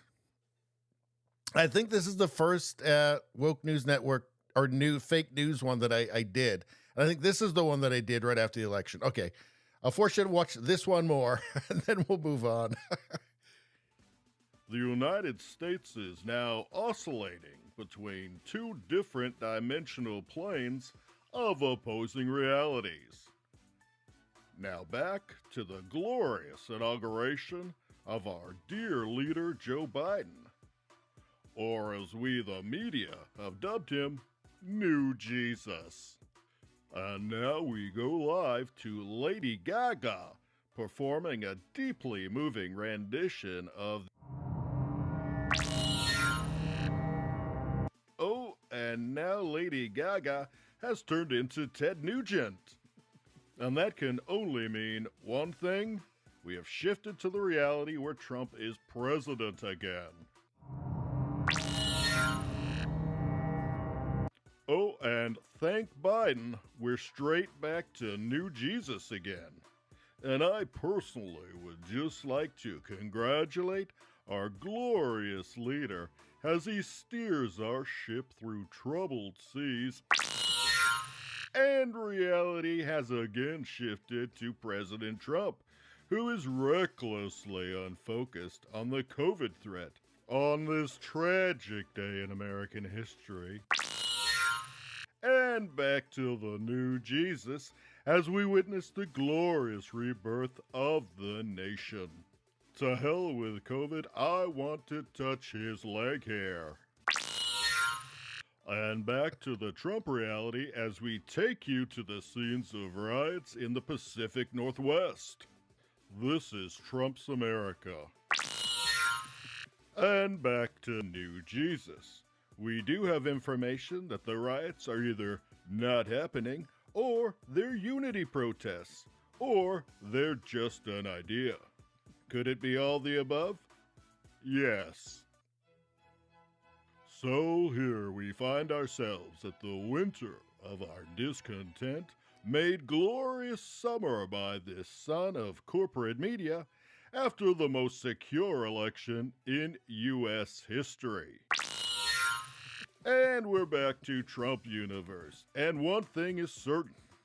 The question of whether this election was influenced by moon Nazis will have to be thoroughly interrogated. And we're back to the most secure election ever again. Thank Biden.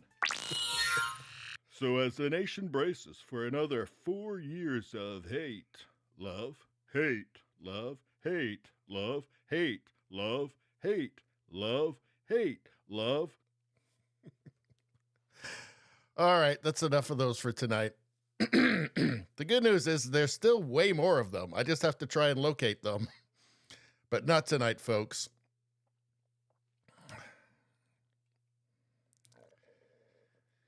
Rogue Thought says here, anyone else see this new propaganda trying to identify Kamala and Biden as the mom and dad of America? What? Pretty disgusting, he says. I have not seen that, but I'm going to keep a lookout for it. Maybe I'll make a video on that this week, actually, because that's gross.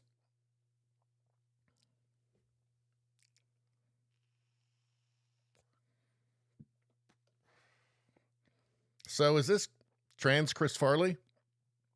I don't know. Let's find out what they're saying. So at best, I might get they, them.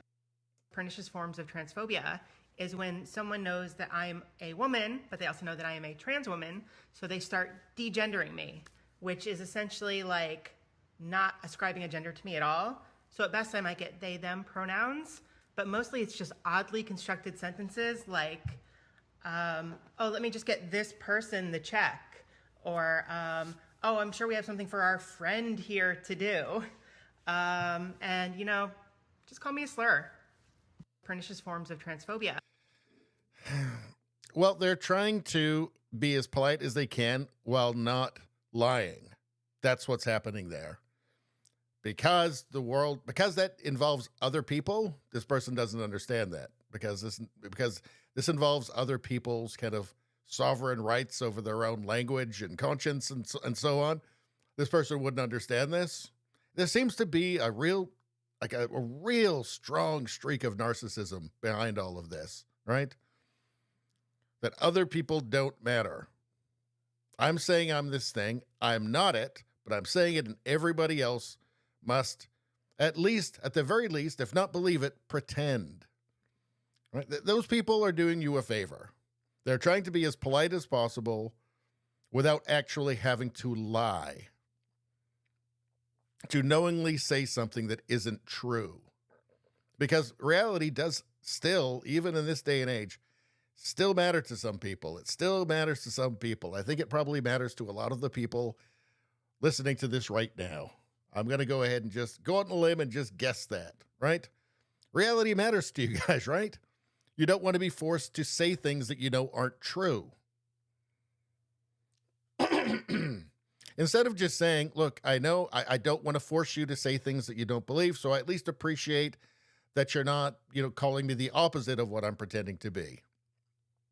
No. That would be too reasonable. That wouldn't be narcissistic enough. No, everybody has to conform. Everybody. It's going to be difficult for these people when this shit blows over. Because this cannot continue. It's too absurd. It's too ridiculous. It's too Monty Python. We can't all just be living in a Monty Python sketch for the rest of our lives. That's not going to work. And it doesn't help that you're all a bunch of fucking commies. And that's nothing but pure and simple old-fashioned communism. It sure is. Although I wonder what the internet has to say about this. Let's see what they're saying on X. Never satisfied because it's about controlling others. I mean, it's pretty transparently obvious at this point, is it not? That that's what it's about?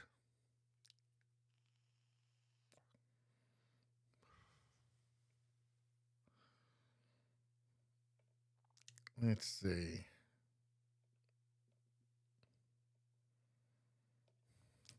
Well, what's this? What was this person here saying? My pronouns aren't preferred. They are mandatory. No, they're not, but maybe the lithium should be.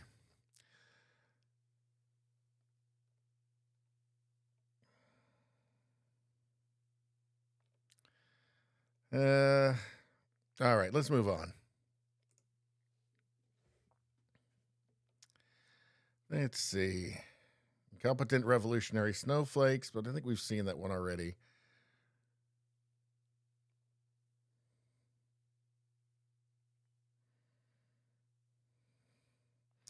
So what is this here? What is this? What is this? So these are more protesters. I guess Hamas supporters, I guess. You're just a white person.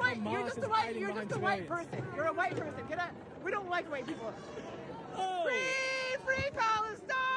Now she's up. Fuckhead. Now, she doesn't like white people. Well, she's got a schnoz on her, doesn't she? But she looks pretty white herself. She looks fairly European. Maybe she could be, I don't know, maybe Syrian or something. I don't know. But she looks Mediterranean. She looks like Italian or something like that. She looks pretty white, I will have to say. But that's probably a professor at the school too. Like, you wonder why there are so many deranged students, right? These are the people teaching them. Just says a Palestinian protester at UCLA. Probably a professor, probably out there being a little tin pot dictator, little general for the church. I think they see themselves, a lot of these professors, as generals having their little personal armies that they send out to do their protests, do their battles for them. Invin says you can't win with these people, and you can't read their pronoun minds. Hey, welcome in, Invin. Good to see you. You're getting in late in this show. Late. We've already been going almost 4.5 hours. Hope you're having a good night.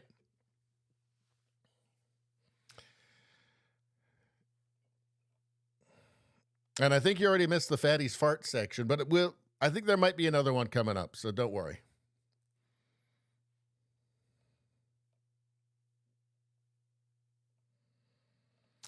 Let's see, what does this say? A cafe on an American college campus is just a hipster swastika. Yeah, well, they act like Nazis, don't they? I mean, they do.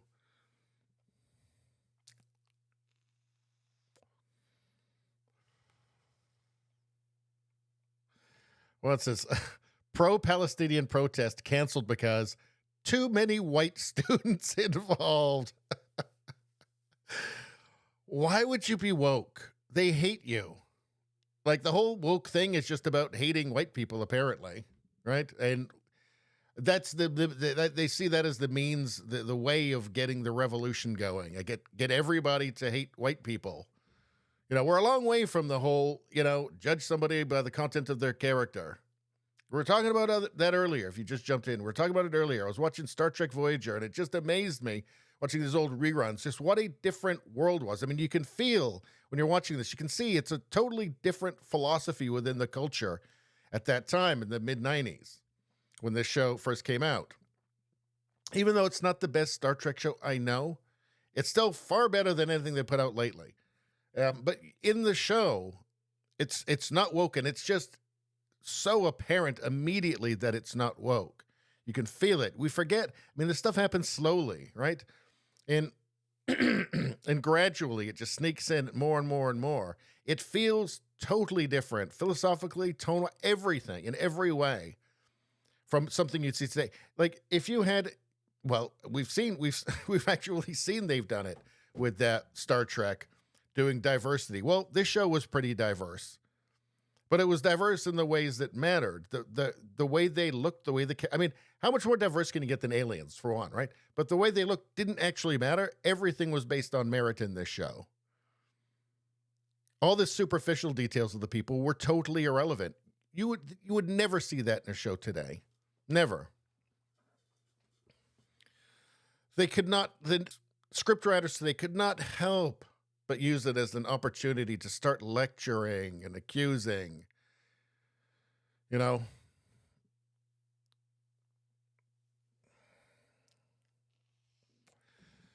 So,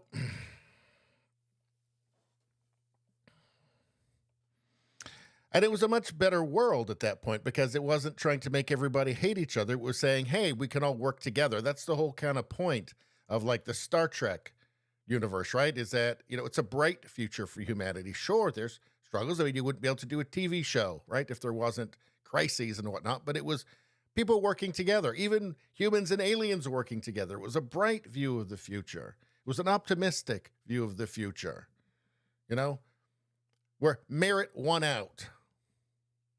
It was a colorblind society.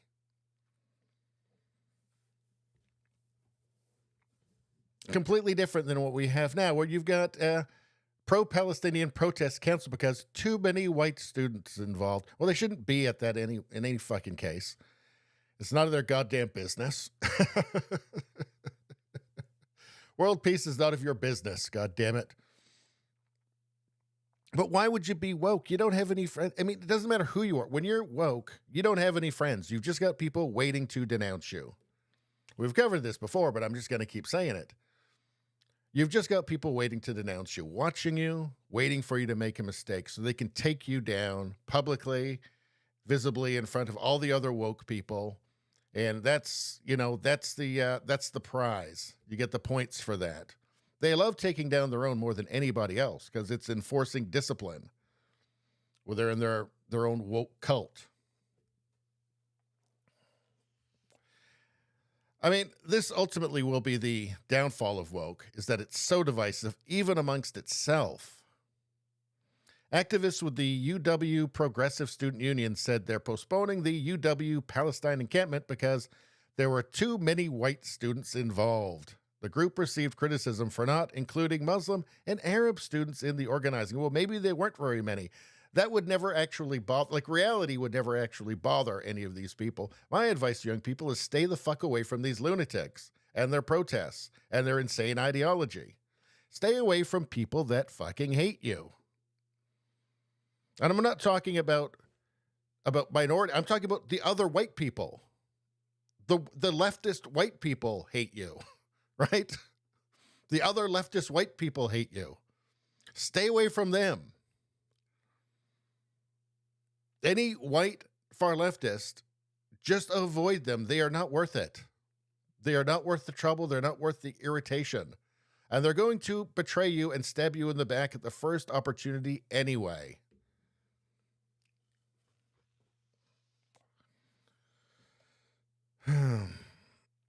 Anyway, that was a pretty good rant. Let's see.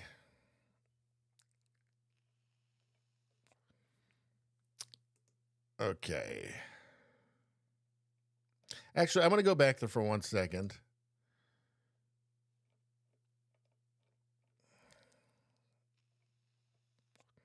I'm going to go into here and see what people were saying. Ha ha ha ha ha ha ha, laughing. Let's see.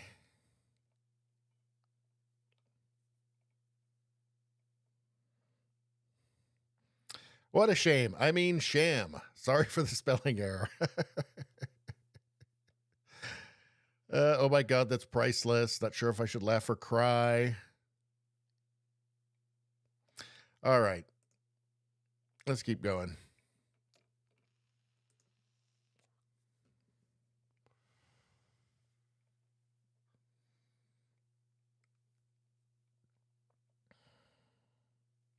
I want to see what the chat's saying here.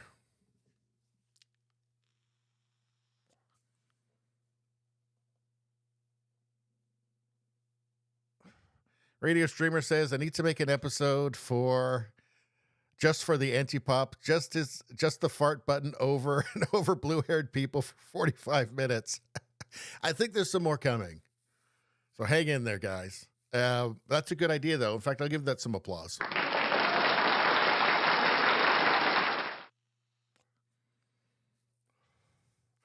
Streamer says, not going to lie, may watch that as well, being an adult and all. Very well.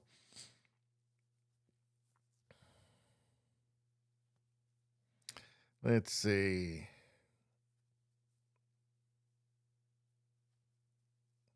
The mid-90s from Streamer. The mid-90s into the early 2000s was the end of TV without messaging forced in. Yeah. I mean, it was definitely the beginning of the end there anyway.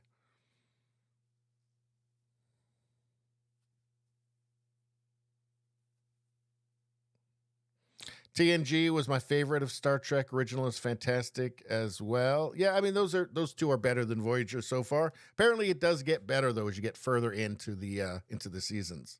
And they brought that hot Borg chick in, so that doesn't hurt.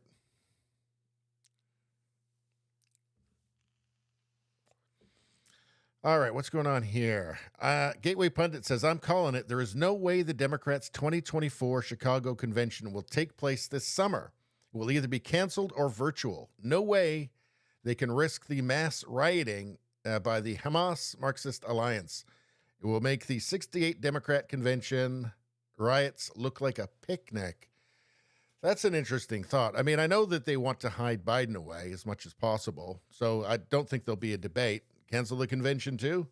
If nothing, then just, if for no other reason, just to hide Biden.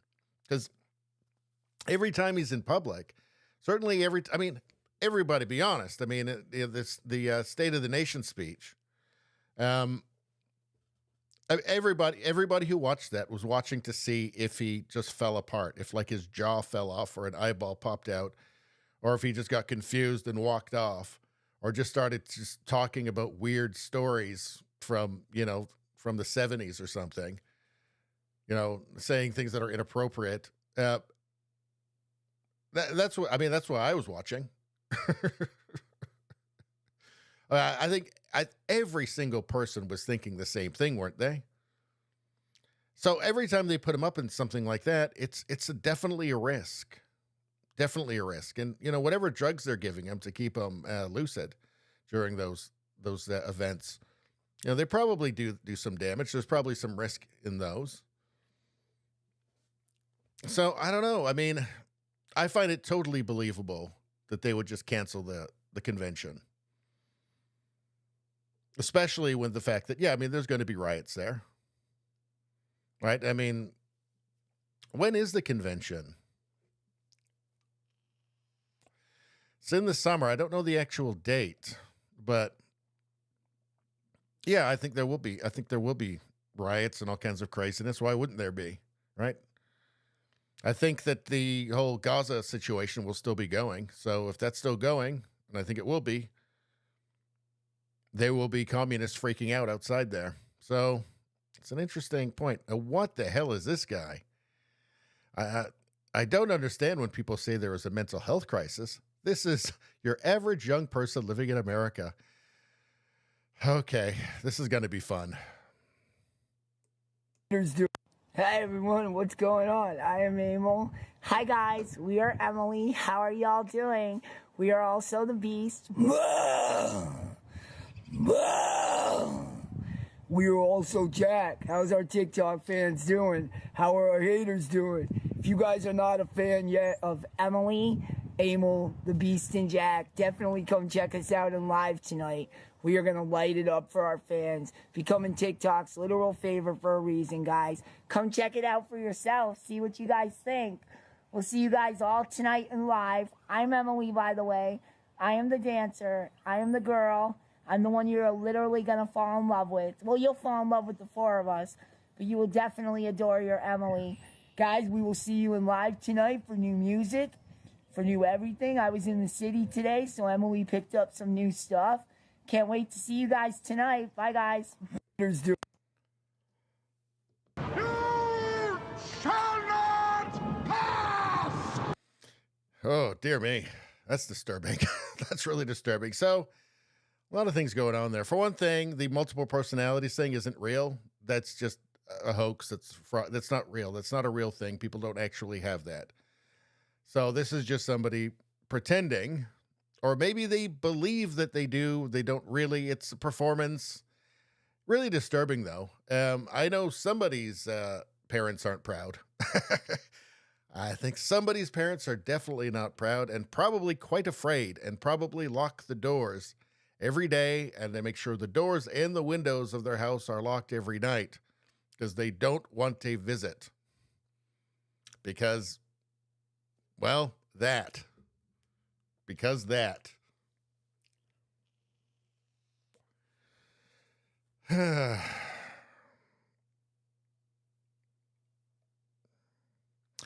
kind of scary, I would say. Would you not say? Let's see. Streamer says, put that thing in a straitjacket, then bury it under the Vatican.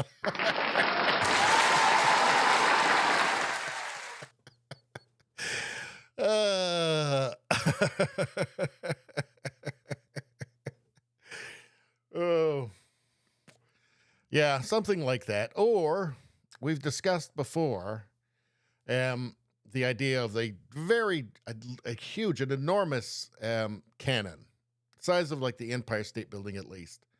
And you could put things into it, and then you could use the cannon to shoot those unwanted things into the sun. So directly into the sun. So that then you're just done with them, right?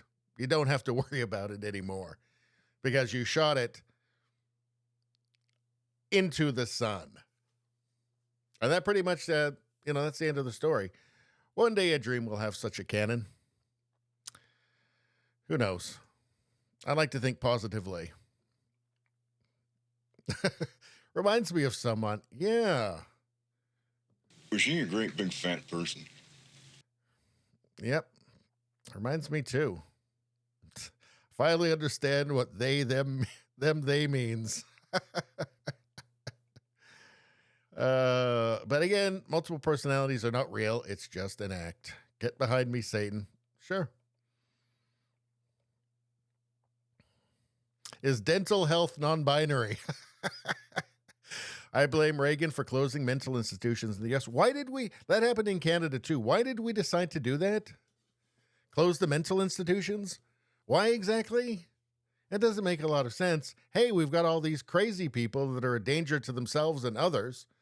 Let's just have them live in the streets. Doesn't really make any sense to me. What should we do with all these crazy people?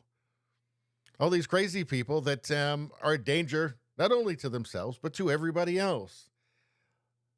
Let's release them into the streets. We'll set them loose on the public. How does that make any sense?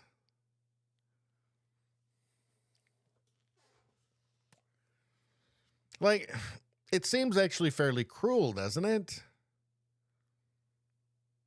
Because if you can't, people who just simply can't take care of themselves, they're not, their brains don't work properly. It seems like an extreme cruelty to just say, well, I don't know, just go live in that park or something. Maybe try getting addicted to drugs. That'll probably help.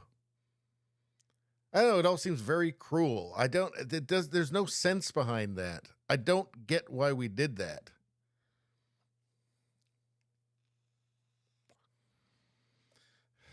And did that happen under Reagan in the States? I don't know. It identifies as trans meth. Oh, dear. All right. Scary dude. I'm glad I don't live anywhere near that person.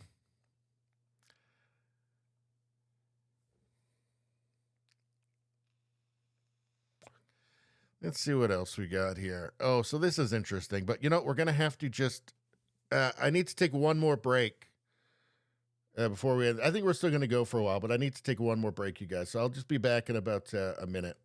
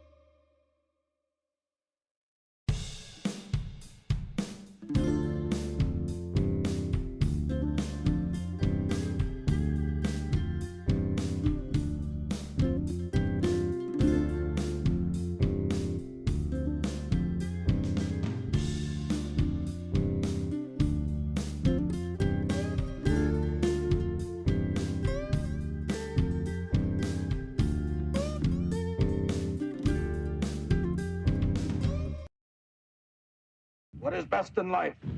To crush your enemies, see them driven before you, and to hear the lamentation of their women.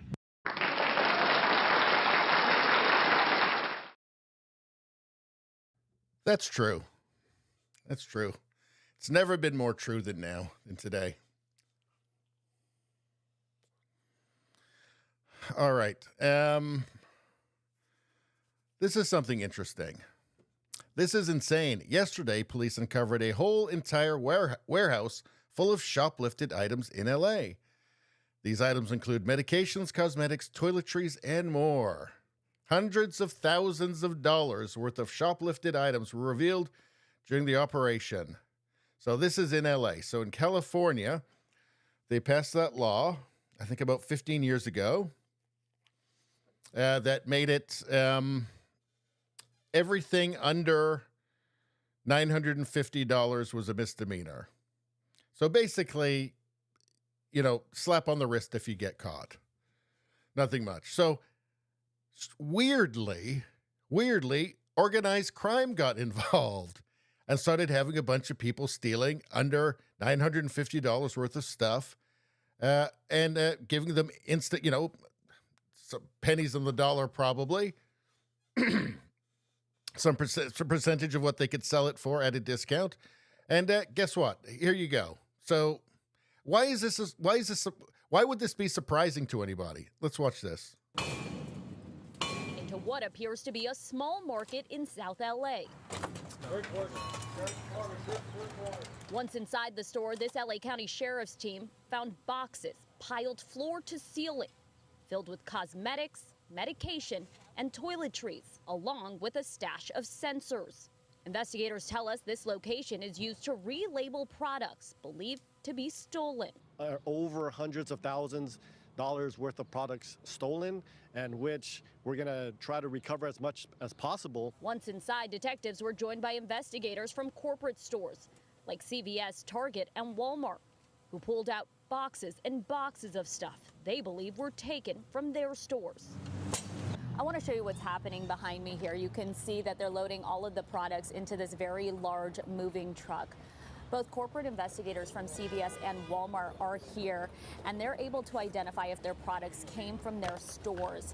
And it's very easy to do because many of these products still have tags on them. This South LA market was just one of 12 locations the Organized Retail Crime Task Force served search warrants at Thursday morning. Investigators say it's all a part of a single criminal organization believed to be connected to recent smash and grab robberies and cargo thefts in areas.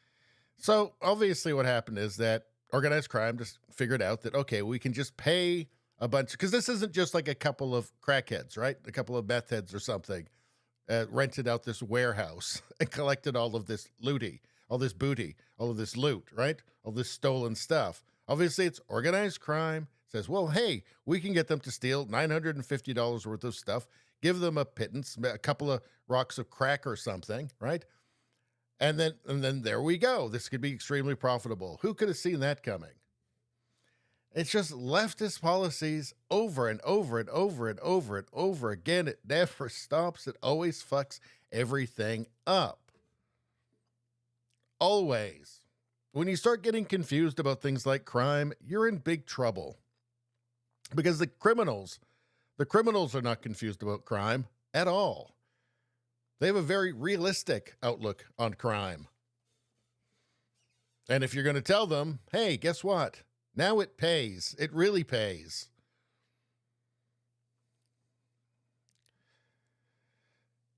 I mean, this is all stuff that children should be able to figure out, right? Children should.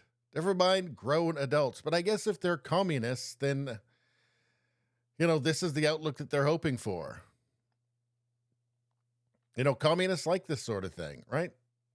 Because they see it as, heralding, the revolution. Brings them a step closer to the revolution. The more chaos, the more crime, the closer they get to the revolution. The more they weaken, the more they destroy the society around them. The quicker they can burn it down, the quicker they can get to the revolution. So they can set up a dystopian fucking nightmare for everybody. All you have to do is just read about, there's books about about communism, all of communism. There's books about all of this stuff, and you can read and you can find out what happened to the people. Not good. Not good. It never turned out the way people thought. They always end up being worse than the guys before. I like this one here from James Lindsay. Here's a picture from a struggle session from the Cultural Revolution in somewhere in the 1960s, early 70s in China. And it just says simply, it's okay to hate communism. And it really is okay to hate it. It really is. It's never actually helped anybody except monsters. Thought this was interesting. From James Lindsay again. Says, differences between communism and fascism. Communism, demonize and murder based on class identity. Fascism, demonize and murder based on ethnicity. Both demonize and murder based on disagreement. Well, that's true. And I keep saying to you guys that fascism and communism, they're sister ideologies. It's not left versus right. They're both left. It's just two different lefts against each other. Communism. Totalitarian state is self-sacrificial in theory. Fascism. Totalitarian state is permanent and absolute in theory. Both. Totalitarian state is a worldly stand-in for God and is worshipped as such. Well, that's very true, isn't it? You know, I think there's kind of a myth too that communists aren't nationalistic. What did the Soviets call World War II? They called it the Great Patriotic War. Great Patriotic War. I know they wanted to take communism to the entire world, right? Comintern, right? But no, I mean, they're not beyond nationalism. The Great Patriotic War kind of says it all. Let's see. Communism claims to hate corporations and incorporates them through the totalitarian state. Fascism claims to love corporations and incorporates them through the totalitarian state. Both. Incorporates corporations through the totalitarian state. Well, there's a bit of an error here. Fascism actually doesn't love corporations. Like if you look at, you know, the Nazis, they were actually very distrustful of capitalism. And it was something they kind of tolerated, kind of the way that the Chinese Communist Party tolerates capitalism in China. It's capitalism with Chinese characteristics. Communism. Solidarity is located in the oppressed class, exploited masses, which is activated to advance history or progress, as in progressive. Fascism. Solidarity is located in the nationalistic oppressor class, dominant ethnic majority, which is activated to advance history or progress. Progressive, you might say. Both. Progressive in that it seems to move history to an intended end through an activated identity category that is considered more valid. Yeah. They're very close. They're right next to each other. Communism hates liberals and fascists. Fascism hates liberals and communists. Both hate liberals and liberalism along with totalitarian rivals. I hope this is being educational. Yeah, I mean, he pretty much sums it up there quite well. And again, I've been saying for ages, they're sister ideologies.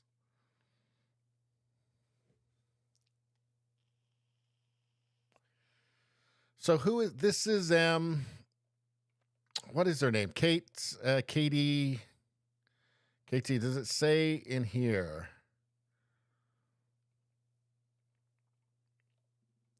Katie Hopkins, that's it. Katie Hopkins. So let's see what she's saying here. She's always good for a laugh. She doesn't take any bullshit. Let's take a look. Someone's right to tell you what their gender is. How many genders are there? 2. And they are? Male, female. But what about someone's right to tell you what their gender is? No problem at all.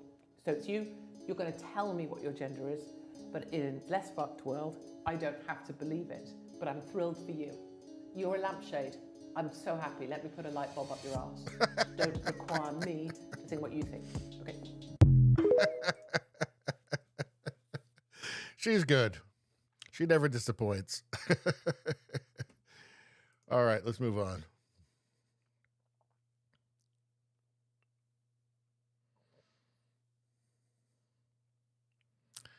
All right, we already dealt with that one.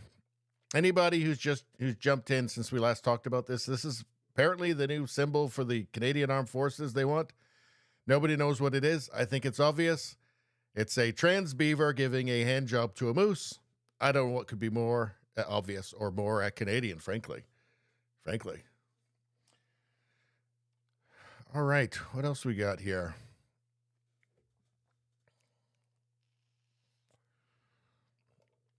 We got some serious stuff in here, but I kind of want to just move on to something kind of. What is this? Transgender drag queen strips to his underwear in the streets of Bologna, Italy to show his support for Palestine. Doesn't he know that they want to throw him off a building they're dying to? While in his underwear and fishnet stockings and waving a Palestine flag, he screams, Palestinian liberation. You have no idea how they'd like to liberate you. All right, let's take a look here. Can't play the music, so I'll have to play something else. So hold on. Let's turn that off. And let's start it up again.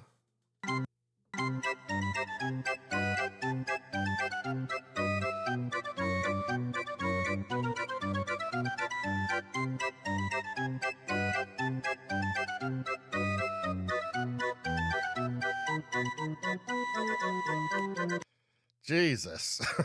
I think maybe we need to try that again. Hold on. Here we go.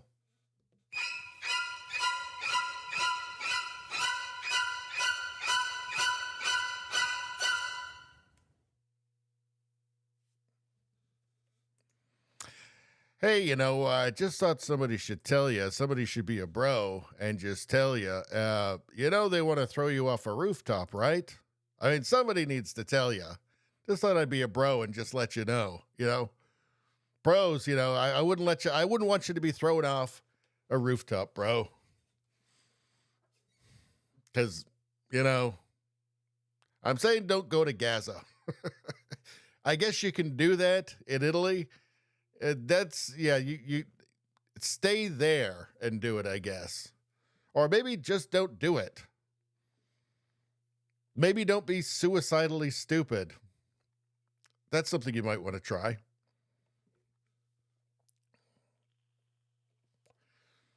Let's see. Radio Streamer says, I just want to offer plane tickets to go to help the object of their delusions. Really? Would anybody complain? Would anybody complain? I mean, it would be terrible what would happen to the poor, insane person. Yeah, Italy's got its woke problems too. Obviously.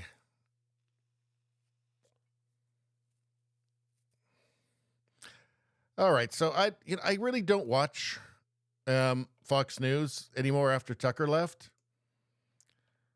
but I do like Greg Gutfeld still. So let's take a look at this. I haven't seen him in ages, but I still think he's quite good. There's no Islamophobia present. That's right. There isn't that there. He cannot even isolate. Like, it's pretty clear that Jews will always be treated differently, negatively. How can this be? Like, why can't you just say this is anti-Semitism and it's wrong instead of placing it into the context of something else? Now, when you look at the protests, there's two things you got to notice. Especially the videos we were saying, mostly young women. So a lot of people aren't talking. I have to introduce for a second, because not like all those students, they're useful idiots. They're not all like anti-Semitic. I think that there's evidence that some of the leaders definitely do. I mean, look, if you're supporting Hamas, I've read the Hamas charter. It is what it is. It says what it says. Go read it for yourself. You can find it in Google in 3 minutes. All right. It's the mission statement of the group. It says what it says, and that's just reality, right? But most of these students, I don't paint them all as being like, hating Jews or something. I think they're just dumb. They're just useful idiots. They're just, here's current thing. Here's Marxist current thing. This supports the revolution. This is what all the other revolutionaries, the other LARPing revolutionaries are doing, right? But anyway, let's continue.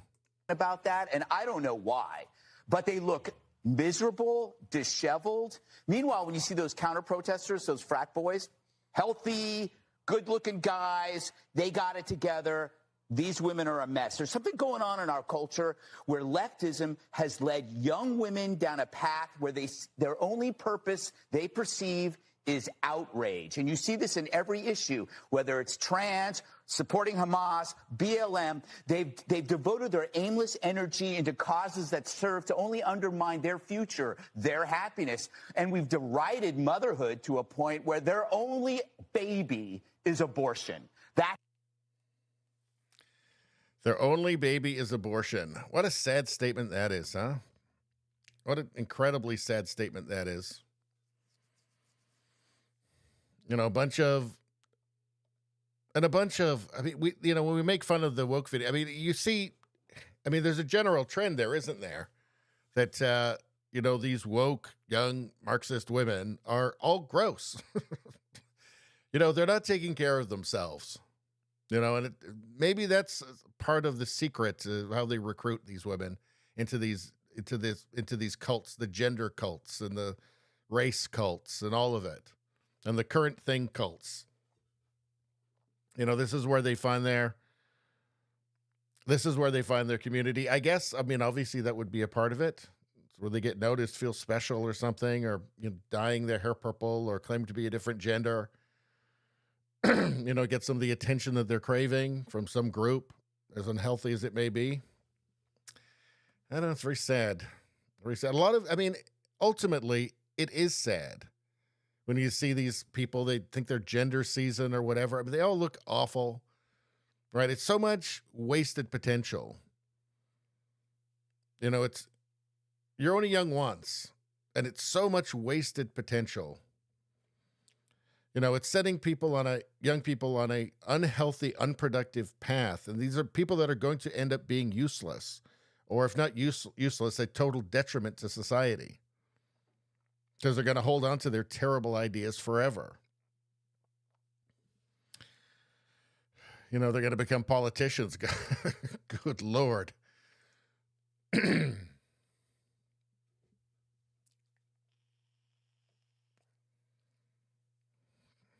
What is this? Well, what's he saying about self-driving here? I'm not sure I trust this whole self-driving thing. I broadly admire Elon. I think he's like an incredible character. He's like a modern Howard Hughes or something, or even more so, though.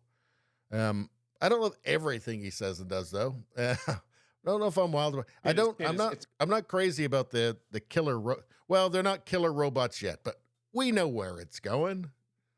We've all seen the Terminator. We've all heard of Skynet, right? We know where this is all going. We know those things are going to eventually hunt us down and kill us. Those fucking robots. I don't know. What are you going to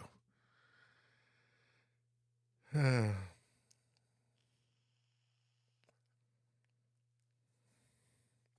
Rogue Thought says, the university is the cancer that continues to throw off, metastasize its ideology into the world. You are 100% correct. I think the first thing that has to be done, the problems we see are generational, by the way. None of this is going to be solved in 4 years or 8 years or 10 years, right? But the first thing that can be done is just simply defund the fuck out of those institutions, the woke institutions. Just say not another dollar if you carry on like this, right? I think that is one practical thing that can be done. And then and then it's only people that are really serious about education that will go. People that want like engineering degrees. Of course, the wokeness has gotten into everything now, so they're all going to have to be de-woked. Everything, even the hard sciences have to be de-woked at this point, de-wokified. But if it comes to a point where they have to just only offer serious courses, serious studies, they'll have to get rid of all of the gender shit and all the critical studies, all of the grievance studies. Those will have to go. And that's really, it's the humanities that are really doing most of the damage here. But anyway, let's see what Elon has to say about his self-driving cars, which I don't trust. It's not that full self-driving will be as good as a person. It will be much, much better. Like a lot. Like over time, 10 times safer than a person. It's not even going to be a contest, frankly. So this is a really big deal. And I think some people realize it. I think you guys probably realize it. But being able to do a software update and have several million cars suddenly go from manual driving to autonomous, I think will be the single biggest asset value increase in history. The normal usage of a passenger car is roughly 10 to 12 hours per week, call it maybe an hour and a half per day. And when you drive around, you see lots of cars just parked in parking lots because out of the 168 hours in a week, they're using less than 10%, maybe 7% of the hours of the week a car is in use. But once it is autonomous, it can be used probably, I don't know, 50 hours a week, maybe more. So it is effectively a five-fold increase in the value of a car overnight. I'm actually surprised that so few people realize this, or maybe they just don't believe it's real, but it is. So this is really an insanely big deal. So I don't know. I mean, it makes it sound nice, doesn't he? You know, in terms of the safety thing, I mean, I trust myself. It's everybody else I don't trust. So I don't know. Maybe just like idiots can have the self-driving cars, incompetent people. I don't know. But I do see a potential here for, you know, essentially authoritarianism. So, you know, you're going to now be denied access to your car because you said the wrong thing on social media in 2035 or something, right? You know, so I'm against that. I'm against that. I'm against anything that feels like we're getting closer to Chinese totalitarianism. I'm opposed to that.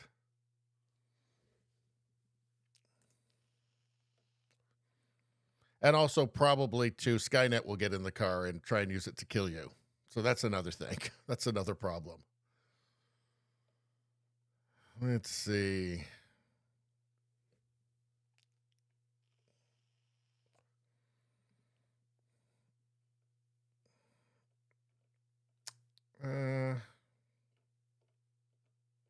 Okay.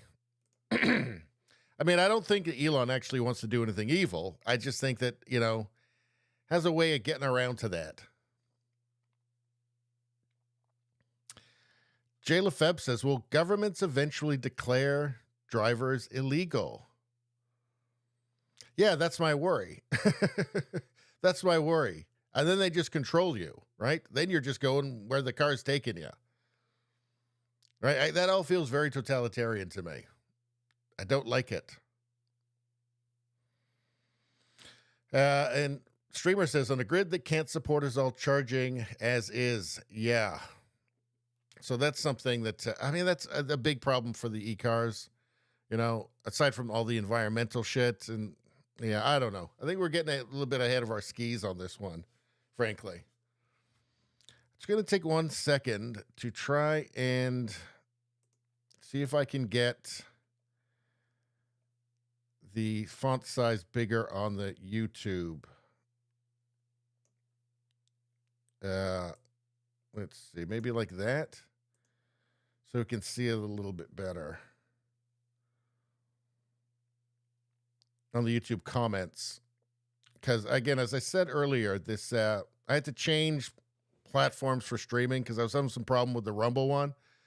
And with the Rumble one, it mixed in the YouTube and the Rumble chat together, but I can't do that on the one that I'm using. So I've kind of got the Rumble on the top and the YouTube on the bottom in the chat box, but it's not, doesn't seem to be working great. The comments seem to be disappearing and then they're really small. So I don't know. I got to fuck around with this stuff a bit more. Maybe I'll go back to the Rumble one again. I don't know. But anyway, let's continue. So what's going on here? So this guy is well, to those who think they have no talent and should give up, I encourage you to keep going. It took many years of practice, but this man here, he is now a professional fartist. Actual job title. Earning a living from doing what he loves. So let's see. This guy. Okay, so he's got a straw, it looks like, kind of like, Well, it's on his asshole, and I guess he's eating a bunch of beans, and, well, let's see what happens. Jesus. Can that be real? That guy's like Superman, at least in the fart department.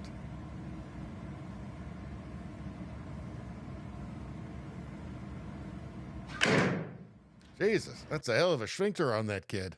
Wow, that's impressive. Look at these guys' faces. That's like the worst job in the world, being those two guys.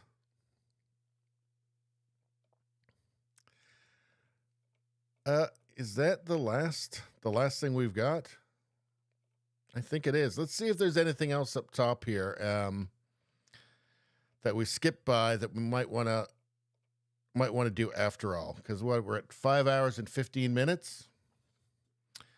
So I think the last couple were 5 hours and 40 minutes. So maybe we'll try and go a little bit longer, even though I'm feeling under the weather, guys. Okay, Billboard Chris. He's an interesting dude. He's opposed to permanently medicalizing and mutilating children for the sake of gender gods. So let's see what he has to say. I believe he's in Australia. That looks like Avi Yemeni from Rebel News. Yeah, that's him. Let's hear this. And the whole foundation of this ideology, gender ideology, it all hinges on one thing, and that's stereotypes. So if a girl likes traditionally masculine things, or if a boy is more effeminate, they're now being taught that, well, their gender identity is different. Well, why can't an effeminate boy just be an effeminate boy? Why do we have to put this idea in his head that maybe he's a girl on the inside? I actually disagree with that. I don't think it's got to do with tomboys or feminine boys or anything like that. I think it has to do with, I think by not allowing that education, you are then reinforcing that stereotype. Don't you agree? It's by not allowing people to feel like their gender can be fluid or their identity can be fluid, you're then sort of restricting that. You're sort of reinforcing that strict ideology that girls are this, boys are that. I feel like I just don't see how there is any harm to boys and girls being taught about gender ideology. That's not saying that you have to be something else. That says you are free to be something else if you want to. So you mentioned this word gender, that they might have a different gender. What does that mean? What is gender?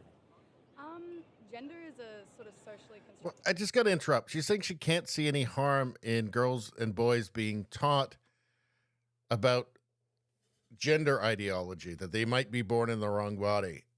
Have these people thought about this stuff at all? I mean, apparently they haven't. They haven't considered it or interrogated these ideas for even a moment clearly.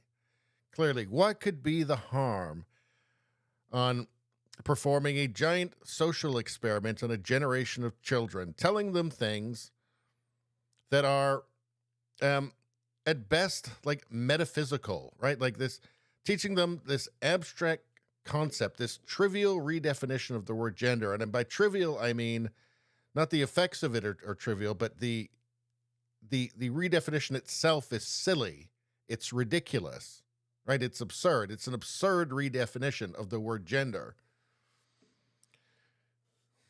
The effects of teaching children that it's perfectly normal to think that you might be born in the wrong body and then become permanently medicalized for life, sterilized, mutilated, all the above. I don't think it's hard to see what the harm in this could be.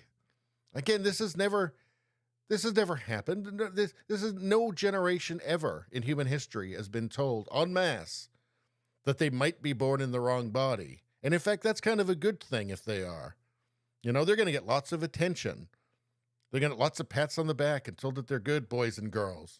And they're and everybody's so proud of them. No generation has ever been, this has never happened to any generation in human history.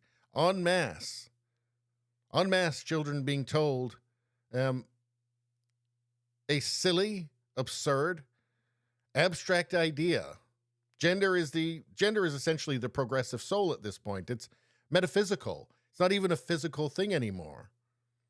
The whole thing is incoherent because how can gender be a social construct, but also you could be 5 and know that you're born in the wrong body? None of this makes any fucking sense. What could the harm in that be?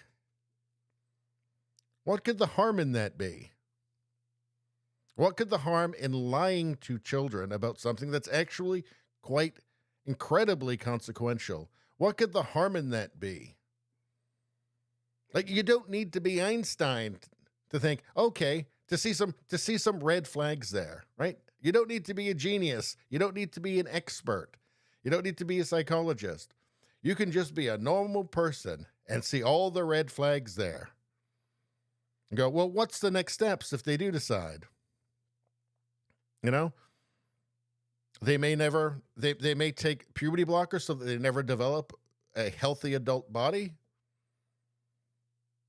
Not to mention all of the serious complications and that come along with that. Not to mention surgical interventions, a lifetime being on cross-sex hormones, and all of the problems associated with that, including things like cancer, brain development. Well, with puberty blockers, brain development, obviously, human brains don't fully develop until they're fully mature, until they're in their 20s. Obviously, puberty blockers are going to affect brain development. What is the harm in that? What is the harm in this? What is the harm in lying to children, teaching them a bizarre postmodernist religion? What's the harm in that? You can't see what the harm in that is? Are we to believe that? Are we to believe these people don't see the harm, that they haven't thought about it? Maybe the social pressure is so strong that they don't want to think about it, that there's no profit in thinking about it. Because you don't want to be the only one asking questions in the woke little group, right? Because they'll denounce you in a second. Because they're not thinking about it either. All they're thinking about is what's not going to get them into trouble. What feels left-wing, what feels progressive. So it really beggars belief when you see conversations like this. But let's continue. Rogue Thought says bone density reduction. Yeah, that's another one. There's a whole host of problems that go along with it. Whole host of problems with preventing people from going through a healthy puberty. Right? Not to mention all the other shit that comes along with it. Anyway, let's continue. Thing based off of sex. So sex is like you're born as a female or you're born as a male. But gender is sort of that socially constructed thing of like, you know, girls do this, boys do that. I feel like gender should be fluid. There's Right. So let's just break this down nice and slow. So it's this socially constructed thing that girls should do this and boys should do that. Okay, so if a girl is doing things she shouldn't be doing according to stereotypes, we're now going to tell this girl that she's really a boy? That's not what I'm saying at all. Okay, I need it to be broken down a little more for me because I don't understand what gender is then. Okay, well, it's definitely changing over time, as you can tell now. Like, it's a lot different, and there's a lot more sort of, I guess, unisex things in that sense of, like, I would say a long time ago, it was definitely more reinforced, and it was definitely more square cut of girls do this, boys do that. You know, girls are made to be mothers, and men are supposed to work. So I agree that that's sort of a socially constructed thing that is changing now. Women are being given more rights and women being able to do more things, and boys are allowed to play with dolls if they want to. It's changing now, and I that's what I mean. Gender is sort of like a socially constructed thing that is being deconstructed at the moment. So if a boy likes to play with dolls, does that give him a female gender? No, not at all. So what gives him a female gender? If he feels like he wants to be a woman. What does it mean to be a woman? It means that you identify as a woman. It means what if a man wants to identify as a woman, he's allowed to. That's what I mean. Gender, like. So what's a woman then? It's someone who feels like they want to be a woman. But a woman is not just a feeling. Okay. Are you just a feeling? I would say I'm a feeling, but I don't understand. Or is why. there like some material reality to the existence of sex? No, sex is like a biological thing. You're born with a penis or you're born with a vagina. So I understand what you're saying. Now, it's amazing. Every time you see one of these interviews, they obviously have not thought about their positions at all. And I think it's because it doesn't profit them to. Does she want to be the only person with questions in her woke group? Probably not. That's only going to cause problems for her. She's going to get denounced. She's going to be caused phobe or whatever, right? There's no profit in it for them. The profit is in just nodding and going along with it. Just knowing which way the wind is blowing, the progressive wind. Which way is the progressive wind blowing? I'm going that way. That's where all the benefit is. That's where all the gain is. That's where all of the group. That's where the group is. That's where the social benefits are.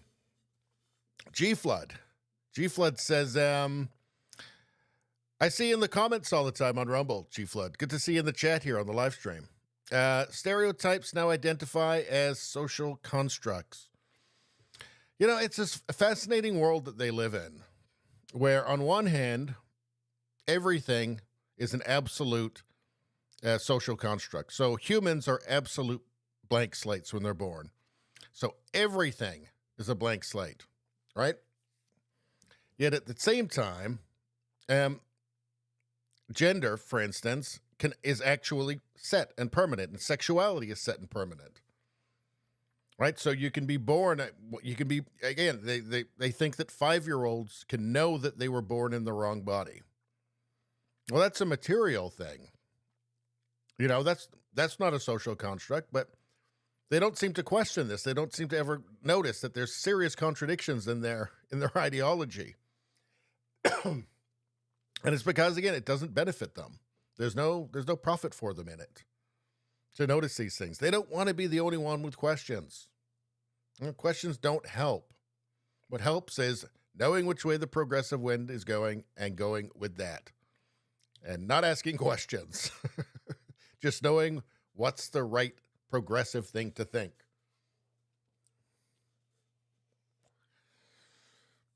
Anyway, let's continue here. Let's see if we can. Oh, this guy was just a terrifying person. Sorry you missed it. Do you know what we missed? It was Yuri Bezmenov. What happened to him? He was in here. Let's see. We must have missed him somehow. All right, we're going to keep going until we find.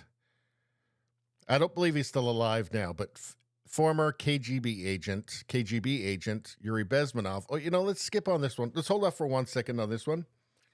Okay, hold on. We had some good fun with this.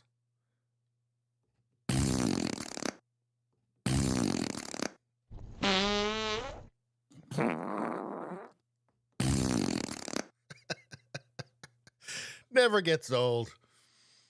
All right. Let's find old Yuri Bezmenov. So yeah, ex-KGB agent, he defected in the 80s to the United States, and he warned and explained to the Western world Soviet propaganda and psyops and the way they were corrupting and demoralizing the United States and the Western world in general. So I had a little clip. It's good to bring him out every now and then. I think probably you guys have probably seen something of him before. And I had him racked up, and we didn't seem to get to it. I don't think we haven't seen it. First, I want to show you this. So what the fuck is this guy thinking? Lioness tried her best in calming lion from attacking a stupid zookeeper who was making eye contact with lion. Well, I guess you know how this is going to go.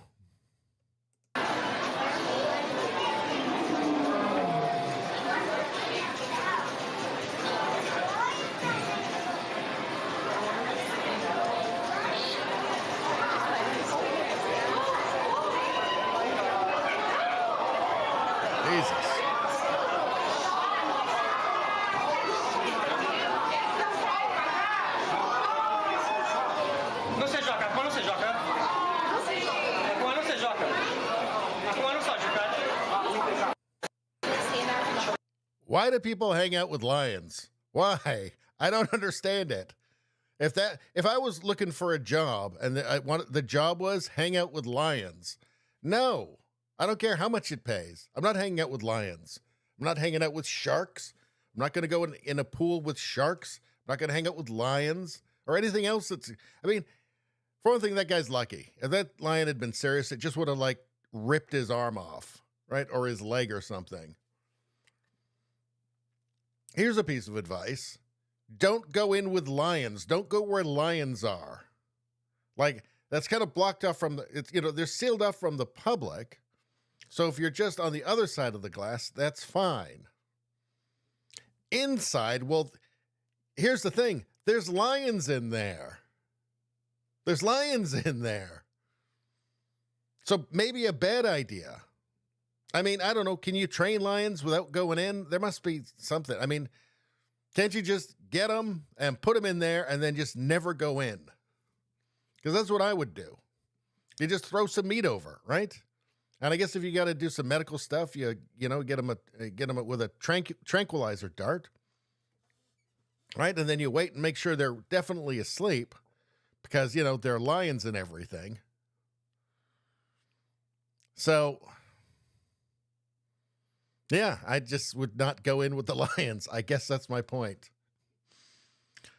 Let's see. Yuri Bezmenov. Okay, let's take a look at these two. We skipped this one earlier. Fatties for Palestine. Fatties for Palestine, they're called. From Oli London. Fatties for Palestine. Activist joins with LGBTQI. What's the I now? Did they sneak in another letter for me? So lesbian, gay, bi, trans, queer, I. What's I? And then plus. So I'm guessing the I used to be in the plus, and then they decided to give it its own thing. What is the I? Now I'm really interested. What's the I? Is it idiot, perhaps? Because if you're at one of the alphabet people and you're for Palestine, I think you are kind of an idiot. Seeing as how they're just definitely, if they were to take over wherever she is, if they were just to take over that town, she's in big trouble. Both these people are in big trouble. Intersectional. Is it intersectional? Insane, Rogue Thought says. G-Flood says intersectional. Rogue Thought says insane. I don't know. Probably doesn't stand for Indiana Jones, I'm going to guess. Indecent? Perhaps indecent. Intersectional, I think, is G-Flood is, I think it's so it's the intersection of different oppressions, because everything's about oppression. So if you're a woman, you're obviously oppressed, right? In the West, the Western world, you're obviously oppressed right now if you're a woman. But if you're also a lesbian woman, now those two oppressions converge in an intersectional way. So you're intersectionally oppressed at that point. So yeah, that's intersectionalism. It's where all the different made up oppressions intersect. And that's how they get the intersectional stack, or the progressive stacks. That's how they figure out who's the most holy and sacred in their cult. So whoever's got the most oppression points, the most intersectional oppression stuff, that's the most valued member of the woke cult. Those are the most holy and sacred people. Because of the fake oppression that they are pretending to suffer. Let's see. So Fatties for Palestine. With LGBTQI plus man wearing a BLM t-shirt and an Arabic costume to urge people to boycott Israel and join campus protests. It's none of your goddamn business, frankly, is it? It's just none. Okay, let's hear it. Massachusetts, go out to any. We're here at UMass's campus supporting the students in their encampment. They're demanding for divestment from war profiteers and warmongers. I'm here with Yafa, who just spoke to the students in like the most inspiring, beautiful way, and I think really rejuvenated the crowd. Thank you. It's been such a pleasure to be out here. If you're able to come out, come out. If you're not in Massachusetts or Western Massachusetts, go out to an encampment near you. Students all around are starting these encampments everywhere. Shut up, commie. You're boring. Goddamn, you're boring. It's all so fucking boring now. I picked the wrong week to quit sniffing glue. Ah, I miss the glue. I miss it terribly at moments like this. So apparently they're fatties for Palestine. She's part of Fatties for Palestine. Because, I mean, being a fatty, she would understand the oppression of the people in Gaza, I guess, right? Basically the same thing. Eating too much is the same thing.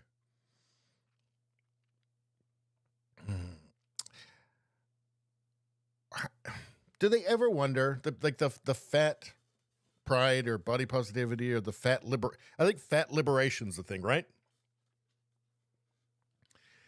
Does it ever strike them that perhaps the morbidly obese people are not the ones being oppressed?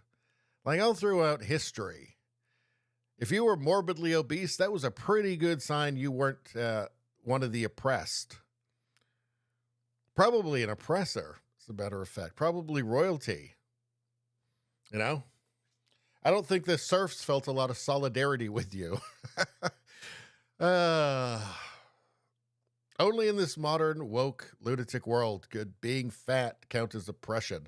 You're oppressed because you get way, way, way too many, because you get enough calories for 4 people. Again, traditionally, throughout history, the people who get the most calories are not the oppressed people. They're not the oppressed ones. All right. Let's see. I'm still looking for Yuri Bezmenov here. It's got to be in here somewhere. Because I'm certain... Oh, here we go. Here he is. What happens to the woke destabilizing agents after the revolution? Well, this would be... See, this one I thought was appropriate because we're seeing all of these communist revolutionaries all over the place, especially on university, on college campuses. So that's a question. What happens to the woke destabilizing agents after the revolution? I think you might be able to guess, but let's hear what Yuri Bezmenov has to say. Again, he was a KGB agent who defected to the United States and started revealing the Soviet Union secrets and how they planned to destroy the United States from within. Eliminated normalization. At that stage, the self-appointed rulers of the society don't need any revolution anymore. They don't need any radicalism anymore. So this is the reverse from destabilization. Basically, it is stabilizing the country by force. So all the sleepers and activists and social workers and liberals and homosexuals and professors and Marxists and Leninists are being eliminated. Physically sometimes. They've done their job already. Okay? They are not needed anymore. The new rulers need stability to exploit the nation, to exploit the country, to take advantages of the victory.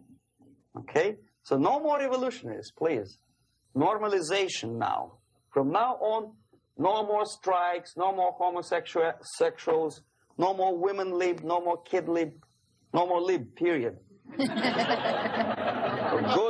solid, democratic, proletarian freedom. But to eliminate the others, to execute the others, don't they serve some purpose? Wouldn't they be the ones they rely on? They serve purpose only at the stage of destabilization of a nation. For example, your leftists in United States, all these professors and all these beautiful civil rights defenders, they are instrumental in the process of the subversion only to destabilize the nation.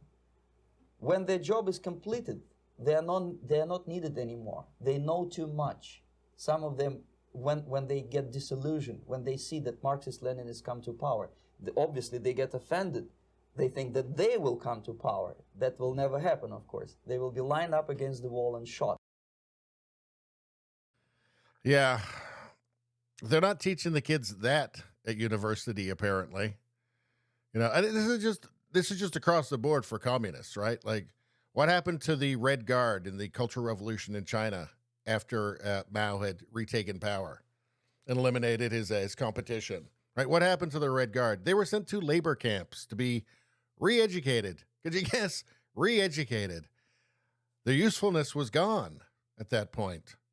This is just what will happen in any society that is stupid enough to let itself be taken over by authoritarian communist leftists. It's like an iron rule, I think. James Lindsay, do you wokes know what comes after the revolution you desire? Not liberation to do your art, theater, and bullshit. Not liberation to do your art, theater, and bullshit. They actually think they're going to be doing that. They think they're going to be revolutionary poets. Another phase of the revolution, one that gets rid of all you useless destabilizers. One against you. Carry on then, and good luck. That's called the French-style post-revolution tidy-up. They don't need them anymore.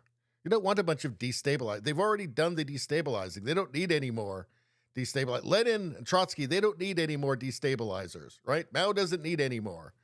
Right now it's time to just solidify and consolidate the power in themselves. This is so true and so scary. There is no other future other than this because they will not relent.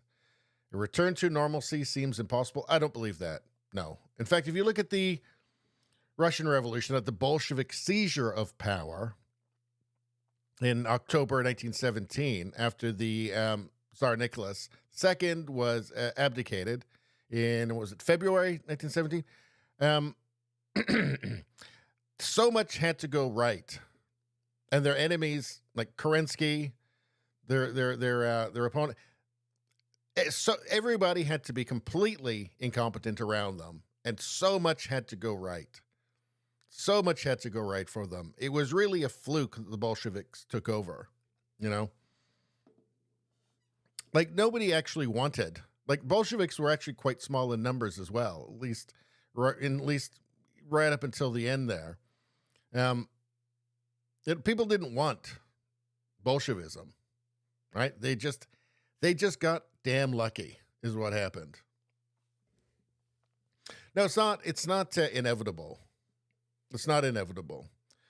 Problems are going to be inevitable, I think, but I still do believe that the institutions that we have, even in Canada, are still robust.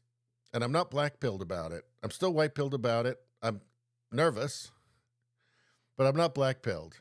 I think the institutions are still robust, and I think that there's still time to come out of this lunacy. I think it will be temporary. But I could be wrong. And if I am, it's going to be very, it's going to suck. They think they're immune. Yes, they do. Well, they don't know anything, right? So they go to university, they go to college, they have all these woke professors. They don't tell them any of this. Nobody's telling them this shit on TikTok, right? Their professors certainly are not going to tell them this. They're just going to tell them a bunch of fairy tales about communism. They're going to leave out the part where they get, put up against the wall.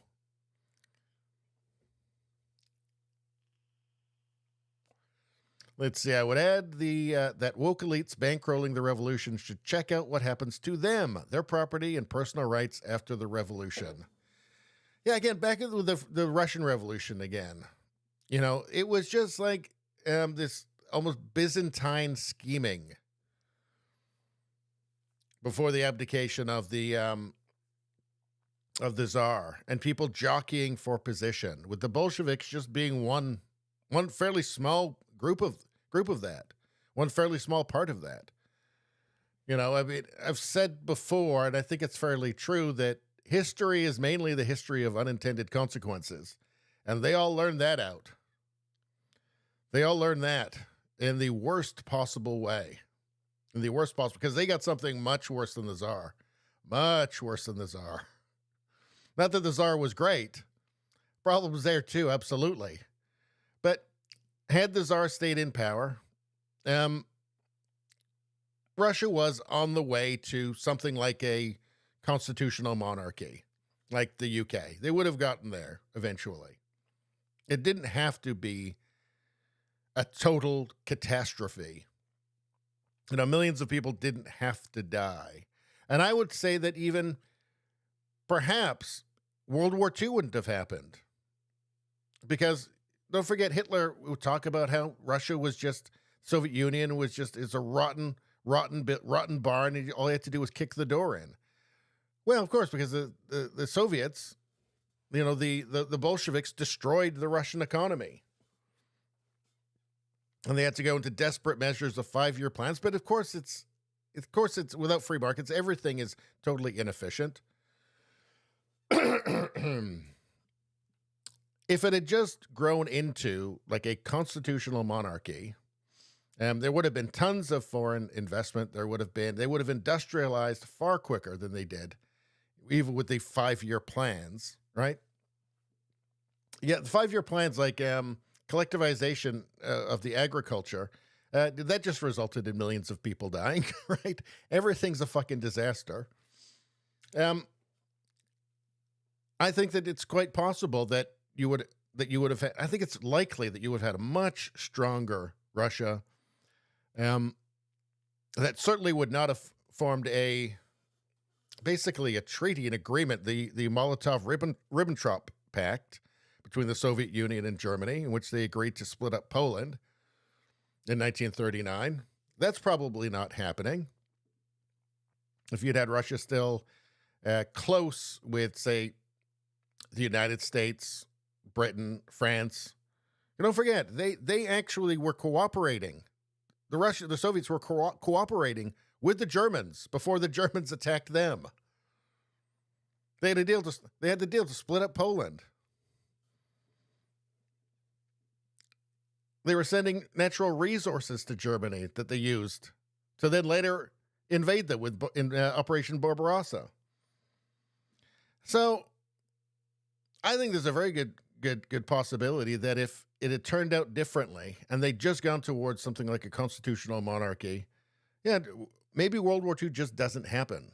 Maybe there's just no hope for Germany to invade. Maybe the first part happens, but then the second part doesn't happen. Maybe it doesn't happen at all because Germany would have had started off with two fronts. The Molotov-Ribbentrop Pact made it so there was only a one-front war. So, yeah, it was a disaster, a catastrophe for humanity, and unnecessary, you know? And I can't remember where I was going with that because I've been talking for 5 hours and 46 minutes. I guess that was an aside. I would add that woke elites bankrolling the revolution should check out what happens to them, their property, and personal rights after the revolution. Yeah, so I think I got on the talk there talking about all of the plotting in Russia leading up to the abdication of the Tsar during the Russian Revolution. And yeah, I mean, all those people, we're talking generals, well-to-do politicians, you know, all kinds. And they're all scheming. And guess what? It turned out awful for all of them. So careful what you wish for. And that's where I was going with history is largely the history of unintended consequences. Be careful tearing something that's functioning down because it's a lot hard to build something in its place. And I'm just ranting and ranting and ranting. Let's see. Anyway, Yuri Bezmenov, we should have fucking listened, right? Maybe we can listen now.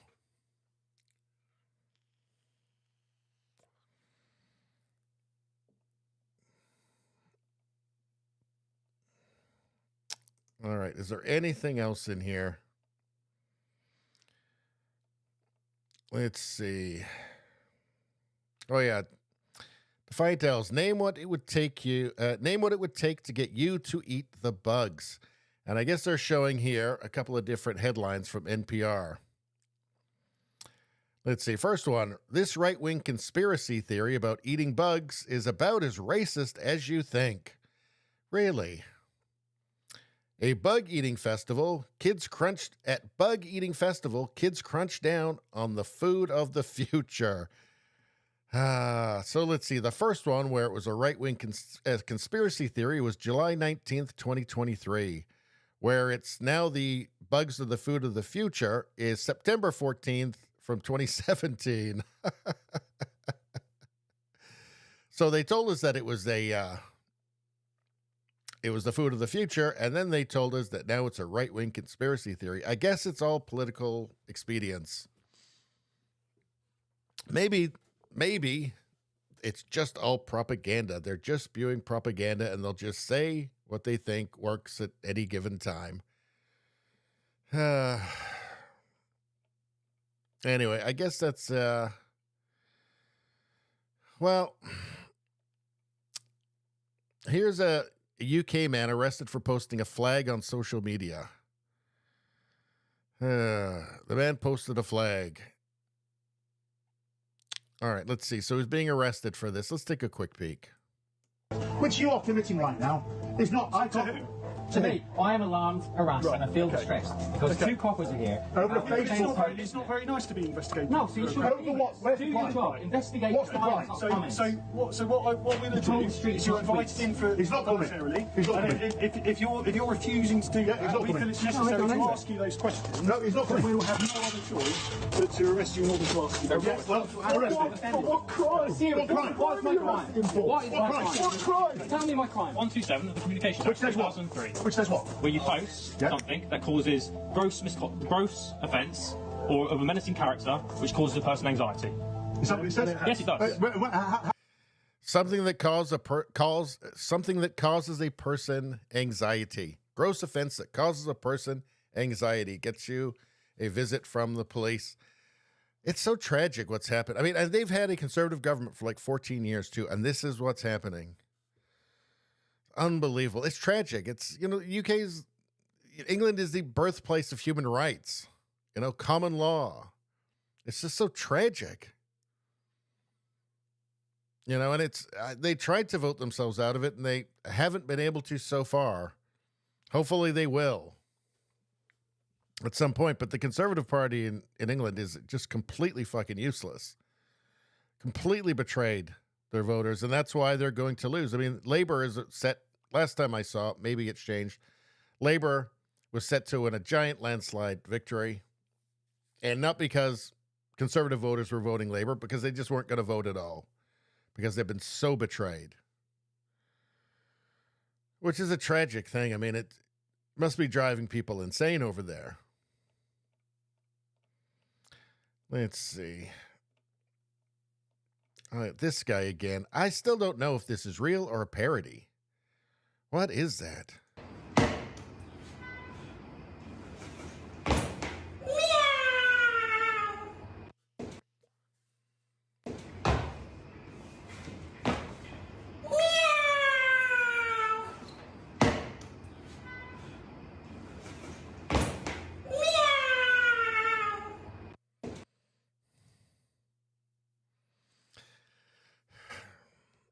You can put on the, I don't know, what is that, like an Asian schoolgirl's outfit? You can jump up and down and pretend to be a cat and go meow.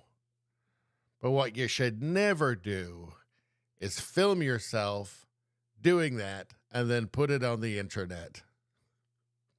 You can do all the rest. God bless you. But you should never put it on the internet. It just seems like a fundamental mistake to me.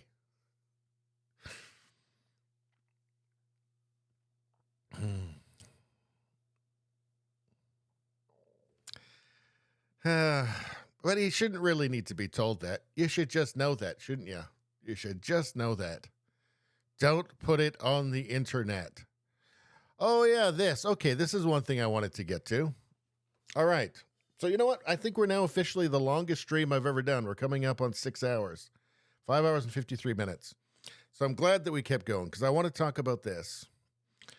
Okay, so this is a list of demands, updated supply needs that is needed for, let me see if I can get this a little bit larger.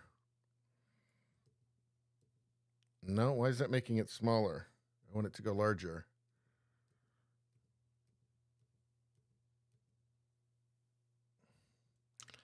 All right. So this is Chicago United. So these are, I guess, pro-Palestinian or pro-Hamas protesters here. And they've got a list of supplies that they need.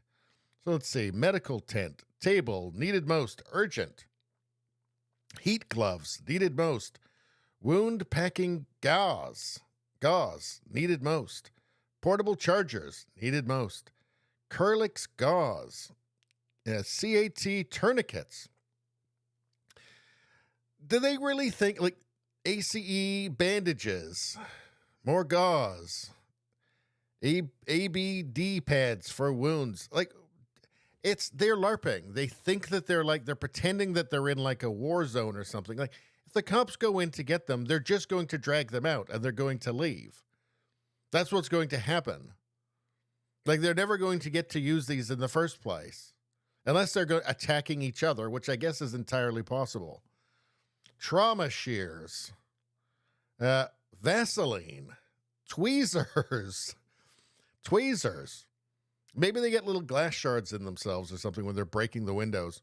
CPR masks, butterfly suture closures, disposable stethoscopes. What, there's like doctors in there? I don't know.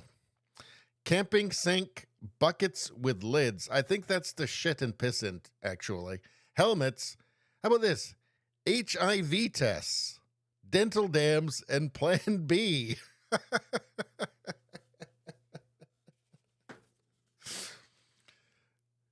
Diva cups. What's a Diva cup?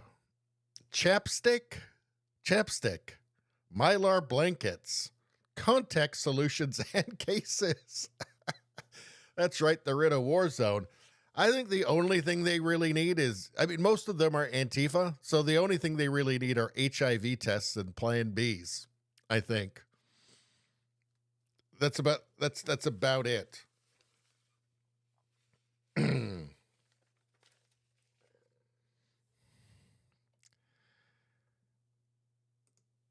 It's so obviously just LARPing. Let's see. In case you have some extra Vaseline and dental dams lying around, organic bamboo butt plugs and vegan hemp diapers are needed most. Urgent.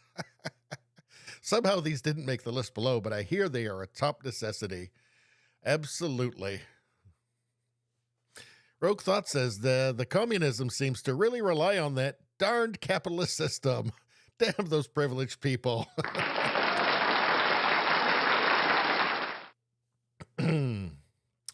They sure do. Again, it's just all LARPing, isn't it? It's all LARPing. But it is so revealing. HIV tests. Yeah. So it's mostly Antifa. Mostly Antifa. They forgot to ask for crack and meth as well, I think.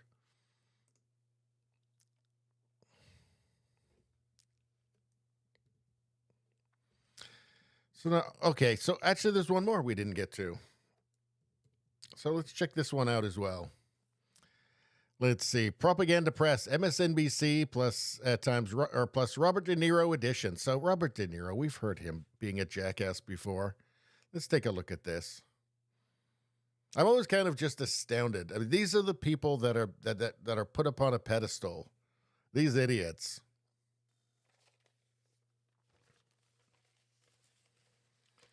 All right. Let's hear this. You have no upside in having this conversation, in speaking out against Donald Trump. You are making yourself a target. It's unreal, isn't it? There's no upside. No upside. There's no downside for a Hollywood person to hate Trump, to criticize Trump in Hollywood. If you want to work in the film industry, in major movies, you have to hate Trump or at least just say nothing. Right? It's not that they're delusional to think that we buy this shit. Let's hear that again.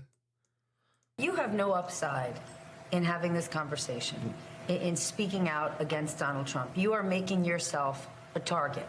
The interview will air, and he will immediately find a reason to talk bad about you in public. Yeah. But you're choosing to use your platform to do so.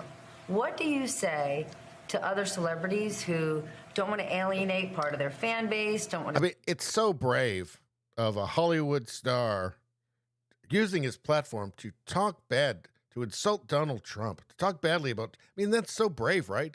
Will he ever work again? Will he ever work again? I mean, Trump is going to respond to him. Trump will respond to his insults. I mean, that's courage. That's true courage right there. Step in harm's way, but they have similar megaphones that you do. You know, the idea to be bullied at my age by someone like this is not happening. I'm pretty sure you were never bullied. No, there was a kid sometime this, that, but the point is not, and for the country, no. And I think other people are going to have to stand up and just, because it's either that or you're going to find yourself in a situation that's so terrifying. We always hear about people from Eastern Europe, the Jews from other parts of Eastern Europe, from Western Europe, coming over. Look what happened with France, and with the Nazis and so on. And they come over, and you hear these, and when I was a kid. Oh, that's right, because Trump is Hitler and Nazi. Is he aware that Trump has Jewish family? They named a street after Trump in Israel. Does he know that? I think that's the thing, is that he probably not. What does Robert De Niro know? His whole life has been adult pretender, reading other people's words. Acting, right? Reading other people's words. People I'm gonna go on a limb here are probably much better writers than him and probably more intelligent. In fact, I can pretty much guarantee more intelligent than Robert De Niro.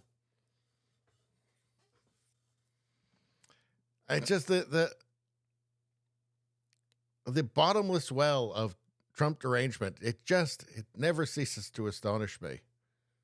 Never ceases to astonish me. G-Flit said they're responding to something that hasn't happened yet. Yeah, that's what it always is. It's Trump will do this, Trump will do that. If they just would take a second to look around, they might notice that it's already happening and Trump's not doing it. All the things they're warning about, they're happening now, but it's not Trump doing it. But that would require a brain. Again, Robert De Niro is good at acting. He's good at reading other people's lines. And he's good at pretending to be smart in a movie. But again, he's just reading other people's words. Sure, that's a talent in and of itself, being good at doing that. But he's an actor. He's an old actor. He's not a tough guy. He didn't write those words, those, iconic words in those iconic movies himself. Somebody else did. Why do you even fucking talk to him? What's the point? Well, I mean, I guess he's, they like to talk to him because he will tell them exactly what they want to hear.